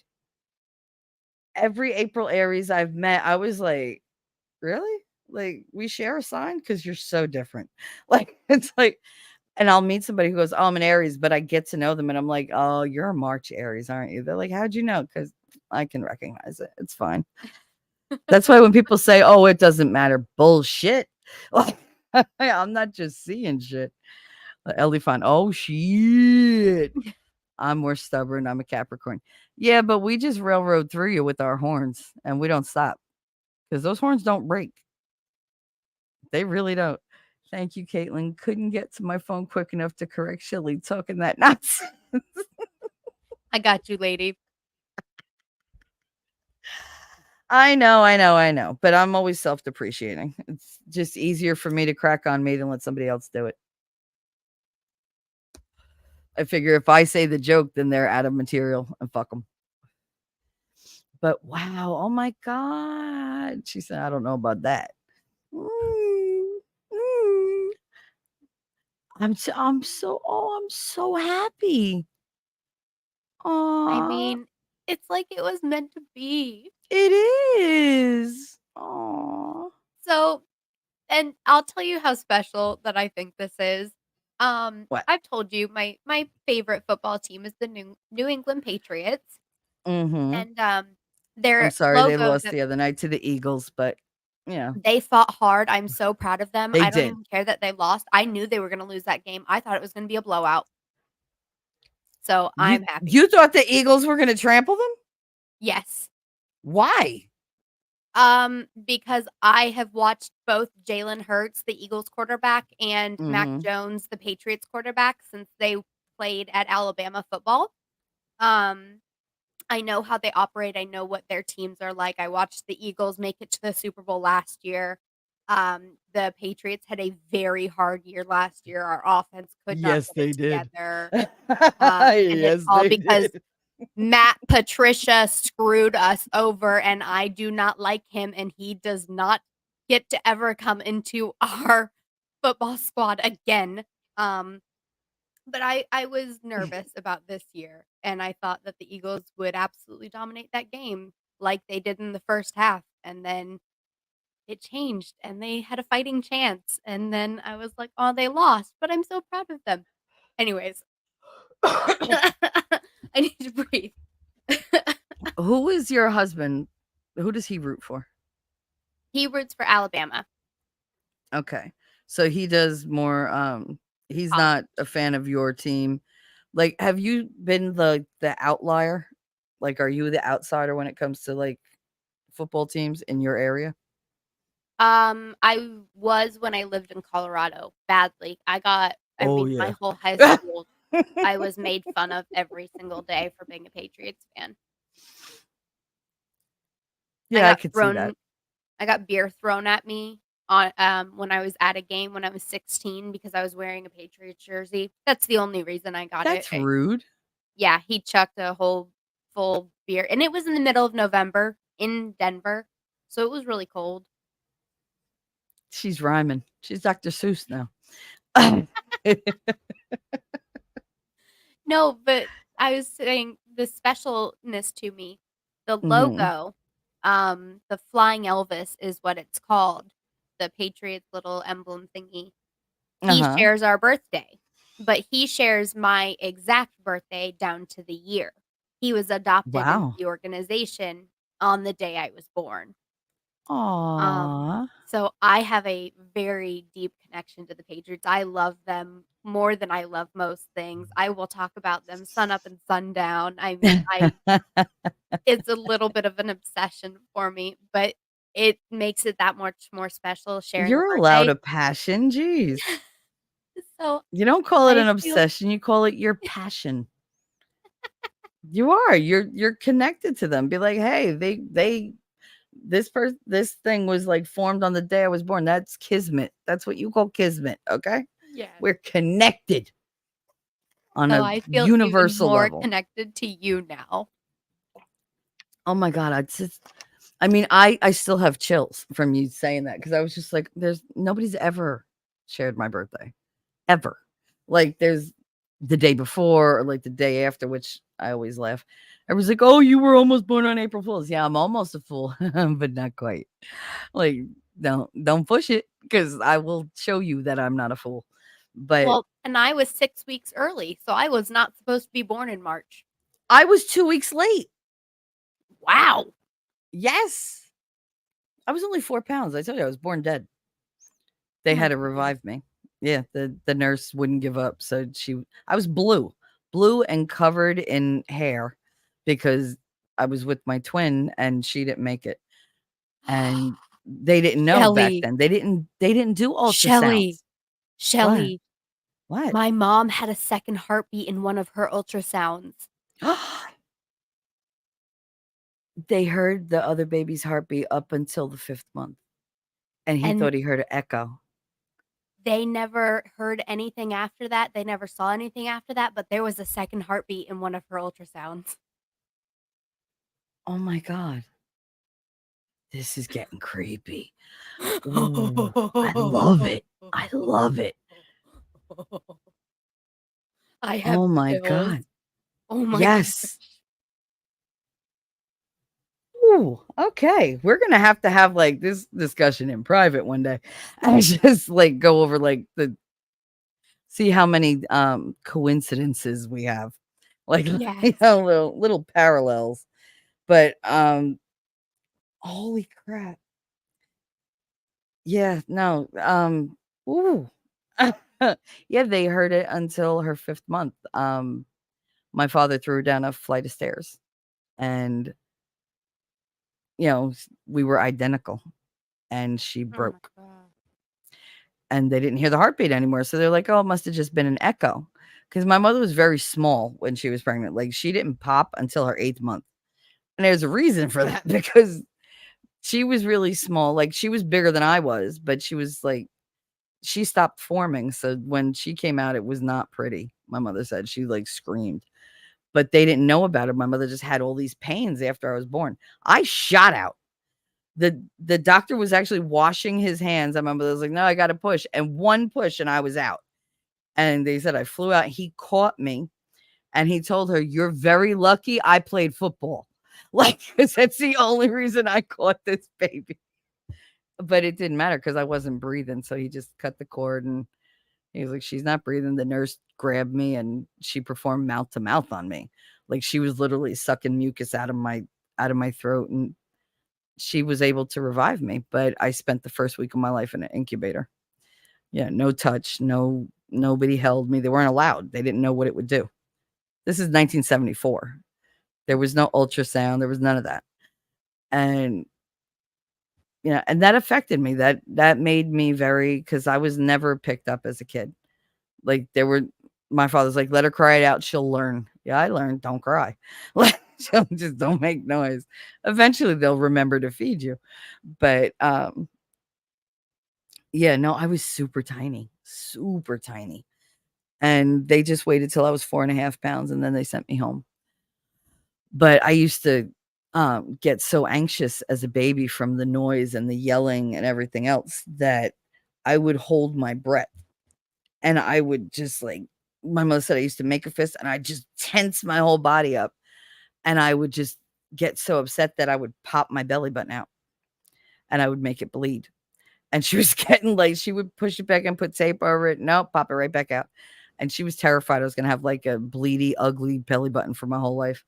And the doctor was like, all right, take a quarter, put the quarter on top, tape it down. Mm-hmm. Go to the wet bar, get a glass of whiskey, and come back. And she did that. And he came back and she was like, what do I do with the whiskey? He's like, now you drink the whiskey and calm the fuck down. She's going to be fine. Stop paying attention to it. Just leave the damn thing on for like 3 to 4 days and it'll heal and she won't be able to pop it anymore. And I have a cute little, it's a deep innie because she really was like, she pushed that in, put cotton on it, she put a silver dollar on that bitch and taped it down onto my stomach. And she was like, you didn't pop it after that. I was like, okay. I was like, I'm pretty sure it was still hungry though. Like, it was like, somebody feed me, because that's what I would do, because it was like, I'd be anxious because I'd be hungry and you couldn't cry in my house. As a baby, I rarely cried because my father would he would scream louder than I was crying and it was terrifying. I mean, by the time I remember it, like maybe right before my first birthday, he yelled so loud that I peed on myself because he scared me so bad. And then of course he tried to hit me because I peed on myself and my dog bit his arm. So he didn't get to lay a hand on me. But that's the dog he later shot right in front of me. But yeah, that was my father. He was a cruel, sadistic person, but that dog saved my life because if he would have hit me, I'd have died. I was tiny. Like, I was so tiny. But yeah, no, oh my God. You seem like very, very not stubborn, but when you think you're right, it doesn't look like you could be moved at all. Oh, Little I'm as you stubborn as are, hell. gentle as yeah, but I think you probably only bring that shit out when it's important. I'll be stubborn just to be stubborn. You But ask my husband. what did she say? Ask my husband. Oh yeah, no, I'm sure. Well, all husbands say that their wives are stubborn, but he'd be like, "Here, let me tell you a little something." We missed all the chat because I was busy running my gob.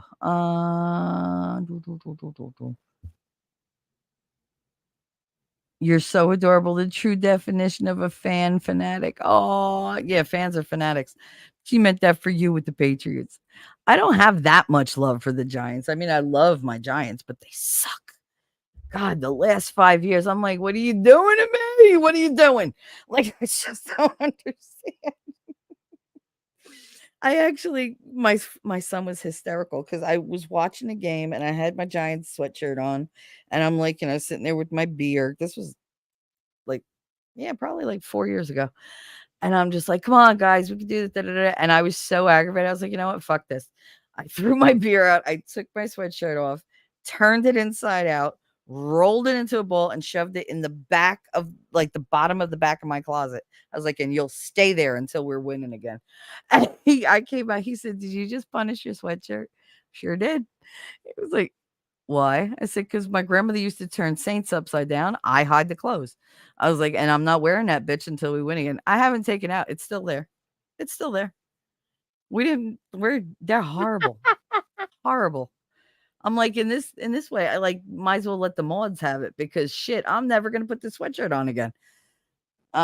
Today's shit show is now waiting for a repair person to show, and then having to remove a ceiling fan so it won't start a fire. That's a pleasant but very important task for the day. We don't want a fire. Elephant does not smell good burnt. Mm-mm. Mm-mm. Lady Autumn's, good luck with that, by the way, Ellie, because service people, they suck. Lady Autumn Sky, I've said it before, we run on vibration and we attract those who vibe on the same frequency. We were brought into each other's lives. Yep. I didn't think I was going to feel energy trouble True. with technology. I didn't, that says through? Wait. Oh, through. She corrects Okay. it in the next. Yeah. Thank you. I didn't read ahead. I try not to do that. I didn't think I was going to feel energy through technology, and you'll have proven me wrong. Aw, yeah. Feel me vibing. I did that. I taped a quarter to my oldest kid's belly button so she would have an innie and not an outie. Yeah, I love outies on certain people. They look adorable because you don't see them very often. Like they'll have just that little bump. You're like, look at it, it's so cute. It's like a little toe sticking out of your, like belly, like somebody's gonna come walking out. But then you have those ones that, oh my God, you're like, can I hang my coat on that? Because it's fucking huge. It's like, are you kidding? When you were pregnant, did your belly button pop? Because mine didn't. And I blame my No. mother. Yeah, I blame Mine my did mother. not. My aunts popped. I used to go, does it mean it's done? What is that? Like, and then I saw the Roseanne episode and I was like, that's me. That's me going, oh my God. It's like the turkey, like it pops out when it's done. And when she said that, my mother was like, shut up. I was like, I totally said that to Aunt Holly. Oh my God. Because I'd never seen one. Like you see them through clothes and stuff, but she was like, yeah, look. And she pulled it up and I was like, oh, like, doesn't that hurt? It looks like an alien is pushing their way through. Because Oh, like man. it's so weird. The skin around is so dark. And then it pushes out and it's like this bulbous little, it looks like a little alien head's about to push through. I'm just waiting for like HAL 2000 to be like, it's good. That's mine. And but yeah, no. Oh my God. Oh my God. What color was your first car? What was my first car? It was white. Good. Mine was red. Red Dodge Shadow. I had a Dodge. Oh, I knew you were going to say that. Good God. It was a neon though. You had the Dodge Neon. I actually bought a red Dodge Neon for my husband.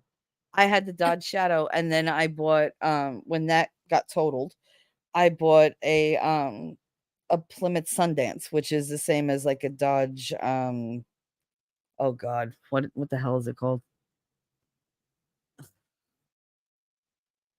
I can't remember, but it was a Plymouth Sundance, which is the same as Dodge because they're the exact same car. They just put a different like name on it, but it was the exact same car. I can't remember what it was, like a Seabreeze, Dodge Seabreeze. I think that's what it was, but it was the Plymouth Sundance and the Dodge Seabreeze. Yes, so that was the same car, and he had the Dodge Neon, and it was in red. Both are my cars are always red, always different kinds of red. Like the smaller, sportier cars are more like a fire engine or cherry red, and the more professional cars are like maroon, garnet, burgundy, those kind of colors, like a deeper red, but always red.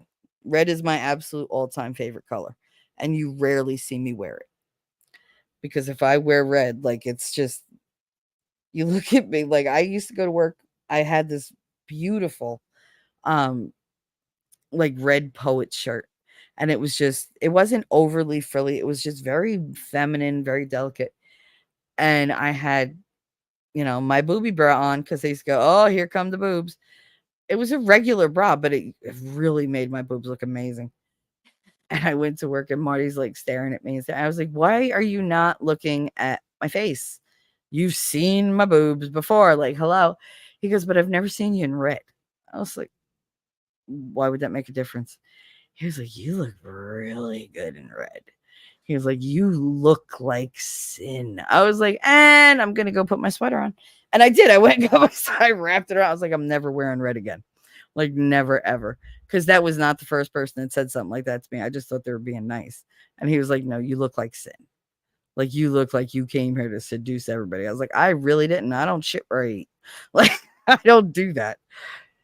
That's what I never understood. All these fucking teachers and teachers' aides and everything having affairs and who did it. You still have to work here with that person. And they're like, they're both tenured. Are you dumb? I don't want to see the person that I'm, like screwing or then not screwing every freaking day. That's just going to ruin my goddamn day. So it's like, no, you're messing with my livelihood. We don't mess with my money. Like I need a roof over our heads. So yeah, no, don't shit where you eat. It never works out. From what I could see, I never tried it. Never. My grandmother was very adamant about that. If they're at work, it's work only. That's the relationship you have with them, and you leave it like that. Right. But what else? Tell me what else. Okay, so not for nothing, but now that I know we have the same birthday, that's what this is being changed to. Okay. Edit. Let's see. I don't want to do the Facebook one. Get out of here. Where's the YouTubey one? I got to change something. So I have 2 different colored eyes. And I think that it's because I had at one point a twin in the womb and then I absorbed the twin. And it's called like heterochromia. Uh-huh. Do you That's have very something interesting. freaky like that? I have very green eyes, but they're instead of there being brown around the pupil, it's more red. And when I get angry, it becomes like a prominent red, and I will scare the shit out of you. And my the green of my eyes goes like more iridescent, like a lot brighter green. Normally they're like a Kelly green, but when I get angry, they turn to like almost Winnings color. Like they turn that kind of color. Yeah. And that with the red and then with like pinprick pupils, it looks like I turned into a monster, and I'm gonna get you. And I have scared the shit out of people like that. But when I cry, my eyes go like this icy green, and they're really, really pretty, but they're so striking. Like everybody, when I look at them, they're like, because it's just, you don't expect it. And it looks like I have like a flashlight behind my eyes, like illuminating them. Yeah. And I have a freckle in one eye. Ooh. Doctor was like, I've never seen this. I was like, what? He goes, it's nothing dangerous. He said, you have a freckle in your eye. I was like, do I really? And he was like, yeah. And he was like, that's what that is. I was like, I always wondered, but I just figured it was pigmentation. He's like, yeah, a freckle. I was like, like I always get the sarcastic doctors. But yeah, that's the weird thing about my eyes. They change Mine colors and scare the changed. fuck out of people. Mm-hmm. Mine changed too. My husband noticed it, and a lot of people in my past have too, but he's really nailed it down. So if I'm getting angry, he looks at me and he can tell because my eyes will turn a bright, like my blue eye will turn a bright, bright green, and my green eye will get even greener. If I'm Oh my crying, God. they both turn very, very blue. If I am just happy and normal, Oh, it's one green eye, one blue eye. that's amazing. Green is like the most rare eye color. Any kind of green. That's the rarest eye color. And you and I both have green eyes. The second is blue, and you have that. What color are your daughter's eyes? They are, they're actually a really pretty mix of almost all of the colors. So my husband has really dark brown eyes. So Uh-huh. she has like these hazel eyes where there's specks of blue and specks of green, specks of gold, specks of brown. That's And her Connor. eyes tend to change a lot too. Oh my God, that's Connor. Those are Connor's eyes. because I used to just sit there and look at him and go, I just love your eyes, because he was born with blue eyes, bright blue eyes. Katie was not born with blue eyes. Katie had brown eyes right out of the womb. Like, she Oh, opened her eyes and you just sunk into them. She never had anything, but her eyes are so dark they look like black. They look black, and you just but she smiles so fucking much that you never see her eyes. Because she's got those little like anime eyes. Like, her cheeks go up and her eyes just turn into these little like kind of slits that you see in like the anime. And uh-huh. you never see her eyes. Never ever. The only way I got a picture of her eyes when she was going to her prom, I wanted a picture of her dressed up with her eyes open. And she was in the middle of laughing and smiling, so I couldn't see her eyes. I was like, oh, by the way, if you lose your virginity tonight, I'll fucking kill you. She went, but she still had a smile. I went, click. I was like, yes, I got them. She was like, that was mean, but effective. I was like, my parenting is mean, but effective. Like, it's like, whatever. And that's my favorite picture, because she's laughing and you see her go, like, and I'm like, but look at how pretty your eyes look. She's like, yeah, that wasn't worth it. She was like, you scared. And it's always a laugh. It's like, Mom, but why would you do that? Because it was funny. Like, I needed to see your eyes. I didn't know how else to do it. What was I going to do? Put toothpicks? Like, come on. Oh my But yeah. Can you imagine a little Clockwork Orange? Be like, I just wanted her eyes open for the picture. That's abuse. Is it really, though? Is it? Ask yourself. Like, you take a picture and see how you do. God. But yeah, I'd never known that babies could be born with brown eyes. I always thought all babies were born with blue eyes. Yeah, me And when I too. looked, yeah, it took me like 2 days. I was like, something's not right. And my grandma was like, oh, she has brown eyes already. I was like, oh my God, how? Because her father's eyes are so goddamn dark, like his soul, that she wound up with these super, super, super dark brown eyes. And they look black. Connor got green, but that dark hazel. So Uh-huh. sometimes, like, if he goes out in the sunlight, his hair turns a lot blonder, which drives me insane because none of us are blonde, or it turns like reddish. And I'm like, ooh, you're not gonna like that. Let's shave your head. That's when I shave his head. I do. I shave his head because I'm like, nobody's gonna go around saying Michelle's got a redheaded baby, because they all know Billy. And I don't need that fucking rumor.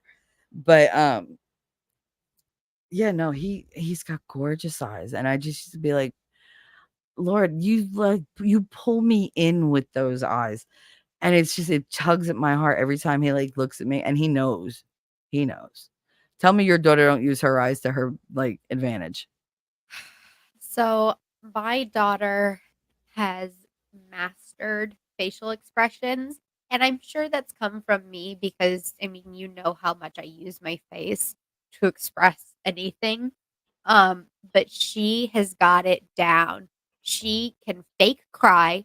She knows how to put a smile on and charm the pants off of you. She can open her little doe eyes and just make you buy anything she wants. This little girl is the most manipulative little angel I have ever seen in my life. Okay. That's all right. Hey, call a spade a spade. I say it about my son all the time. Tell me more about your daughter. Like, what does she like? What does she do? Because today is just Um, going to be me and you, because that's C-PTSD. I'm just not, I think it was just too close to me having a breakdown, guys. So we'll try again on Friday. But or Monday. I don't know. I might want to keep Friday light because the weekends tend to bring drama. So I might want to get my last hurrah out. Um, but yeah, let's just talk about just other shit, because fuck it. Like, that's what I want to do. So, like, what is she like? um, she's a little comedian. She is a little class clown. She knows how to make you laugh, and then she's one of those people that when she gets that tiny little laugh, she will dig at that and dig at it until it's a big booming laugh, and she knows how to win. Aw. Oh.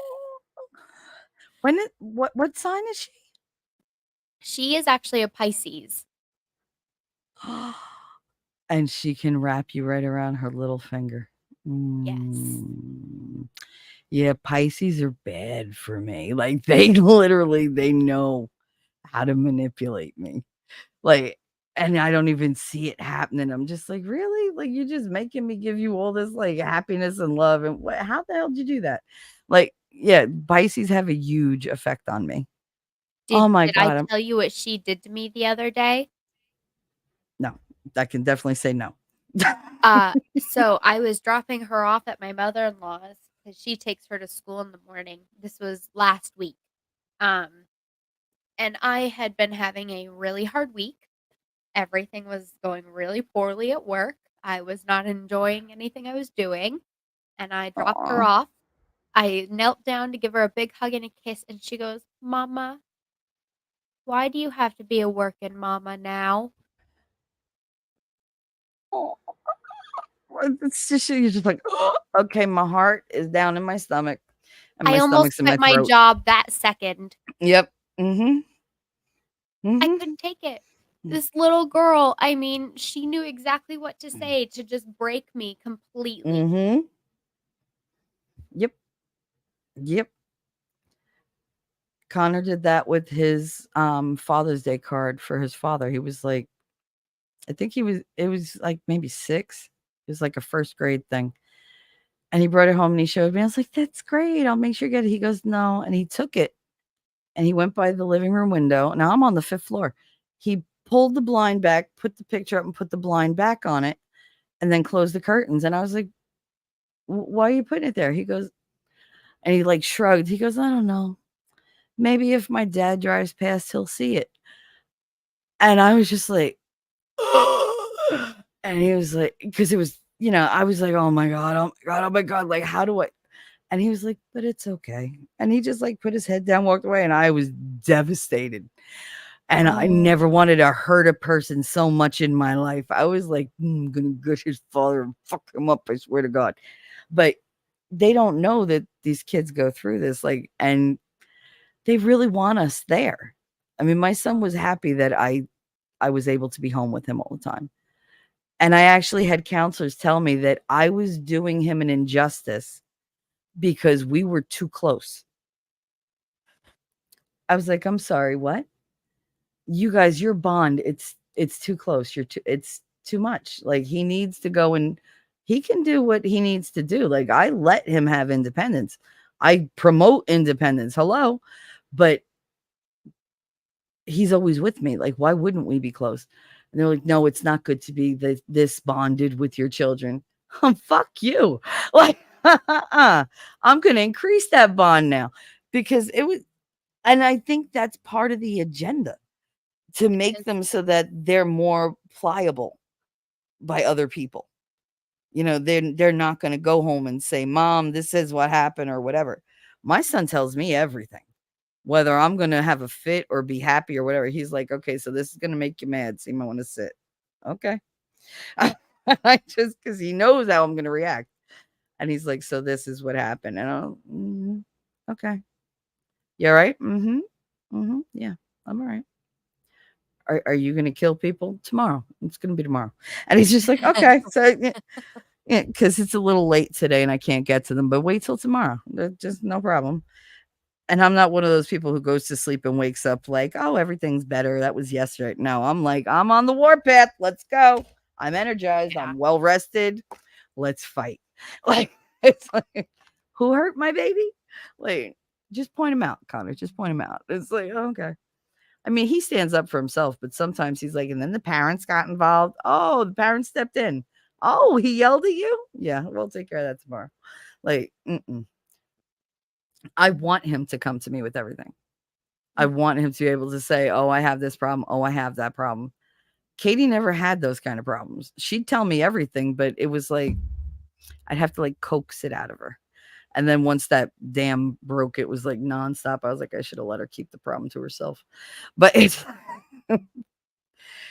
you know how winning talks? That's how Katie talks.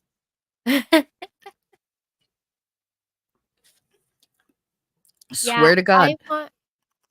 I want my kid to be able to talk to me about anything because I grew up in an Absolutely. environment where I I wanted to be able to talk to my mom about everything, and then I couldn't. I would go try to talk to her about something, and she wouldn't react the way I wanted her to, or she Yep. wouldn't say things that I felt should have been said, and Mm-hmm. it's not that she wasn't there for me. She gave me sound advice. She did good things, but she Mm-hmm. didn't wrap me up in big hugs and, tell me everything was going to be okay. She gave me solutions on how to fix things.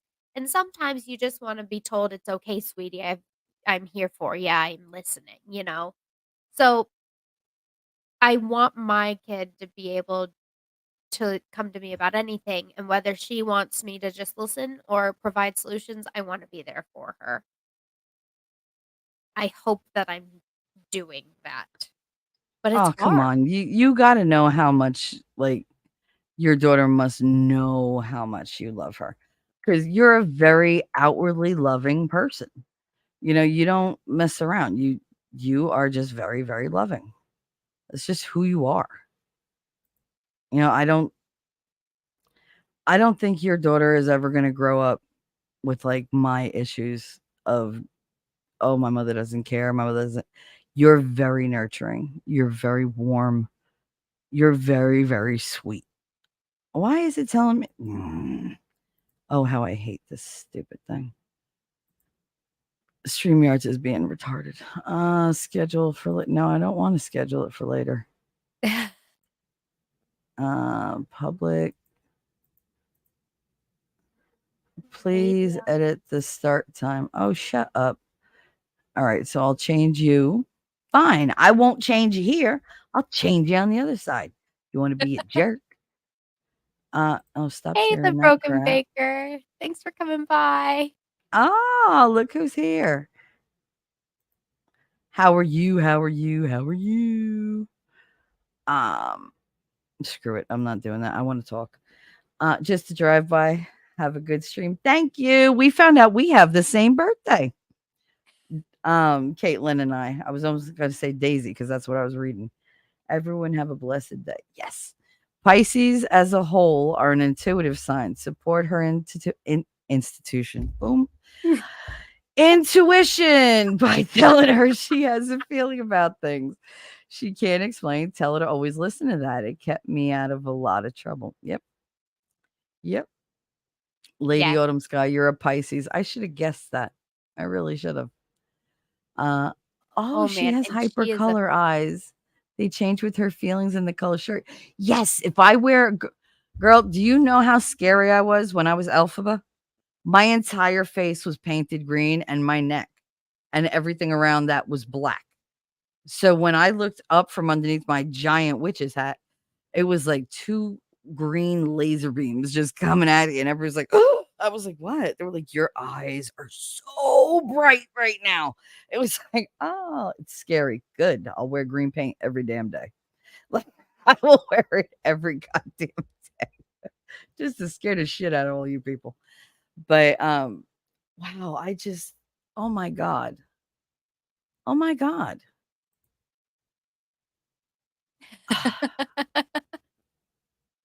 I've never met anybody who had my birthday. I mean, I always wanted to meet you in McGregor. Let me tell you, when I found that one out, I was like, yeah, baby. Like another happy landing. But yeah, no, I love him. I got a We thing also for share a the birthday with redheads. Christopher Walken. Yes. Yes, we do. Oh my God. What and that come on, think about how he is and how like we can change personalities so freaking quickly. Because Yeah. I've seen you flip on a dime and I'm like, wow, all right. That's impressive. Like, it's like, but you get happy the same way I do. Like, I've never seen you stay angry or stay sad.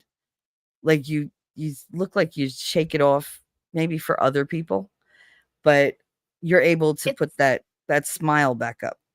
it's a lot easier to do on YouTube. I will Yes. say that. Like, in real life, Yes. if I'm sad, I am sad and sad and sad until I do shake it off. But, like, on Mhm. YouTube, if something happens and I get all flustered or something, I can usually just go back to whoever I'm talking to, talk for a few minutes, and I'm right back to where I was. Yeah. Lady Autumn is reminding me that she told me that she was a Pisces and that I said I didn't get along with Pisces, and she just said I haven't met the right kind of Pisces. And that's true because the Pisces that I met always had like very narcissistic tendencies, like very selfish. And that's why I had said that, because Pisces have the way of getting into my heart and then using me up and discarding me. And so it's very easy for me to love a Pisces. It's just the way they are. But I always wind up getting They're hurt. they're powerful people. I mean, I Mhm. can see it in this little human being that I've created. She is Yep. either going to run a Fortune 500 company, or she is going to be the leader of a prison gang. Either way, she's running that shit. And probably addiction problems. How'd you know? How did you know? Yes. Very, like, they're almost obsessive too with it. Like, that's all that matters. So that's the one thing that you should watch out for, because they do tend to fixate. And then they love something so much it becomes just a part of their everyday routine. They can't live without it. And every Pisces I've ever known, like in my age range, I should say, because that does have a big factor. That's a big playing factor. They grew up kind of like I did, latchkey kid. You took care of yourself and you got involved with people you shouldn't, and you did things you shouldn't, and you liked them because you went numb, and then that just lasted them their whole lives. Billy has been a pothead since he's about 9 years old. Um, Alyssa across the street, she's the one that drove me crazy with the whole Molly's and Roxy's and whatever the hell else she took. And then she took fentanyl, and her father called me. She's not like moving, she's breathing, but she won't wake up. And it was during lockdown, so I had to like talk her through for hours on the phone. And I was like, this is the end. Like, don't call me again. Like, I'm tired of being the one who saves your life. I can't. Like, you are too much responsibility for me. I got to take care of my own kids. But yeah, the Pisces have always been very intense, like funny, but they're just so like, here I am. Like, you have to pay attention to them, like whether you want to or not. It's just, and they love that. They bask in the attention, but only from the Yes. people that they care about. Like, they don't want to be the center of everybody's attention all the time, just their friends. Like, just friends and family, like, oh yeah, I'm the funny one, I'm the bright one, I'm this. They like their labels. They do. They like their label. But she said it's the two sides of Pisces. We're also the double sign, two fishes swimming in opposite directions. Yeah, and that duality comes through. It really does.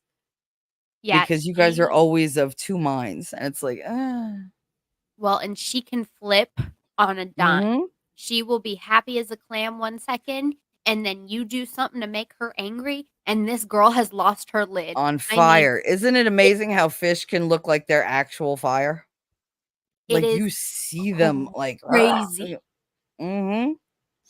Can she switch right back, or does it take her time? Because I've seen that they can switch one way, but it takes a bit of a time for them to come back to the other way. No, Jacob Castro. Hey, Jacob. Sup, Savage? What's up? Caitlin and I have the same birthday. I just want to say that.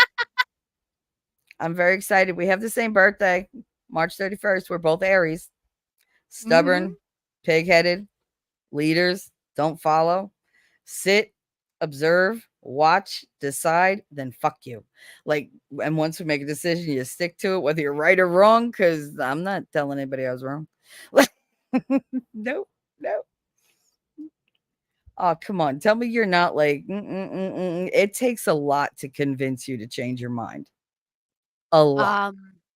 Yeah, the likelihood of me changing my mind on something is basically none. Once I am Daisy set, said, can we please wait? She said, can we please pray for a not guilty verdict in the Whitmer hoax trial? Yeah, we can.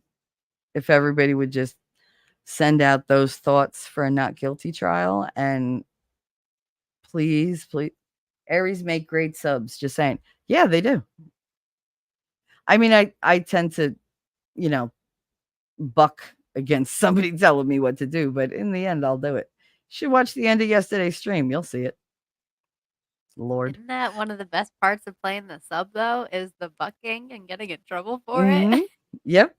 And that's what they don't get. I'm like, dude, I'm fighting you because I want you to like put in the work. Let's go. Like, was I being bad? It's like they're just like, bitch, like you're a lot. Like, like you're crazy. No, I'm fun. That's the difference. You say crazy, I say fun. Yeah, no, they do make great subs, but we also will take the dominant role if you're not doing the job. Yes.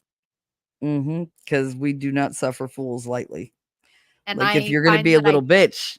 I What do happened? that in my everyday life too. If Mhm. somebody's not stepping up, like in the workplace, I will take control and I will just take it Move, on. bitch, get out the way. It's like, just let Yes. me do it.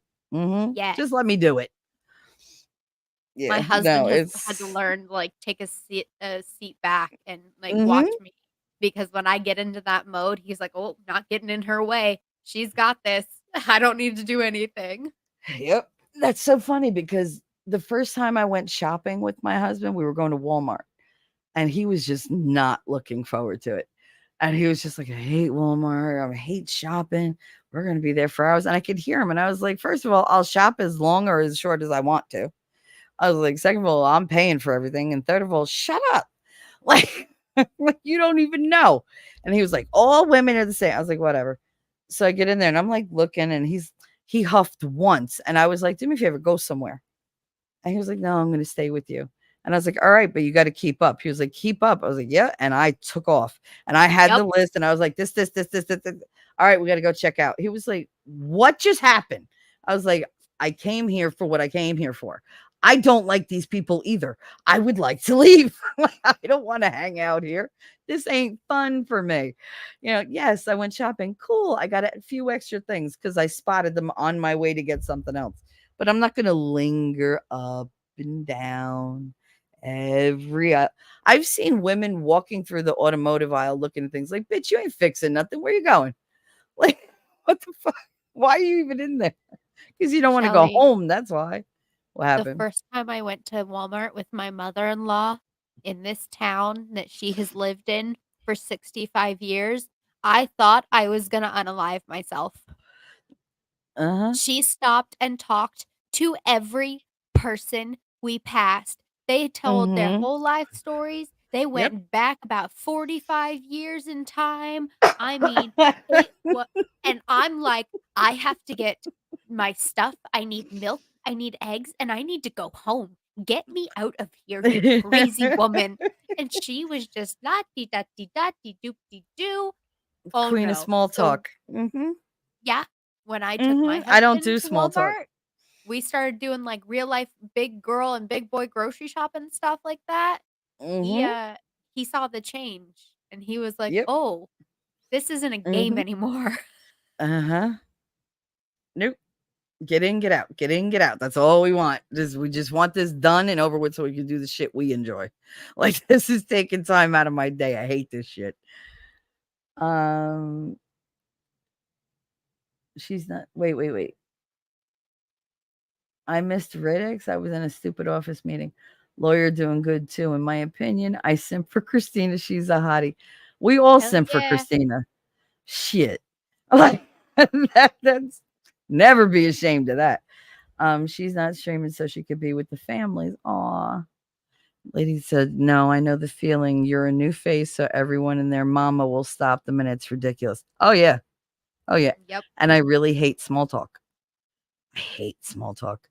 And then And I had my people, kid, oh, and she so had much small talk. grandkid to talk about. Ugh.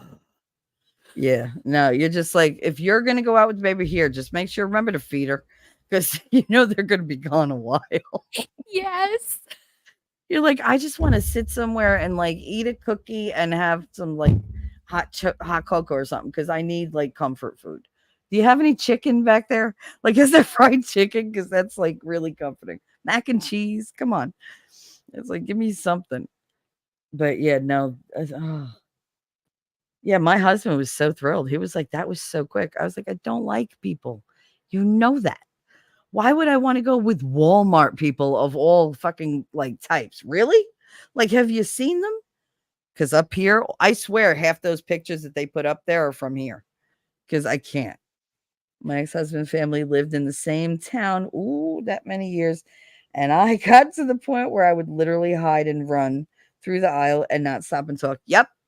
Those mirrors that they put up are very handy. Very. Very handy. Because I have backed up like doot, doot, doot, doot, doot. Like, I had somebody lady say the arrows go one way. I don't give a fuck. I'm going that way. I was like, I am not going out the end of this aisle. Nope. And that's whenever I saw like Alyssa or whoever, because she lived across the street and we shopped in the same place. I was like, did she watch from her window to see when I'm going to the store? Because she always pops in when I'm in there. Oh my God. All right. So how are you with animals?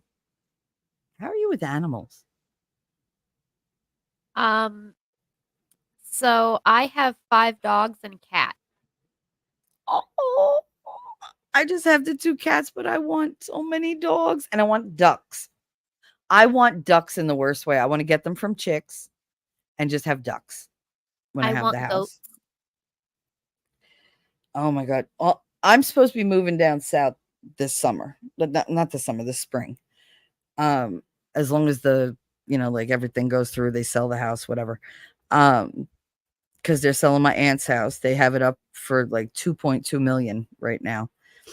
So I'm like, I'm hoping somebody just buys it, guts it, and I never have to worry about it again. I just want the money because we're getting like it's splitting into 3s among the cousins, which is my mother, my uncle, and my cousin Donnie.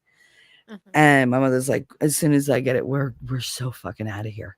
She's like, my husband wants to leave. You want to leave? Where are we moving? I was like, I don't know. So like, we basically, her husband got to choose which states, and I got to say my preference.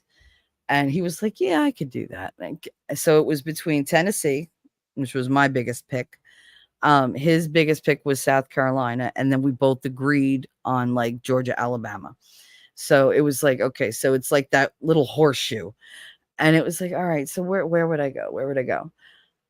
And I was looking through all the different things. Tennessee is turning kind of blue, which worries me. Like Eastern Tennessee looks very blue. And the left half is very left. And my mother, I was very red. And my mother was like, she was here and she was asking me questions. And I was like, and I can't live in a blue state. I can't. I have to be either in a red county or something because I can't be afraid to state my political opinions if someone asks me. I said, I can't do that here. I am tired of being afraid of being, like jump because I like Trump. Right. And she was like, wait a minute. What color are you now? I said, I'm more conservative, like in the middle. I said, but I said, I'm like a little bit libertarian, a little bit Republican, a little bit progressive, a little bit conservative. I said, but the majority of it is I like the conservative ideals. And she's just looking at me and she was like, you have been a Democrat since you were born. I was like, Grandma made me a Democrat when I was born. I was like, I had no idea what it meant. She was just like, you're just going to vote down this line. Okay. That's literally how she taught me how to vote. Brought me into the voting booth at 18 and was like, you see this where it's see the D there? You just go right down that row and then hit accept. I was like, okay. That's how I learned how where to vote. it all began. Yeah. You see that D right there? Just go The down D that is always line. my problem. Always have problems with the D. It always causes me to make the wrong decisions. Man. That's what happened when I had to get that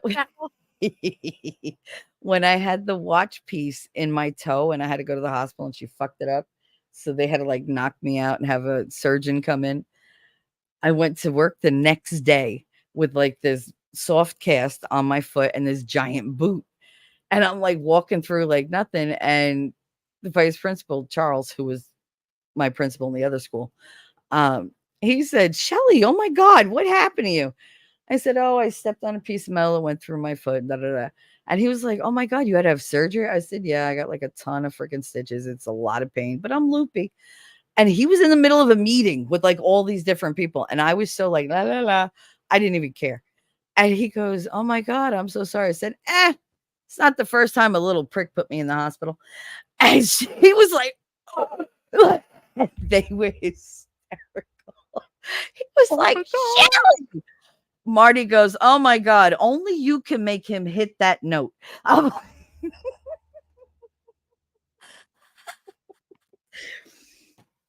because I would do that shit to him all the time. Some teacher got nasty with me and was like, "Why don't you get Marty to do it since you're his best friend?" I said, and they were coming out of the office and I didn't know it. And Charles comes out first. He's behind me while I'm talking to this bitchy teacher. I said, "Oh yeah, I'm his best friend and I suck his dick every Tuesday." She was like, "I'm sure you do."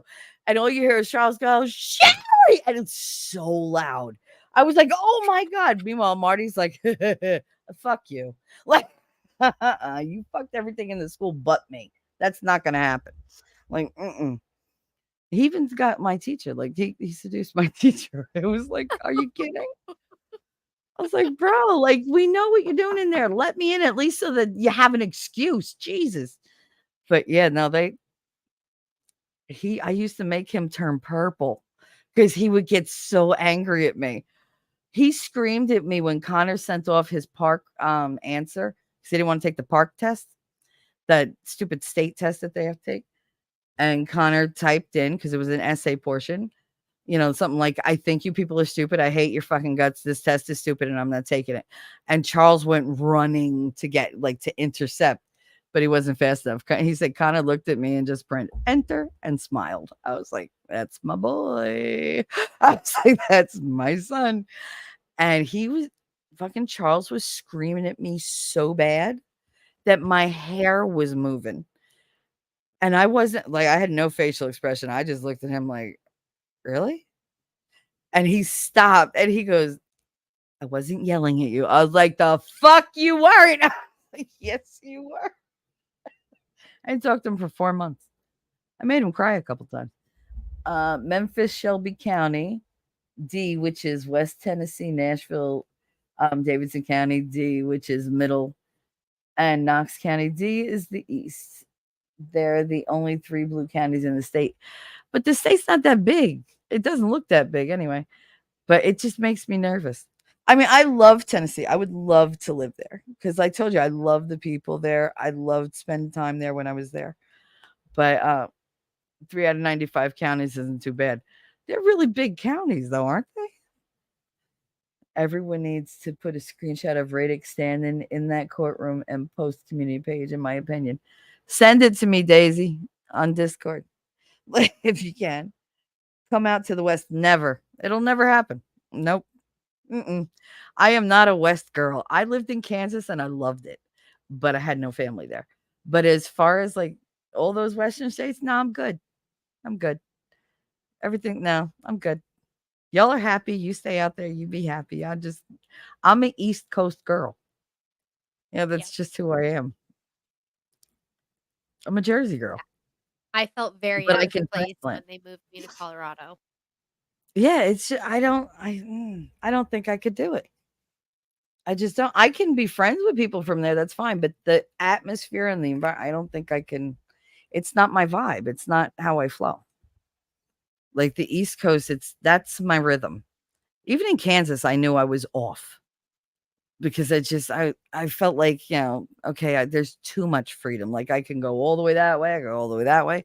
I like having like the different, more fast paced, kind of aggressive people around me only because they don't think I'm so strange.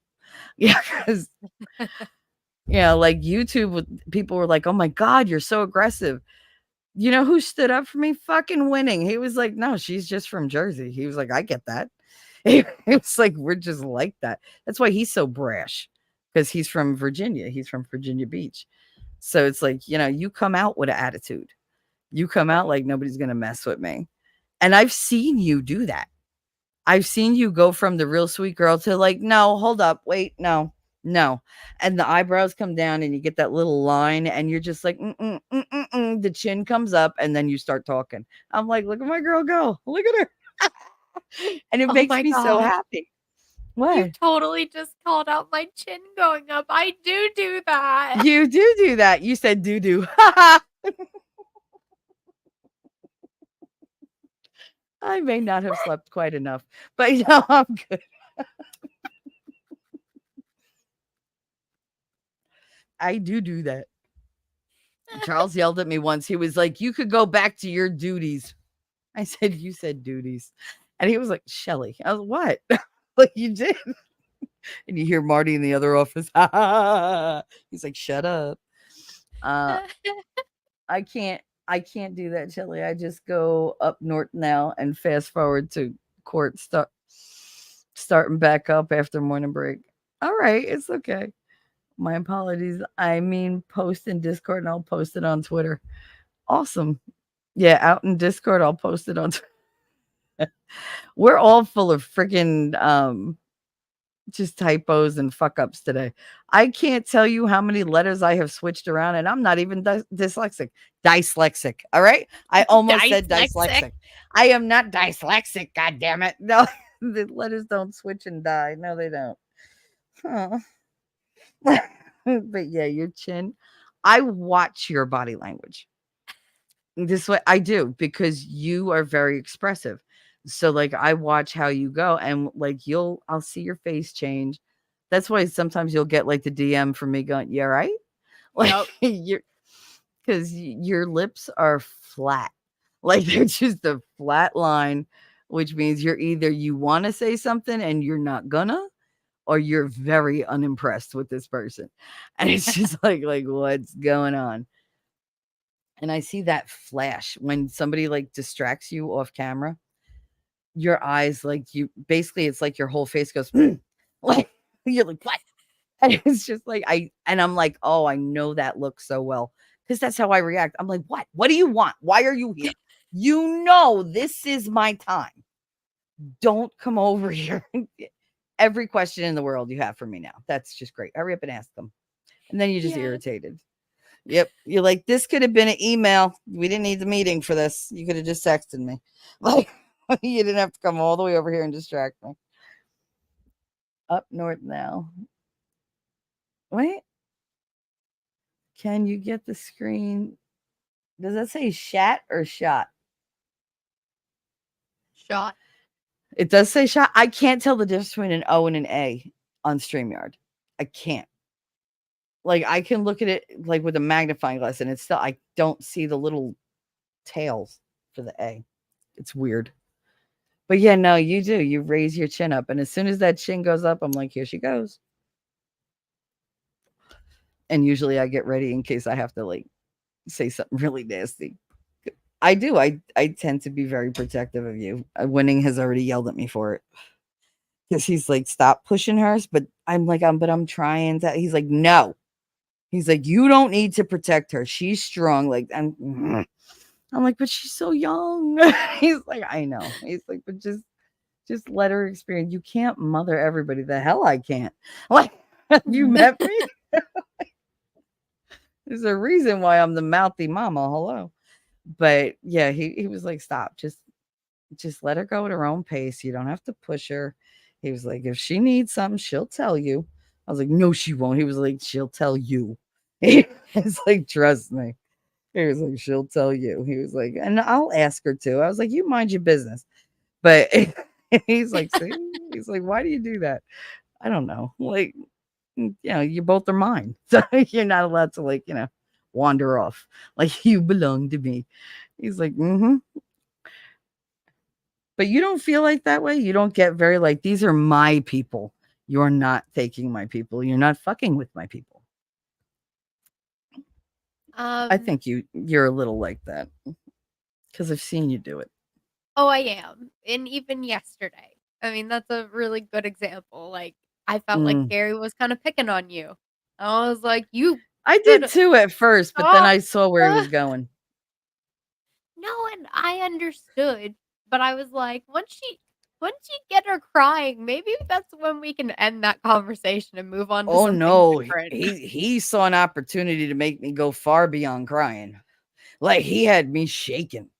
I wanted to pick up the laptop and break it in half and never go on YouTube again because it was hurting me. And when things hurt me, I break them, even if they're people. And I was like, oh, it's just a computer. Fuck it. I don't need this job. Like, it's like, I don't need any of this.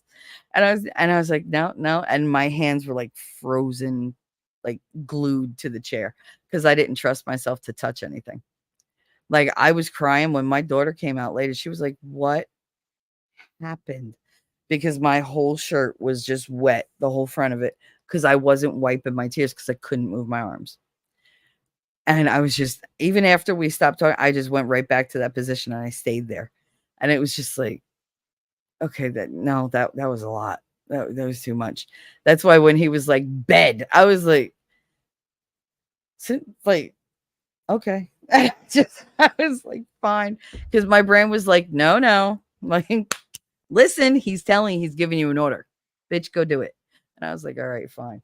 That's why when he asked me, he was like, yeah, do you want to go to bed? Don't you think it's time for you to go to bed? I was like, since when do you ask questions? He was just like, fine, go to bed. I was like, good night, good night, winning. Like, he was just like, go to bed. I was like, all right, fine. Because he said go to bed and you went, Caitlin? And I went, oh no, she's going to ask me to step in here and I don't know who to side with right now. And I'm scared. And then you were like, good night. And I was like, yeah, you were like, oh, wow, that worked. Like, holy shit. I did. I'm pretty sure anybody that knows me would have been like, winning is a god among men. Like, how did he do that? I don't know. He does it all the time to me. He just tells me to do something. I go do it. And then I'm like, wait a minute. I didn't want to do that. Like, why did I do that? That motherfucker gave me an order. What the hell is that? And then I'm like, eh. And I'll tell him, you gave me an order. He's like, yep. And you did it.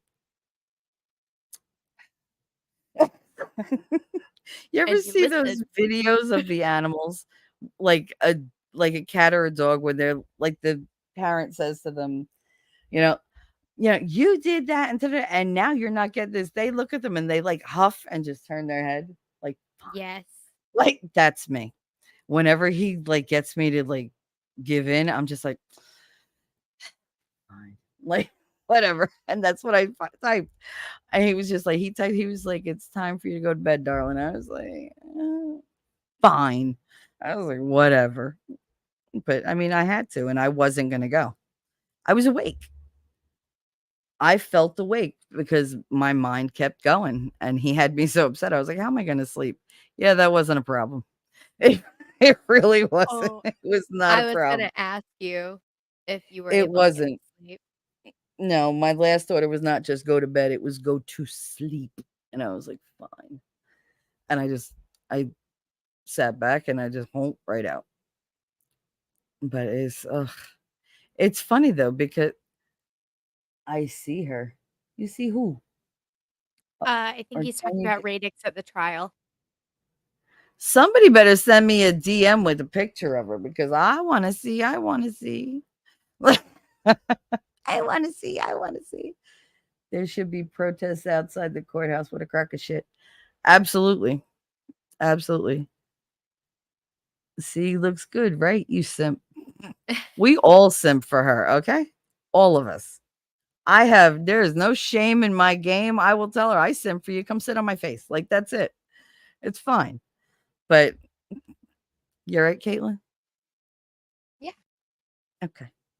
But yeah, no, yesterday was a lot. It was a lot. If you guys missed it, it's on Gary's Rumble. It is not a pretty sight. Like, you don't see any of us because we're literally all avatars. Like, all of us were like, fuck this. I'm not going on camera. It's been 24 hours. Nope. Oh my God, the crying. And just like he kept pushing and kept pushing. And then I get a DM when I wake up from him and he's like, I'm gonna keep pushing you. I was like, great. That's just great. I was like, I'm really looking forward to that. Guess I'm not gonna see Gary for a while. But no, I mean, I know where he's coming from. Like, it's a place of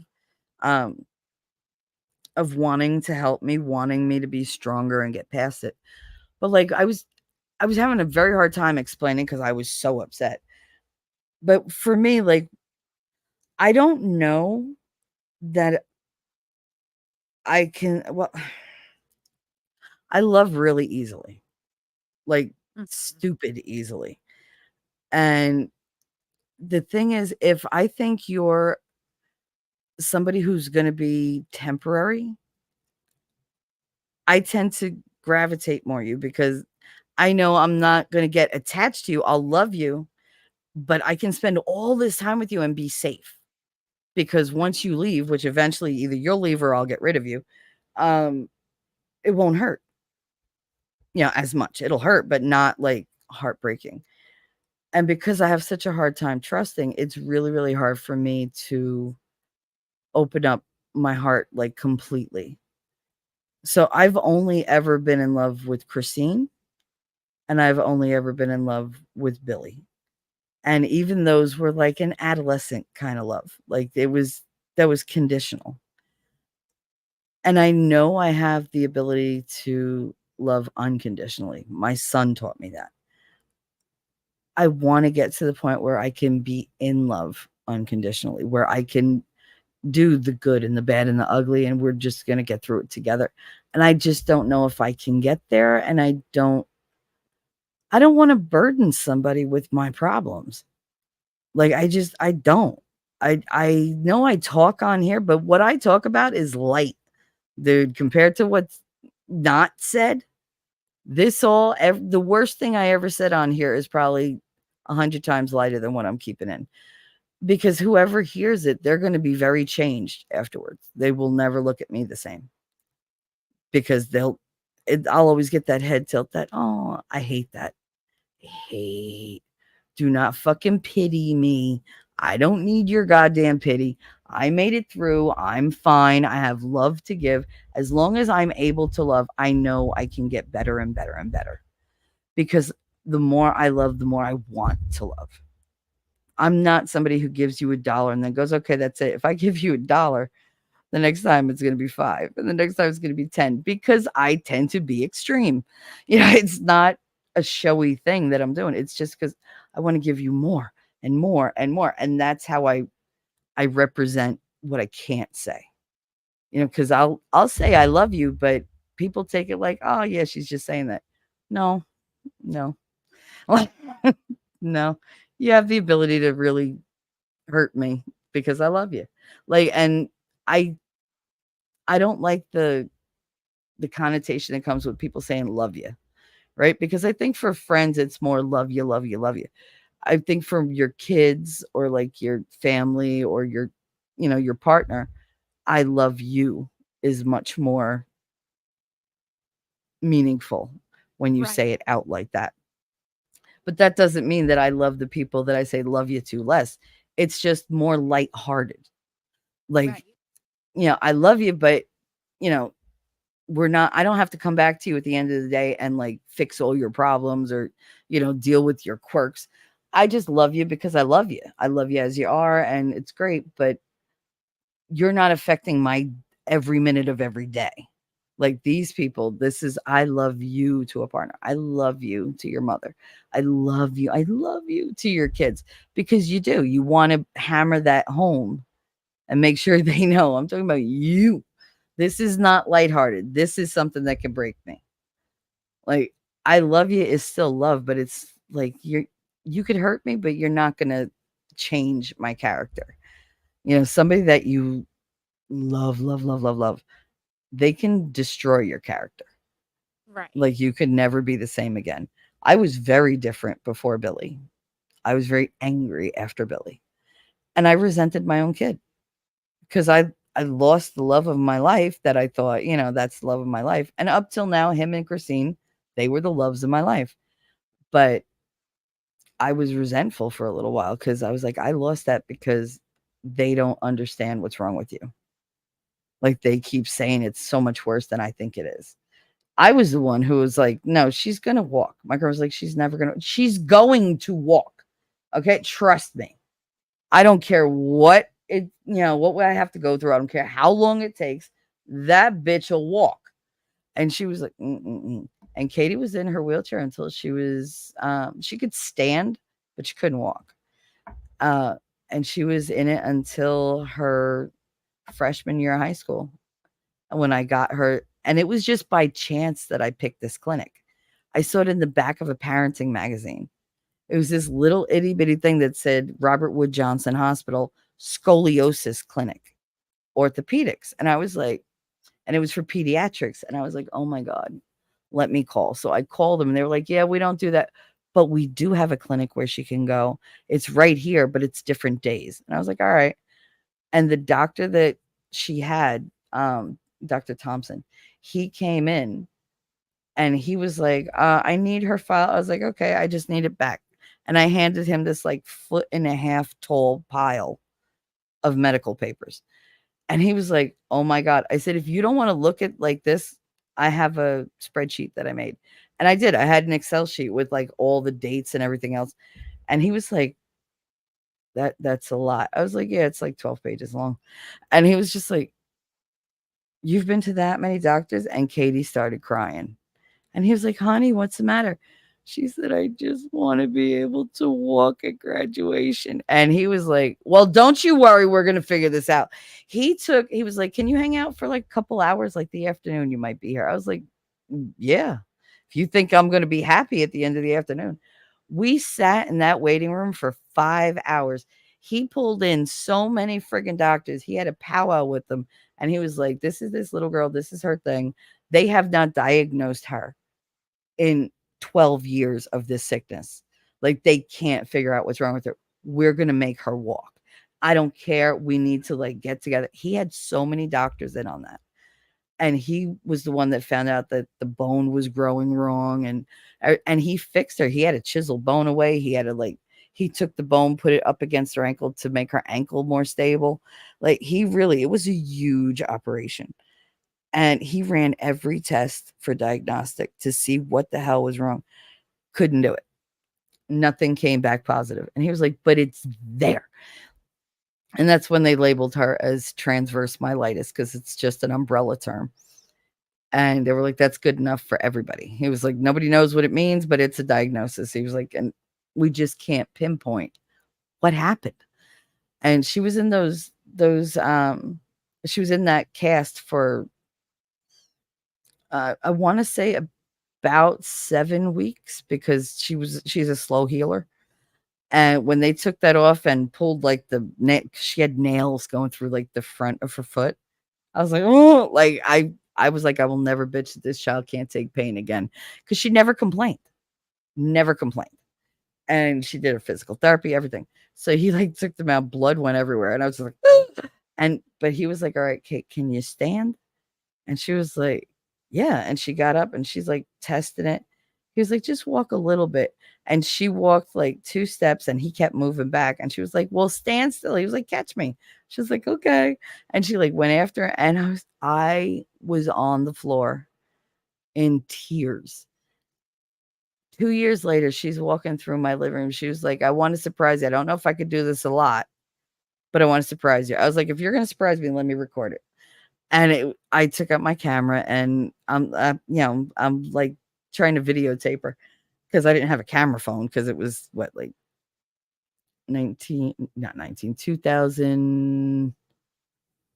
I want to say like 2010. Yeah. No, was it? No, it was 2013, 2012. I graduated in 2010, so it would be around there. She would be around 10 because it was freshman year. Yes. So you're right. You got me. You're right. So she was at the end of the living room and she put her walker on the side. And I was like, Kate. And she grabbed like this cane that we have. And she's like, okay, just watch. And she wasn't like leaning on the cane. She was just using it, for like security. And she walked across the living room floor and I was inconsolable because I broke down so bad. So bad because I was so happy because we'd waited like her whole life for this. And when she went to graduation, she walked across that stage. She walked up 3 steps because they were like, well, it's a lot of steps. Lower the dais because they didn't want to do it. They were like, she could get it in front of the dais. No, bitch. She worked all this time in physical therapy so she could walk across that stage. She's gonna walk across that stage, or I'm gonna come up there. And they were just like, they fought for it. And she did. She got to walk across that stage. And it was the proudest moment of my entire life because I was just like, look at how far she's come. I was, oh God, there's video of it. You could just hear me just, yay! Like, and you hear like my ex-boyfriend all the way over on the other side of the field screaming her name. You hear her father behind me screaming her name. My mother's hysterical crying. My two aunts are hysterical crying. Oh, My best friend, yeah, like from high school, Vicky was there with her whole family. They're all crying. But if you ever saw it, like everybody's real quiet, like they're clapping and everything, but everybody got stone cold quiet when she got to those stairs. And we're just waiting and waiting and waiting. And as soon as she made it to the top of the stairs, we were like, yeah, like everybody was screaming and laughing and like clapping and on their feet because everybody knew what it took for her to do that. Like that, all they wanted was for that to go well for her. And then as soon as she got her diploma, like everybody's real quiet. And then everybody just exploded. And it was just, and then she went off the other end of the thing and they're zooming through. She jumped in the wheelchair. And this big black guy, the security guard, Jody, she had asked him, would you push me on the field? Because I don't want just anybody. I trust you. He was like, oh, Katie. So he was like part of the graduation ceremony. And I see them zooming by. So I go running off because we're in the bleachers. And I go running off to the side of the bleachers. I'm hanging over the railing going, what's the matter? And all you hear is, I gotta pee. And I was like, yep. I was like, that's my daughter. And like everybody's hysterical. Vicky's like, oh my God, fucking Michelle. I was like, that was Katie. I didn't say it. She was like, you asked the question. I was like, I was like, oh my God. Everybody heard it because she does have my vocal range. Like she can be loud. And it was just like, oh my God, I can't believe she said that. Her father was hysterical. He was like, fucking Katie, oh my God. He's like, she does shit like that. When she went to Florida to spend the summer with him, you know, when she decided he's an asshole, and that was her decision, she was shaving her legs. And he was like, why do you keep shaving your legs? Like, you keep doing, she was like, it's not working. And he took the razor and he's like, do you see this part? It comes off and the razor's underneath. She kept the cap on. She was shaving her legs for a half an hour. She made them so red and bumpy from constantly scrape, scrape, scrape, scrape. And Miguel was like, yep. He was like, she had the cap on. I said, see, you're in there too. He was like, thanks a lot. I was like, I'm just saying, I wouldn't have done that. I was like, that's a you move. I was like, I'm not that stupid. Shit.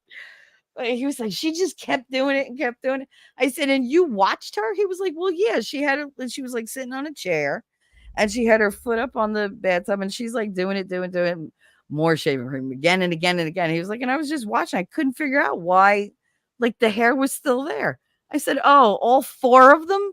He was like, yeah, well, that's weird. Why does hair only grow in like patches on her leg? I was like, because she doesn't have circulation in some parts like that would help the hair follicles grow. So they don't. And he was like, lucky. I was like, yeah, you'd think so. And he was like, I said, but how long did you sit there watching? You didn't notice? I noticed. I said, so you're a fucking idiot like she is. She's like, I just keep going over it. It's starting to hurt. Let me keep doing it. How about you stop? Just stop. I said, you're sitting there just wondering the same thing. Neither one of you thought to check the razor. Neither one of you. First stroke, I would have been like, that's not right. Let me look. Yeah, because you do stupid shit. Half an hour. He was like, we were sitting there half an hour. I was like, you're both idiots. oh my I'm God. feeling so black pilled at the moment. My BFF just found out she's going to be a grandma. Then my sister found out she's going to be a grandma. I'm like, what the fuck? Oh, Ellie, do you want to be a grandma right now? Because she gets from her mama. She gets the big mouth, yeah, from her mama, without a doubt. Wait, what does that say? I have a story. I has hi. So is that the IHOP from the wrong side of the tracks? Oh, sometimes I make my sides hurt. I has is I hop from the wrong side of the tracks. Really? Because Jacob said I has howdy. Oh, at least he doesn't has duty. I has howdy. Oh my god, I can't. More editing. The highlight of the day. Wow, I missed a lot telling this story. Chad, I missed you, but I love you. I took my headphones off the last prayer I did on the Whitmer trial and then got scared because I thought someone cut the coffee.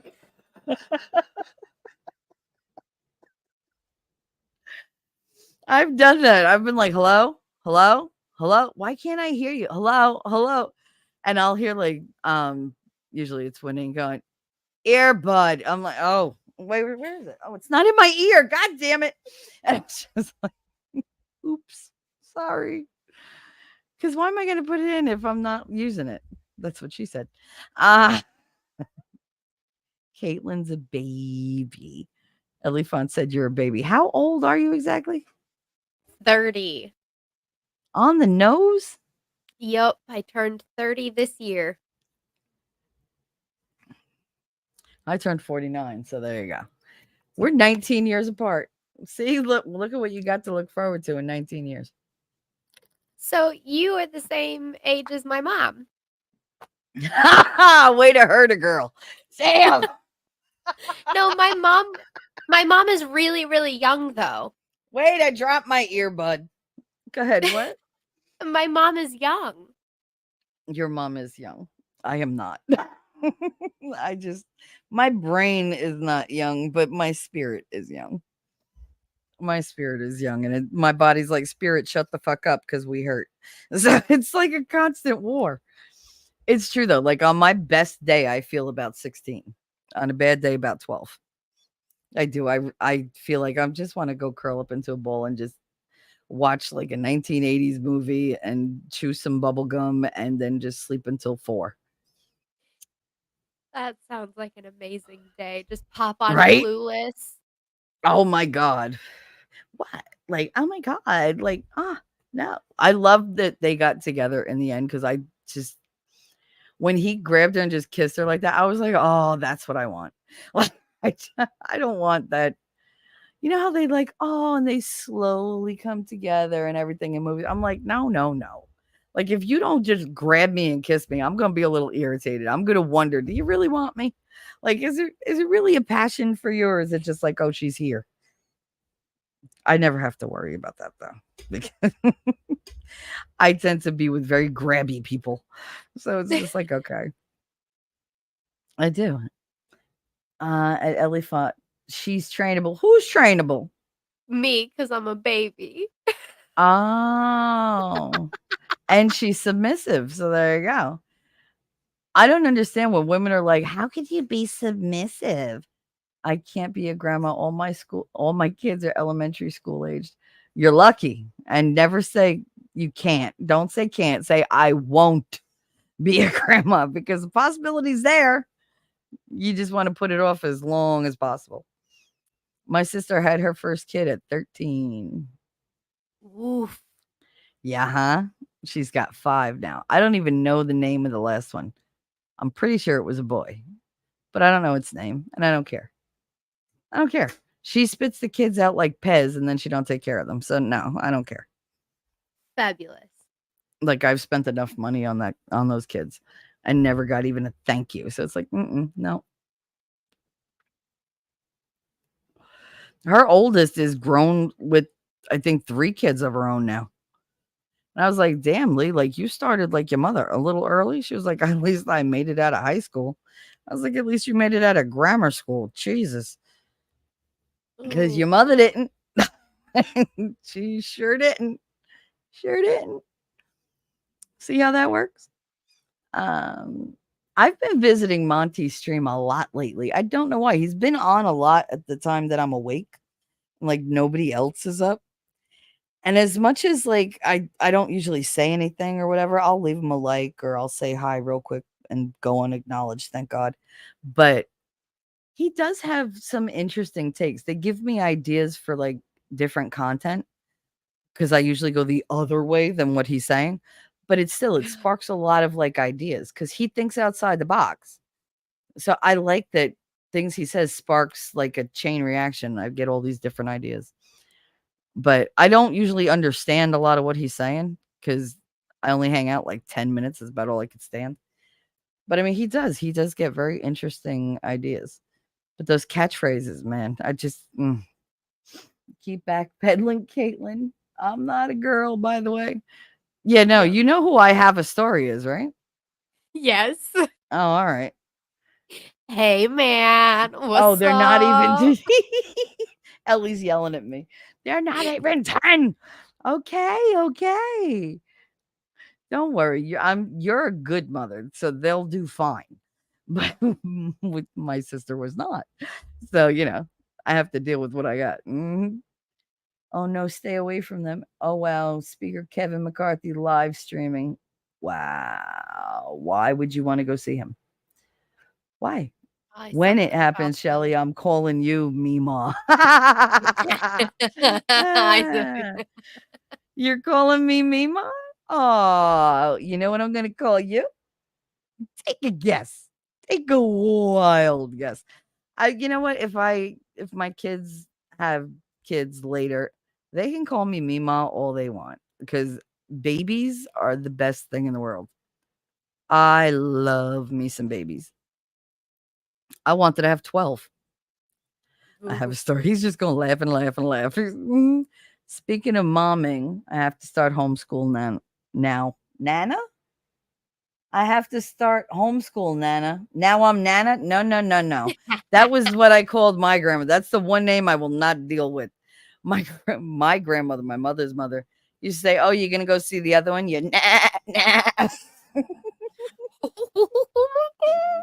And I used to look at her and go, that's mean. And she was like, do you like her? No, she's mean. She was like, then that's why you call her. Nah. She's like the Billy Goat's gruff. And I was just like, what is that? When I started as a teacher's aide and they started reading that, I was like, oh, now I get it. She used to say she was like the biggest one. She used to like when my tits finally grew after I had my daughter, like when I got pregnant, she said, oh, you did take after your nana. I was like, what are you talking about? She said, because she always had the big ones. I was like, great. Thanks, Graham. I appreciate that. She was like, well, your mother and I don't have them. She was like, we're all A cups. Yeah, I know. I was in A cup too. And then I woke up a double D. So, meh. But yeah, that was shocking. Grammy, Ellie. I don't know. I'm going to start calling you a lullafant instead of elephant. I didn't get out of high school before. However, I did graduate high school and I'm over 40 and still have little ones. I had no idea I was going to be a career mom. I can't think of a better career. I really can't. I would love to have been a full stay-at-home mom. She said, what? That's what we used to call the butter eater, the lullafant. You didn't know that? I think you know who the butter eater is. I do. Yeah. The legs in the air, beef curtains kind of person. Oh, God. Stop. Stop. I was devastated when that happened. I was like, oh, like I did not need to see all that. Like I just didn't put them away. It's by far the most rewarding career I've ever had. Yep. McCarthy was just 5 minutes of pew, pew, pew. He was 5 minutes of shooting? What am I not getting? I don't know. 5 minutes of pew, pew, pew.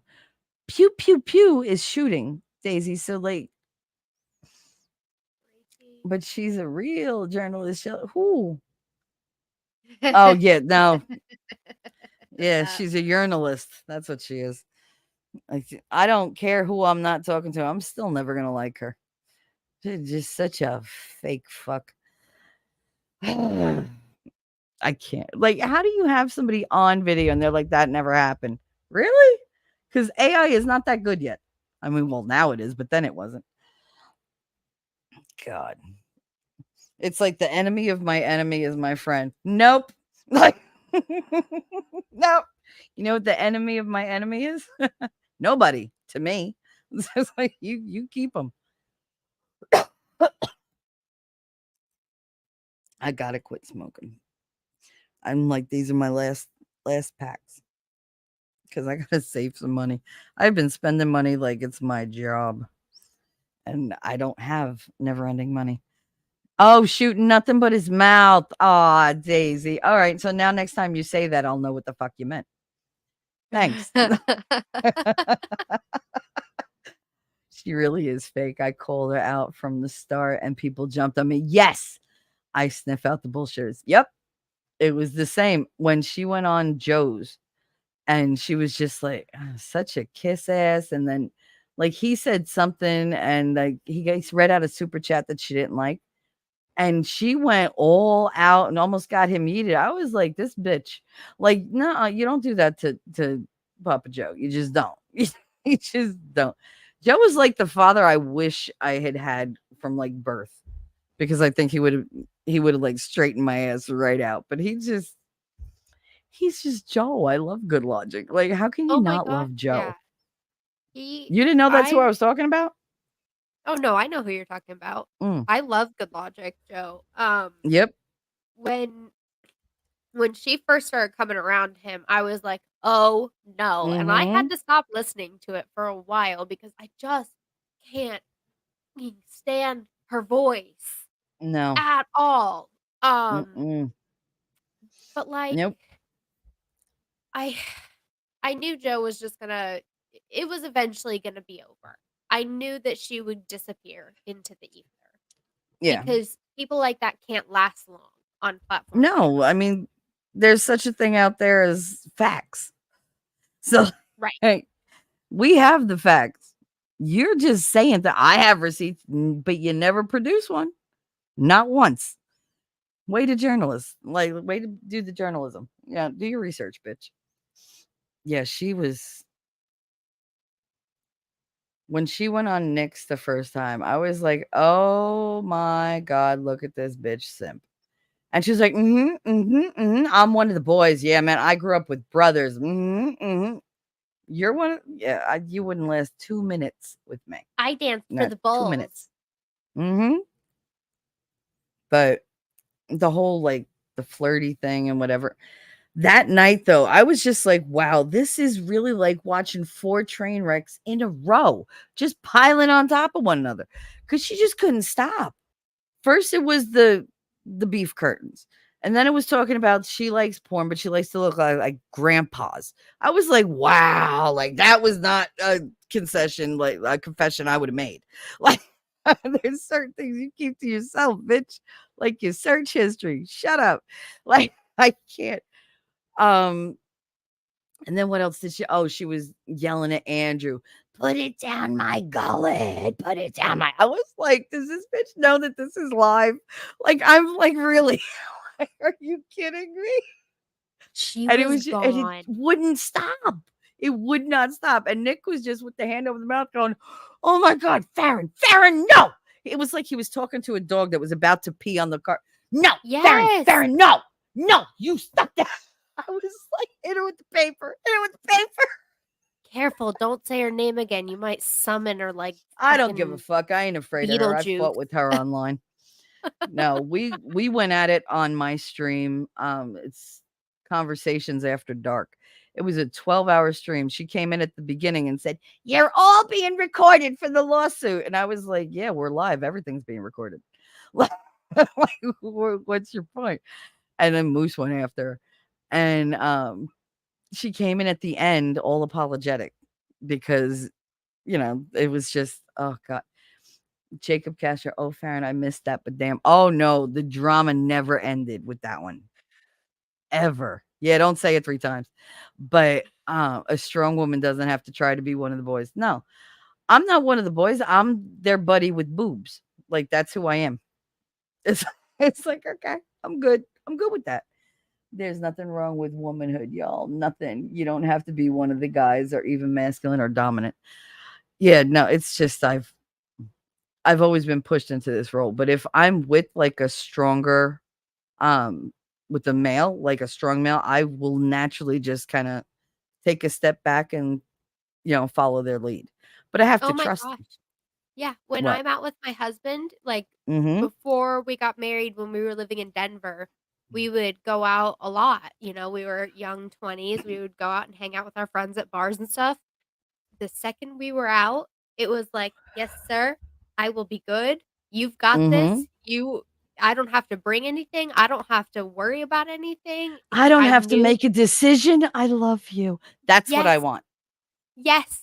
That's what He I was want. able to do all of that. I Mhm. mean,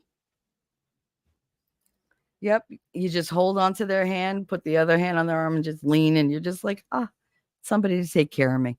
And like I love that. Billy was a little like that, but he was young and it was a lot. But I mean, he could have grown into that. Now he's a pompous thing. He's like, "Oh, I'm telling you that." Yeah, no. You ain't fucking me, financing me, or feeding me. Get the fuck out. You don't get to tell me shit. But yeah, no, that's what I've always wanted. And I always wind up with these bitch beta men.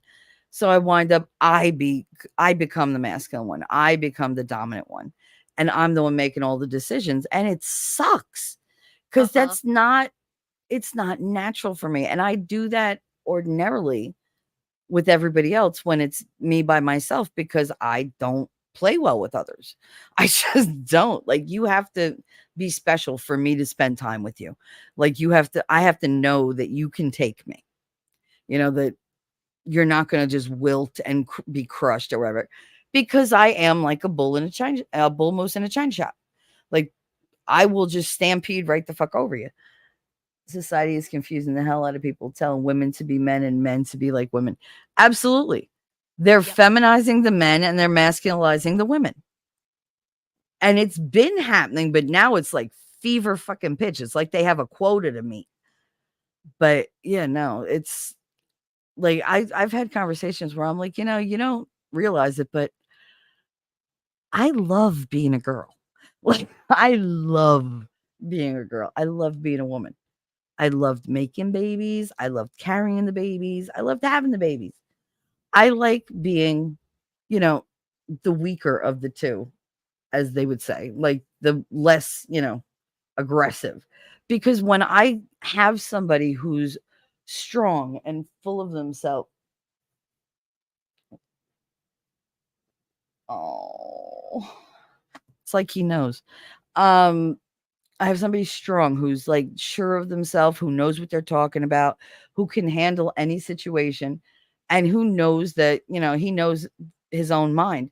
That's the person who's going to make me slide back into being like super feminine. Like I've said, when I put a skirt on, like if I put a dress on, I'm a completely different person. Like my hair is done different. My makeup is, lighter, airier. I actually wear makeup. I sit a certain way, I walk a certain way, I talk lower, I talk softer, I smile more. I'm a little more giggly sometimes instead of like my big freaking laugh. No, no, no, no, no, no, no. I'm still online.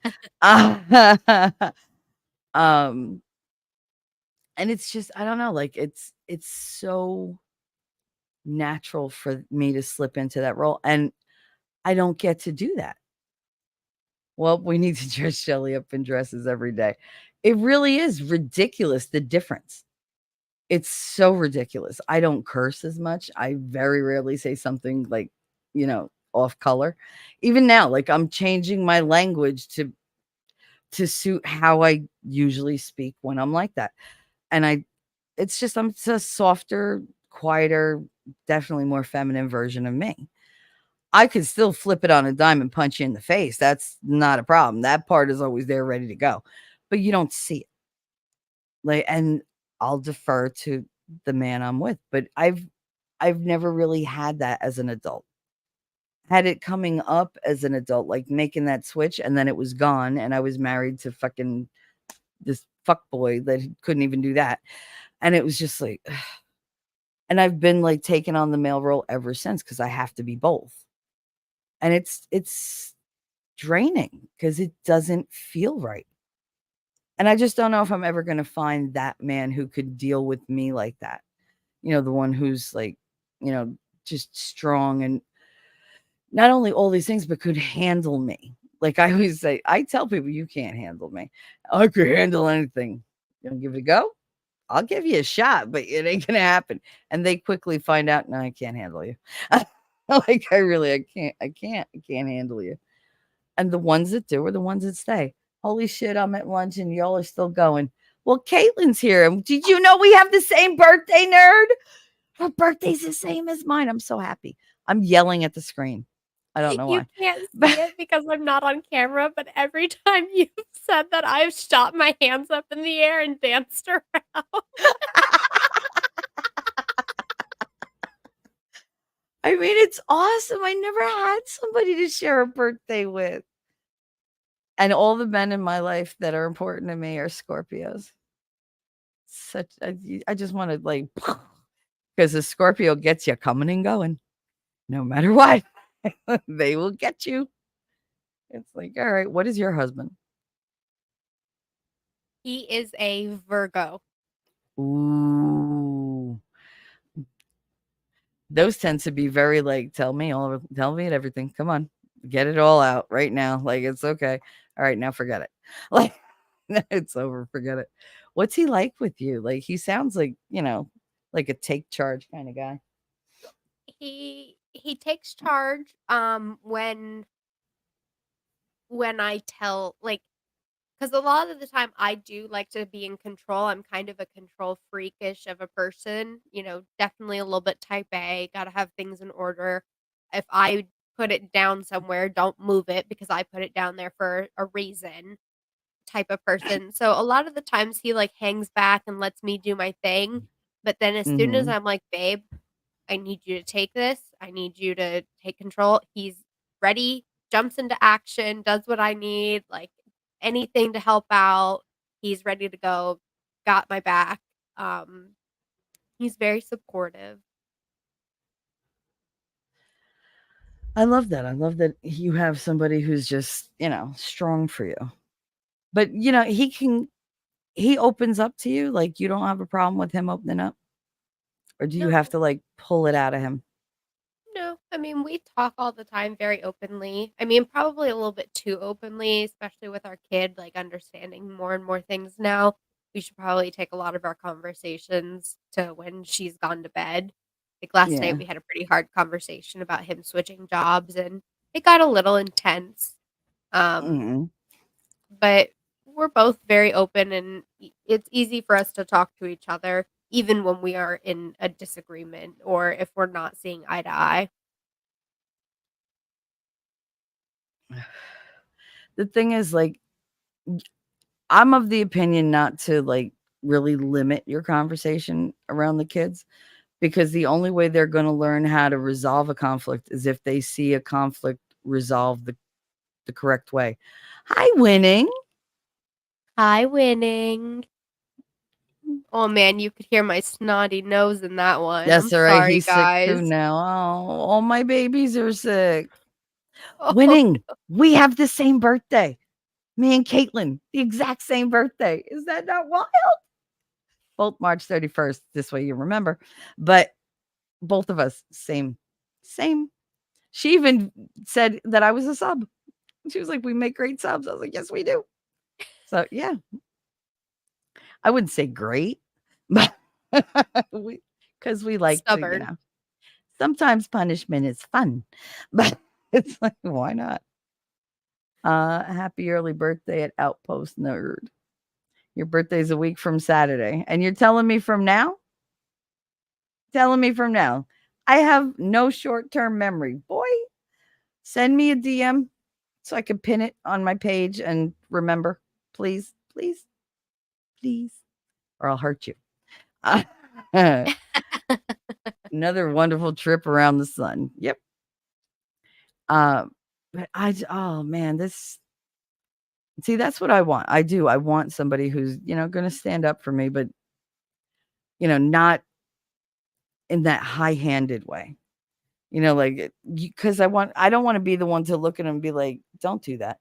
Because I don't like public conflict with the person that you're with. Like, even when I was with my husband, if we were out and he did something I didn't like, I just look at him and he'd be like, what? Talk about it later. And they'd be like, oh, you agree? Mm-hmm. Whatever he said. Like, it's whatever he said. Yeah, I'll go along with it. Like, I'm not going to let him go out on that limb by himself.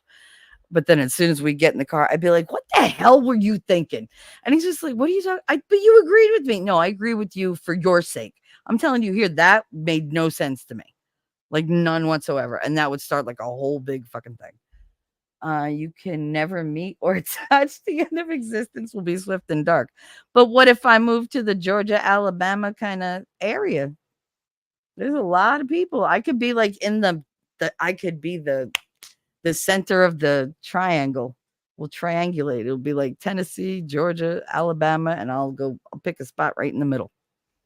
I could mean, probably you do know that that too. because we both have the same birthday, that just means the most epic birthday party next year, right? Oh yeah. Oh yeah.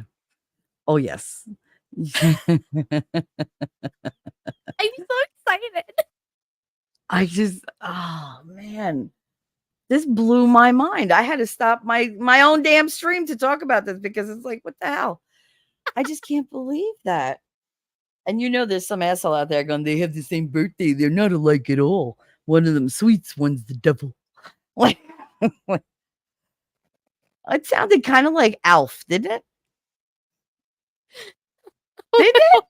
Yes. Alien life form, Alf. I know who you're talking about. But I was talking about Alf. I don't know what you're talking about, Swami. Mm-mm. Nope. Alf, alien life form. Mm-hmm. Oh, I wonder what his favorite color is and if it has a number. Anyway, you can. I lost something here. No, I read them all.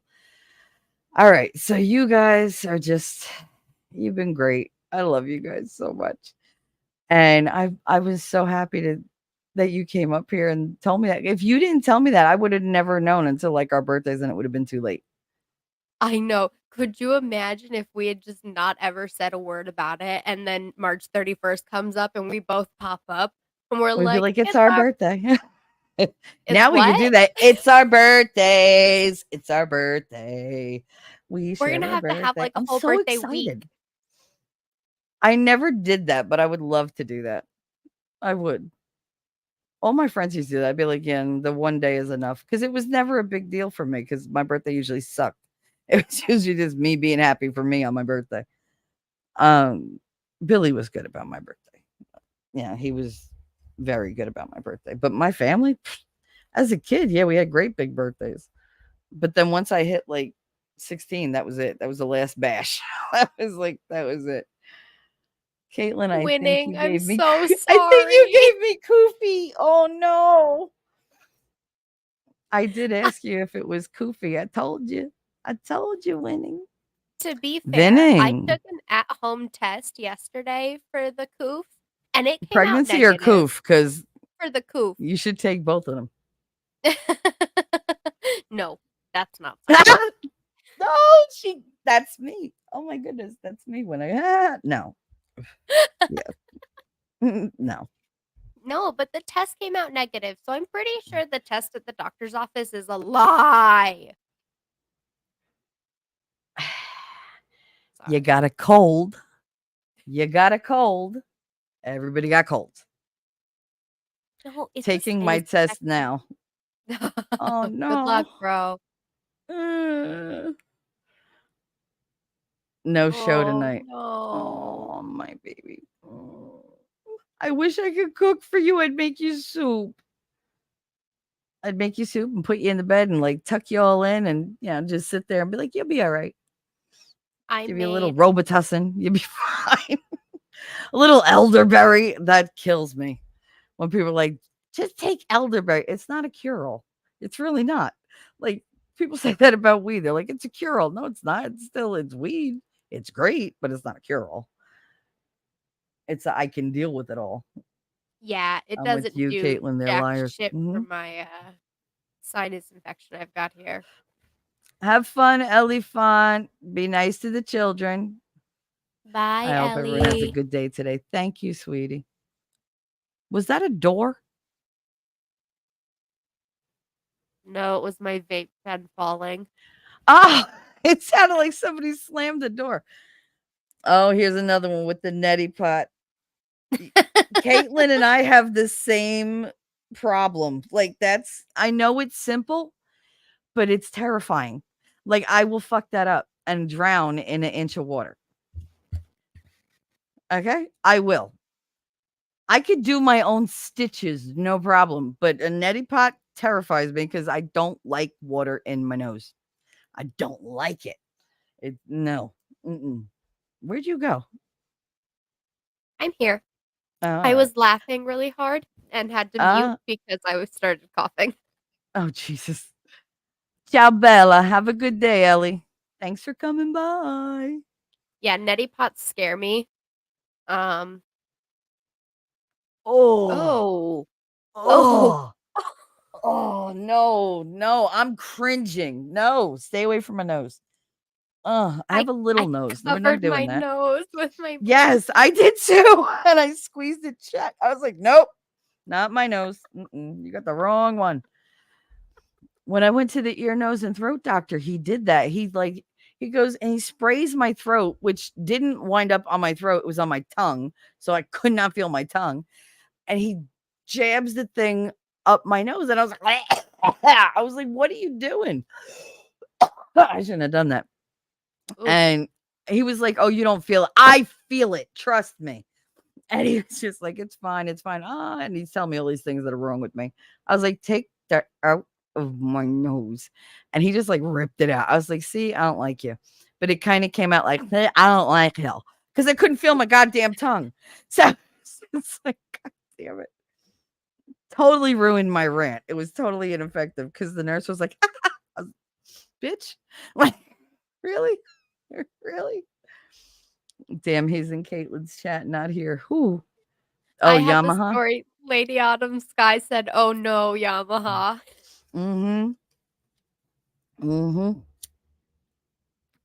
Yeah, no, I don't like anything up my nose.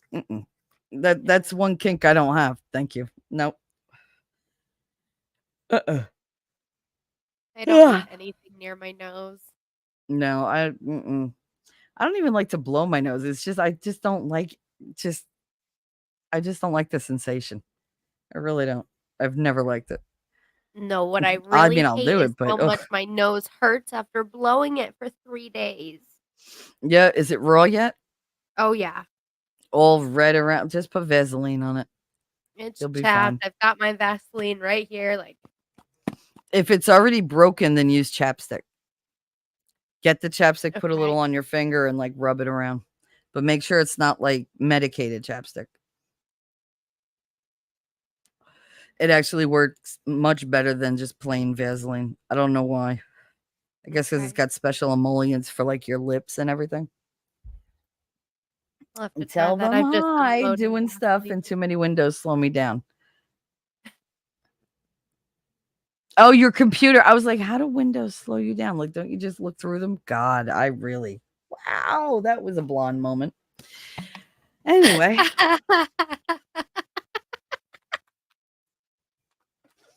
Listen, I plead that I'm still catching up on sleep, okay? Because if you didn't know, I stayed up 46 hours straight for the damn stream. Yeah, I still So, think you need more sleep. Oh, I definitely do. I definitely do. Because I slept like, he said, no, I licked them. My kid Okay, Mr. licked- Malloy. That's what Mike says. He's like, I'm a window licker. I rode the short bus. My kid tried to lick the wall the other day. I know. I would have flipped. Because all I would think is, do you know how many people like sneezed on that? And they're like, no. Mm-mm. And thankfully, it was in our house, so it was just one of our house walls. But it you doesn't don't matter. Lick the wall. We have dogs. We have a cat. I mean, don't lick the wall, What made child. her want to lick the wall? If I could tell you that, I would.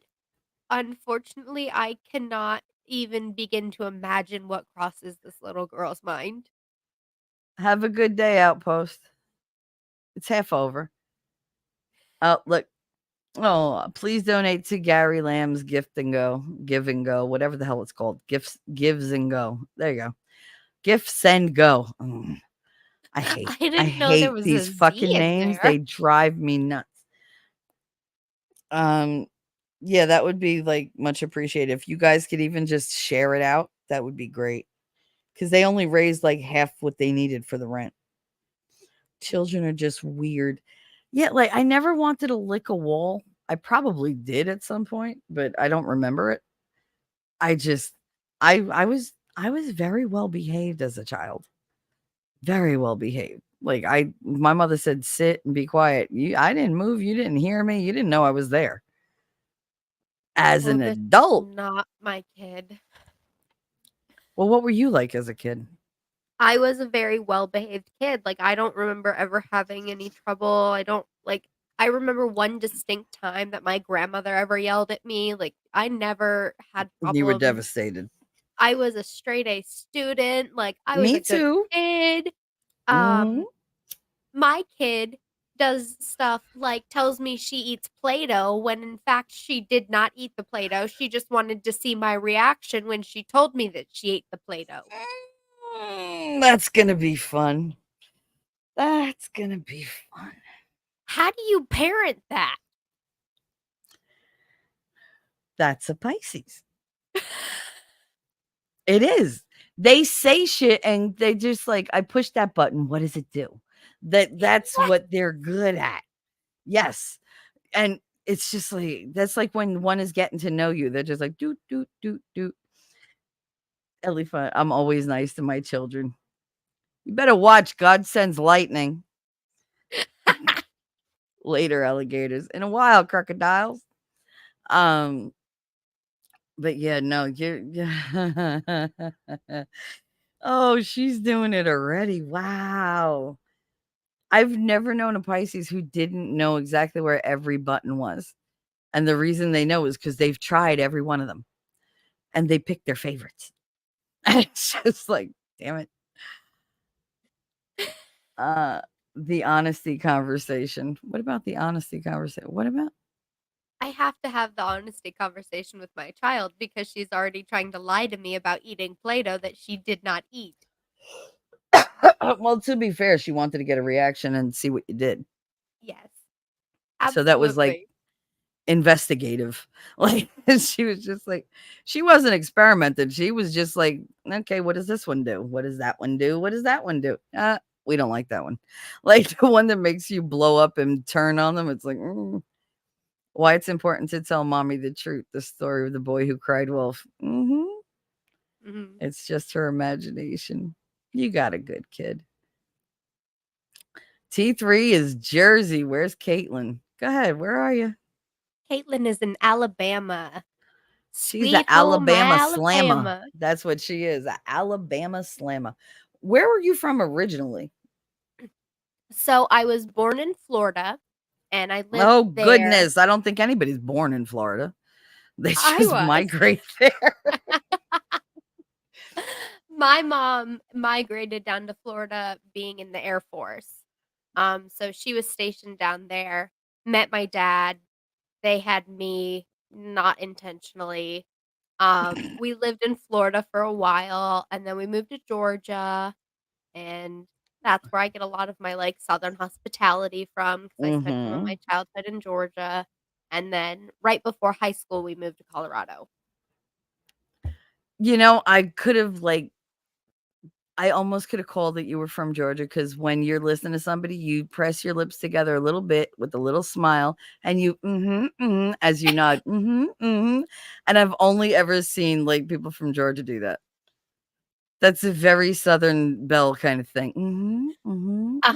You have Just to so show that you're polite. listening. And you're just very quiet.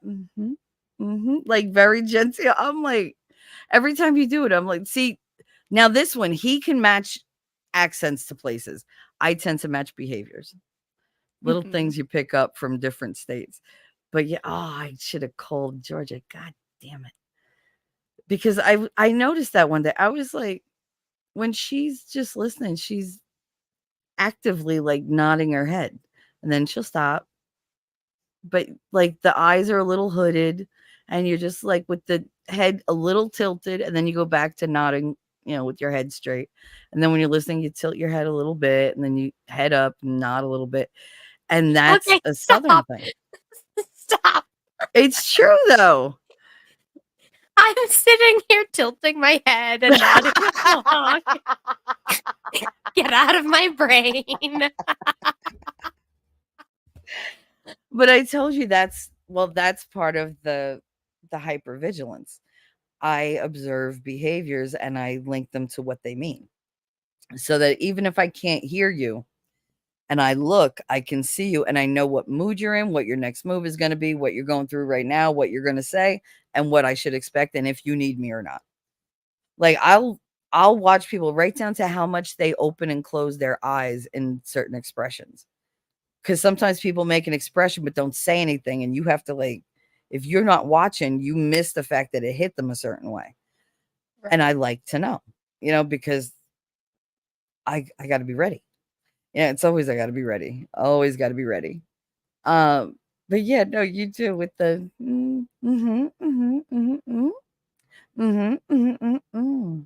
oh, yeah, totally. And you just, but when you agree with them, you go with your head back and forth instead of up and down. It's so funny because I've never I don't see many people doing that, and in this group, you're the one that does that. But you do when you're like, oh yeah, I totally agree. Meanwhile, you're shaking your head, and I'm like, do you though? Do you like? Are you just being polite? And then later I'll find out, yeah, you were just being polite. And I'm like, oh, all right, because your body is saying, no, wait, this is bullshit. This is bullshit. I call you on your bullshit. But Oh, the yeah. mouth is going, absolutely. Yeah. No. The It's like, behavioral panel would have a field day with my clips. oh, yeah. I love it. I wear it You all on are my very face. interesting for me to watch because I'll literally sit there and pick apart your behaviors. And I'm like, it's so funny because I'm like, this is so hidden and you're just outwardly one way, but you're really thinking another. And I can see it, but I'm like, do I tell her that she's got to tell? Nope. Like, nope. It's more fun this way, but I just told you. You have tons more, so I won't tell you those. Well, and you're the one who read out, like, when I did the video with Matt with the test trying, you were like, she's so comfortable. She was totally in her zone. Like, she felt very at ease with him, and you were absolutely right. Yep. And you had the big hard eyes. Every time you turned your head toward him, you guys were not looking at each other. It was so funny because you're like, he'd look at you like, oh, and then he'd look away and you'd look at him like, oh, and I was like, really? Look at each other. And then finally you looked at it, it's like, oh, I was like, I want that. I want that so much. Ew, we're But, so yeah. gross. You have couple cooties. Ew. No, it was so cute. I love seeing people that truly love one another. Like even Nick with all his bullshit that he spouts, when he looks at Lady Rackets, he fucking lights up. And she just looks at him like, you're so weird, but you're mine. And it's just like she's got that the look you give like the kids, like you're special, but your mommy's like you're mine. She looks at him like that, like, oh, nobody can handle you. I have no worries. Like, don't worry. Go back to licking the wall. It's okay. But it's like, and he just looks at her like, you're just the best. How did I score you, woman? Believe me, Nick, we all asked the same thing. It's like, what trauma is she overcoming? I told him that one day. He was like, fuck you. But no, I love them together. I do. I love them together. I love seeing people in love. I don't like seeing people that are like, they're holding hands, but they're arguing and they're like, she's got that bitch face and he's just like, whatever, like, like he can't even stand her. I'm like, dude, you ain't making it. Yeah. If you can't like laugh it off, you ain't making it. Nope. Right. But oh yeah, I love that whole thing. I watched you guys more than I watched the food. And he was just so in it with you too. He looked comfortable. Like you could tell he was like new to it. But he was just like, no, she's here. It's fine. His focus was you, making sure Yeah. you were okay, making sure like it was a good stream for you. And he just looked so proud of you. And you were just like so happy. And I was like, oh, I was like, I really like, I love that. I love that. It gives me hope. It does. Not for me, but for like other people. But lady's gonna yell at me again because she's been yelling at me all day that you could put out what you want, and trust me, I put out, but you can put out what you want and not say that you fear you won't get it. I don't fear that I won't get it. I pretty much know I won't get it. So it's not really fear. I'm just afraid of dying alone. Like somebody needs to be there, a doctor, or a nurse, or I don't know, a pet. My luck, Oh, I'll have a Shelly. dog and it'll just eat my corpse once I'm gone. Be like, this bitch didn't feed me. You should have That's why seen you his have to face. get them fat before you pass away. You've got to fatten up your doggies and your kitty cats so that they're not hungry. Nobody wants a fat dog. They don't run. They don't. All See, I lady want said that's a proper Southern belle. See? Did you see Shelley what she talking. was See? replying to? Yes. She That's a was proper Southern belle. she was What was she replying to, replying I to? have a story saying it's a typical Southern belle that tears you apart, but it sounds nice and cute. Yes. That's the beauty of the Southern belle, just like that's the beauty of an Italian. If I stab you, eventually I'll meet you in the hospital with like a really nice hot meal and just be like, oh, you shouldn't have done that, and feed you. Yeah. I'll stab you, but I'll take care of you and continue to love you. But you won't do that again, will you? I'll bring you some mashed potatoes and mac and cheese after Yep. I rip your toenails off. She's like all those things that pass easily. Look, she's even thinking about your asshole being on, like relaxed. That's love. It is. Because I'd be like, here's your plate of jalapenos, chili peppers, and ghost peppers on top of like some really spicy jambalaya. Have fun. And there's extra corn. Love you. Bye. But no, Shelly talking that negative crap. Sometimes the negative is just there. I don't mean to, but it's, girl, you got to understand that's my worldview. Like if there's a mirror that shows my energy, it's mostly positive, and then just in my head, it's all negative. Because it's my head that fucks me up. I don't know. That sound like Misery the movie. What sounds like Misery the movie? Nuh-uh. There's no sledgehammers involved. Radix looking so. Oh, here we go. Daisy at Winning Reality. Radix looking so pretty in court today. I was so proud of her closing us today. Yes, she's very, very pretty. And I told you to send me your picture. Damn it. Somebody send me your picture. But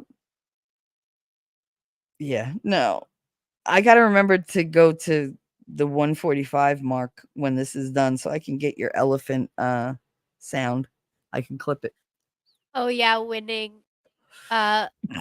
Shelly wants you to clip me making an elephant sound at an hour 45. Mm-hmm. Yep. It's right before an hour 45 because what the hell were you doing? Were you blowing your nose?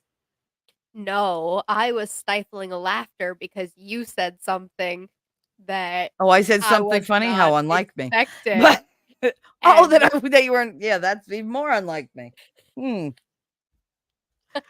That sound was hilarious. I was like, oh my God. Like somebody, I really thought, I was like, somebody let the Lollapant in? Like, what happened? I I was like, put now she's my haunting my hands daytime over too. my face and I was trying to hold in the laughter. Today's stream was absolutely nothing that I wanted to deal with, but everything that I wanted in life. So I'm happy. I don't care what anybody says. I can't find it. I boomered twice. Oh my goodness. That's because the thing hasn't changed yet. So once I close it, it's easier to clip. All you have to do is change your perspective. I know. And I'm trying. I'm surrounding myself with positive people and apparently very pushy people. It's no wonder why you get like that sometimes. I was like, sometimes she's really like, no, this is how it's going to be. I'm like, all right, damn. Whatever. Oh, I am very hard-headed. Yeah, well, you got a little bit of that punch you in the face kind of attitude when you want it. Yes. I've seen it. And now that I've seen the pictures of you blonde, now I know it's there. That soft brown hair ain't fooling me, bitch. Nope. Mm-mm-mm. You could sit there all prim and proper as you want. I know. Okay. I know. I was a I know crazy what bitch at lurks one point beneath in that time. sweet exterior. Mm-hmm. There's a reason why your husband looks at you like, "Duh, I love you." Yeah, huh? I know. I know what happens when those doors close, girl. You a freak in the sheets. You're just like, all right, you take charge. Go ahead. Yeah. What man is going to turn away from that? God, I love you. I do love you. You Love made my you. day. This morning was great. I can't believe it's 2:00 in the afternoon. Jesus Christ. But I we need a had such a nap. good time. You need a nap? Yeah, I would love a nap, but that ain't gonna happen. You need But a now that he's nap. now that he's not doing the show tonight, I don't have anything to mod, so I'm like, yay, I could sleep. Yay. At Winning Reality, can you get a screenshot of Radix? It's just after first morning break when they stand for jury. Be great to post reprayers. Yes, everybody. Yeah, we could do maybe we could do a short or something. Um, like pray for justice, pray for not guilty, pray for the oppressed, whatever. Pray for the persecuted because they're not being prosecuted, they're being persecuted. Um, I would love to make a short that says this isn't a prosecution, it's a persecution, and have like a picture of the lawyer and a picture of Radix and like the guy in the middle. Oh man, we really should have done like some promotion for her or something. That would damn it, hindsight is 2020. But again, she didn't ask, so it was like, I didn't think of it. I really should have. Um, yeah, I really like Radix. I do. She's very stubborn. She's very much like a bulldog. She will not give it up. And she's not afraid of fucking nobody. She will talk back to anybody. She don't care. The fact that she has every single detail memorized is mind-boggling to me. It's like she don't forget a name. Like the lawyer asks a question, she answers. I'm like, wow. Like, what the hell? But Reddits can also be seen as of 5 minutes ago. Cool. Very cool. Thank you, Daisy. But we're gonna wrap up because now I'm super, super hungry and I really want to eat. And I really think I want to make some like ham and eggs and make a sandwich. Or Yum. deviled eggs. Oh, I wonder if I have I could probably just hard boil a couple eggs, make some egg salad. Yep, that's what I want. Radix went full boat on this. Yeah, hindsight. Should have split the effort and pushed the other content creators to get them involved. Full bore. Yeah, no, I knew what you meant. Yeah, the other content creators that deal with trials can't really be relied on right now. Because I had a couple that were, oh yeah, I'll help, I'll spread the word or whatever for yesterday. And they didn't do shit. So I'm a little put out because I've done a lot like to support them and when they're in trouble. But when I ask for a favor, which is just, hey, could you retweet this? Bunch of them said, yeah, absolutely. And nobody did shit. So now Gary only made half of what he needed. And it's like, why did we even bother? The state just started their closing. They need to start by closing their mouth. That's what they need to start with. But yeah, I'm gonna go have lunch and take a nap because I don't have to do anything tonight. And we're all just going to have fun. Friday will either be like a relaxed, chill, fun Friday, or I'll go over the C-PTSD. I'm not entirely sure. See you later. Tell everybody bye on your side, Shelly. Okay, so Yamaha / I have a story said goodbye to everybody. So bye, everybody, and feel better, Caitlin. That's what he said. Well, he's on your side. You can see it. Anyway, we love you, Caitlin. Thank you for coming up here. I'm so happy you're my birthday buddy. Oh, Yes, I'm so glad I came up here today. This made so my whole day. awesome. So it made me so happy. Oh my God. Aw. This way I actually look forward to my birthday this year because it's your birthday. Because I hate my birthday. So I could be happy for Caitlin. Well, we get to have a fun, happy birthday together this know. year. We're gonna have a good time.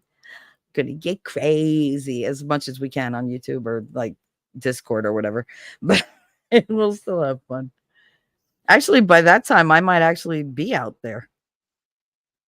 Yes. I would love to spend my birthday in my new house. Like that's what I would like. But I don't want to like put the cart before the horse. So it's like I'm just, I'm trying to not be too excited about it because, what happened? Speak it into existence. I will speak it into existence without any negativity. Yes. Yes. Well, nap time is over here too, but see, that was good. That was good timing. I'll try, Daisy. I didn't know she was going on, Daisy. All right, say bye, Daisy. Bye, Daisy. Bye, everybody. Thanks for coming. And here we go, because he really loves this Good one. luck. We're all counting on you. Bye. Unreal. Let's see. Wait, I want to do some kind of outro. Oh, you guys, did you see this one? I guess that makes me the double.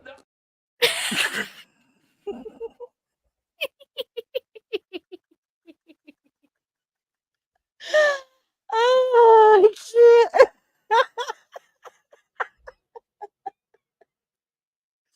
Oh, God. All right. So we are going to go. And thank you so much for joining us. And I will be back Friday morning as long as, I'm awake. So that's just how it goes. So say bye, Caitlin. Bye, everybody. Thanks for being here. Have a great day. Jersey girl, I know that you're a Jersey girl inside. 4 a.m. at a diner, stop singing, living on a prayer. I'm thinking maybe you're a Jersey girl with all those highlights in your hair. No other girl can move like you.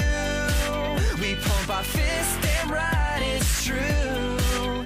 I'm going to assume a missionary position, and I'll probably be holding it for a very long time. What was that? I'm looking forward to taking it all in. Yeah, that's cool.